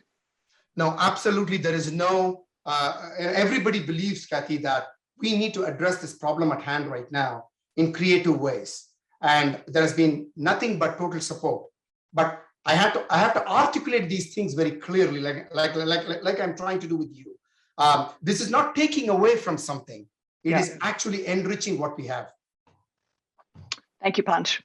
Thank you, Kathy. Eric Horvitz. Yeah, hi, nice seeing you again, Panch. Hi, Eric. I've sat through meetings on a commission.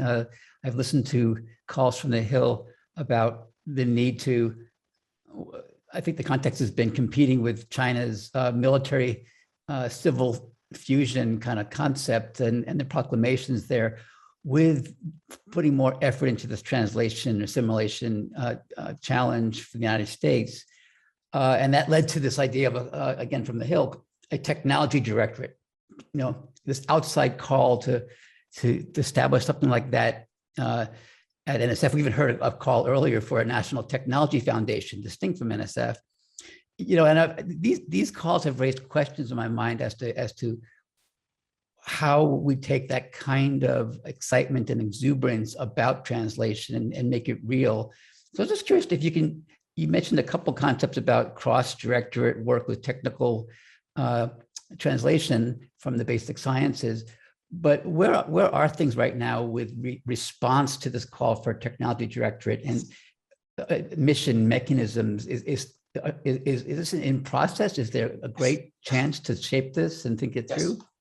Absolutely, Eric. I mean, I'm glad you asked this question. We already have laid the framework, as I said, for the cross-cutting technology innovation partnership directorate. Eric, as I said, it will be a mistake if we create it as a separate standalone thing, because that will miss the fundamental richness of what we will be able to extract at speed and scale. And so we have already built the design and are ready to launch. And with the resources that are being talked about on the Hill, through the NSF for the Future Act or with the UCCA and the versions of that is happening, we are ready to launch, Eric. And I'm working closely with industry partners. And also, Eric, and to the previous question about culture that Kathy raised, I am also ensuring that this is not going to be business as usual.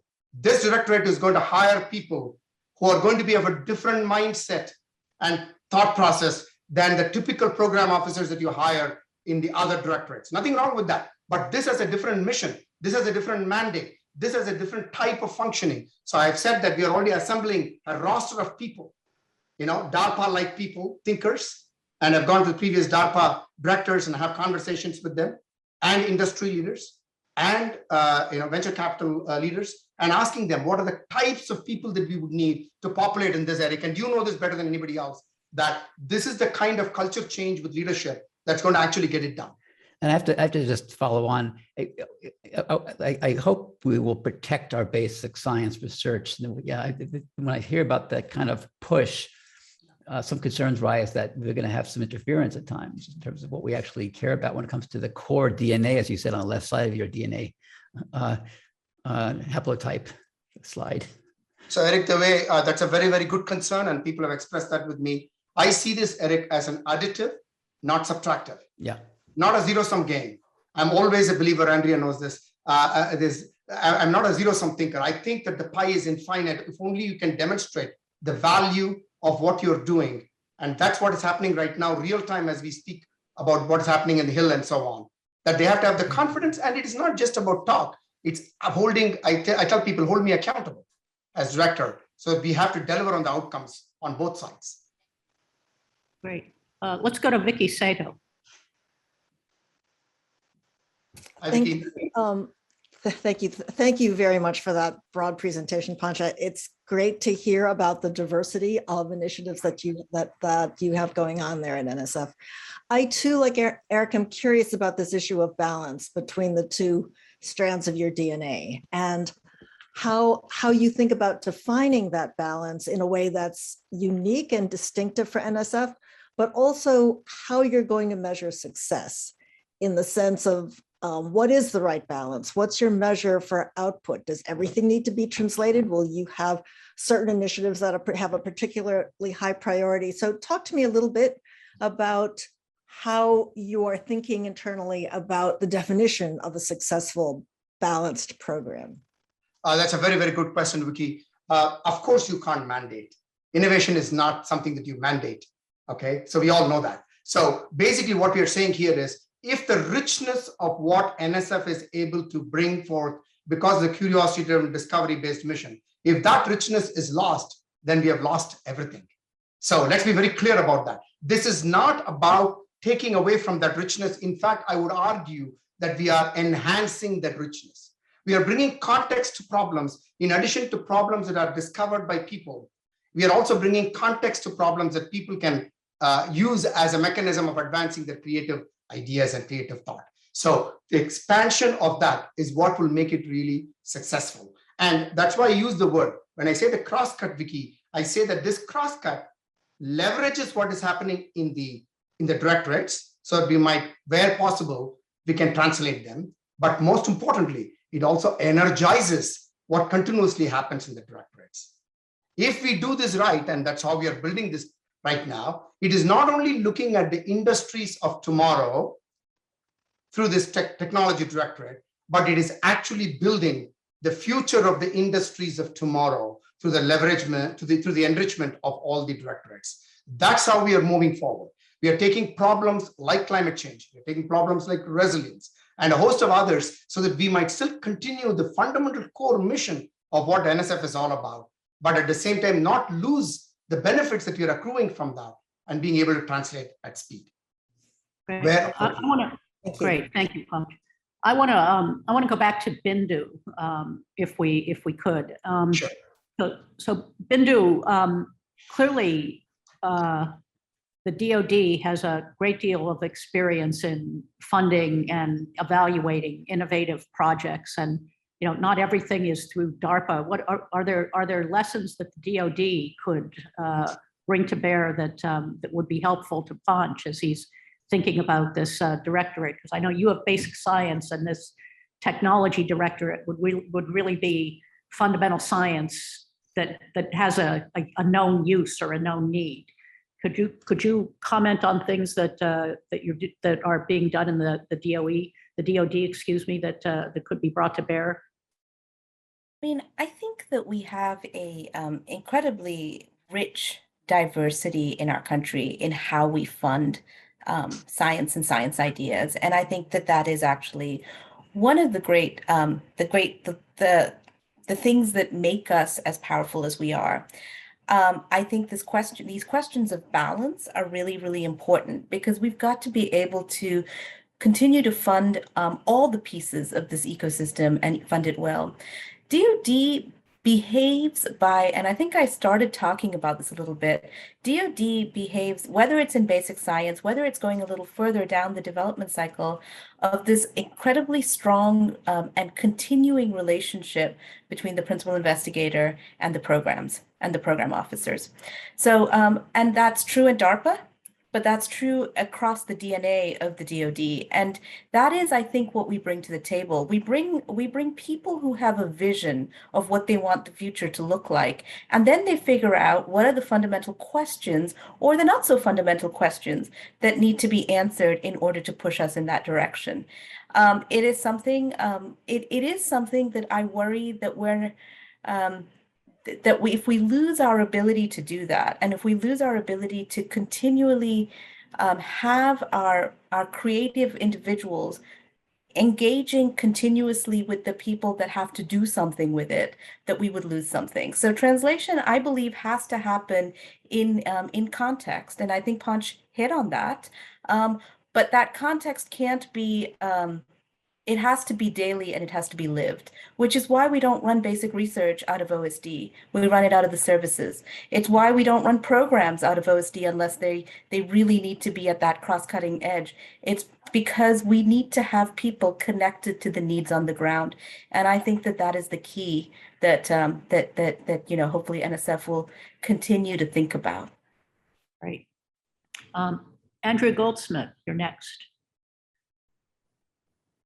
Thanks so much. It's always a pleasure to hear Punch talk, and it's wonderful to see that NSF hasn't beaten down any of your enthusiasm or vision or anything. I really wanted to emphasize and touch on what you said about it not being a zero-sum game, because I think that is so important. I think that we need to invest. I made this point earlier. We need to invest in basic research because that is what is going to be the innovation of the future 10, 20, 30 years from now. We need to figure out how to take some of that basic research that is ready for technology translation and cross the valley of death, especially for the hard technologies, and do that not just in the 5 cities where it's happening, but all over the country. And there are ways to do that through accelerators and through other kinds of innovative investment from the government, and also just recognizing that these feed on each other, because as the technologies grow and we feed our innovation ecosystem and we regain our leadership in these industries, we will again attract the best and brightest minds, not only from all over the world to come to the US to study and to stay, but also our own homegrown talent and hopefully much more inclusive and diverse talent than we have now. So I think that that zero-sum game, that continuum between investment in basic research, technology transfer is so important. So thank you for emphasizing that, and always appreciate your comments. Thank you very much, Andrea. Really appreciate your comments. Okay, and we're unfortunately coming down to the end of our time, and I think the last question is going to be asked by John Levin.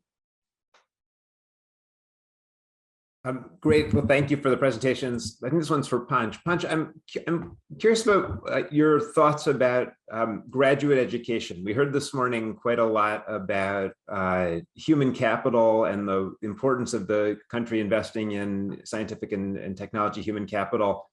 And I'm wondering how NSF is so involved in funding graduate education, how you think about, first of all, just the overall size of our enterprise in graduate education, how we should be directing that. You talked a lot about the US population, but we've also heard this morning about the international population and attracting more talent to the US. One thing that's happened in graduate education is more people now finish PhDs and go into industry than happened 10 or 20 years ago. There's been a shift away from academic jobs into industry. Just wondering how you've conceptualized your thinking about graduate education in science and technology. John, that's a very, very good question. Thank you for asking that. Clearly, the demand for graduate education, I mean, look at the Graduate Research Fellowship Program of NSF, prestigious program, but I've said it's at the scale of 2,000 graduate research fellows right now. It should be, in my view, John, 25,000 or more. I mean, that's the scale of what is out there, right? So clearly, in all of these things, resource is an issue, but I don't let resource become an impediment. It's an opportunity for us to grow this. So when you start thinking about working with partners, right, this is where partnerships are very rich, whether it is industry, foundations, or whether either other entities that you partner with, you can scale the graduate research fellowship program a lot more because there is a need that is out there. That's one thing that happens. But NSF also funds graduate students through the regular grants program. And that's in fact, tens of thousands of students that we fund. And so, I've been talking about, when you start to think about scaling these programs, then surely the persons that benefit the most are the graduate students, because that's what people do end up hiring. So, I know that we are running short of time, but I did an analysis and I just want PCAST to be aware of this. When I came and I asked the question, how many proposals do we receive at NSF in a year? So it turns out about 42 to 45,000 proposals in a year. I said, how many do we fund? And it turns out about 12,000, 13,000, average of 25, 28%, things of that nature. But I asked the question because I know I have been rejected with a competitive proposal. So I said, how many were ranked by the panels which said that fund it if funding is available, and how many do we leave behind like that? It turns out that the average success rates should be somewhere around 35 to 36 or 37%. So right there, John, we are leaving behind 10% of highly fundable ideas. And this is unacceptable. In fact, I term it in national security terms. This is what happens when these projects don't get funded. Guess what? Somebody outside the United States funds those ideas and they benefit from these ideas. So we have to work diligently in terms of expanding the funding for the existing ideas. And so you can imagine that when some faculty member tries again and again and ends up facing this brick wall, they're going to give up. And so we have not even factored that number in here. So really what we need, and so I did a back of the napkin calculation. And so that's the first problem. The second problem is we have not increased the average size of the grant in several years at a pace that it should have been increasing at. And the average duration of the grant should be more than where it is right now. When you actually put all of this together, in the interest of time, I won't go into the full details of my analysis. It's already a doubling of NSF budget. Okay, but we are not just talking about that, because when I say this, people will say, oh, you give NSF more money, they will do the same thing more. That's not true. So what I'm saying is that there are good ideas that we are leaving behind that needs to be taken care of, as well as we need to do new things in order to have rapid translation of ideas into meaningful outcomes that benefits from an economic and a societal perspective. I hope I answered your question, John. Great. Well, thank you. Thank you, Bindu. Thank you, Panch, and Don, who had to leave us earlier. My head is spinning with all of the great ideas that we've heard in this session and the rest of the day. And I'm trying to figure out how to get my arms around of what we've heard. So I'm going to put it into three buckets: people, processes, and places. People, we heard everything from international students to new flexible models of the federal workforce and exchanges with private industry and other institutions outside government. Processes, we heard an awful lot on processes ranging from assimilation to pre-competitive infrastructures to new IP models, and then places, from everything from geographic innovation centers to we invent things here and we produce them elsewhere, and we've got to fix this. So, the good news is there are a lot of really creative ideas. Somehow we have to go in here as PCAST and figure out how to make actionable, take on studies that provide actionable recommendations. And so it's going to be a real challenge for us to narrow all this good input down. But we certainly have a lot to work with. And so this is going to be the end of the public session for today. We will pick it up in public tomorrow at 10 a.m. EDT. For the PCAST members, we have some administrative matters to take care of. So there is a separate link that all of you can take a short break, and we'll get on at 3:30. So thank you all for tuning in today.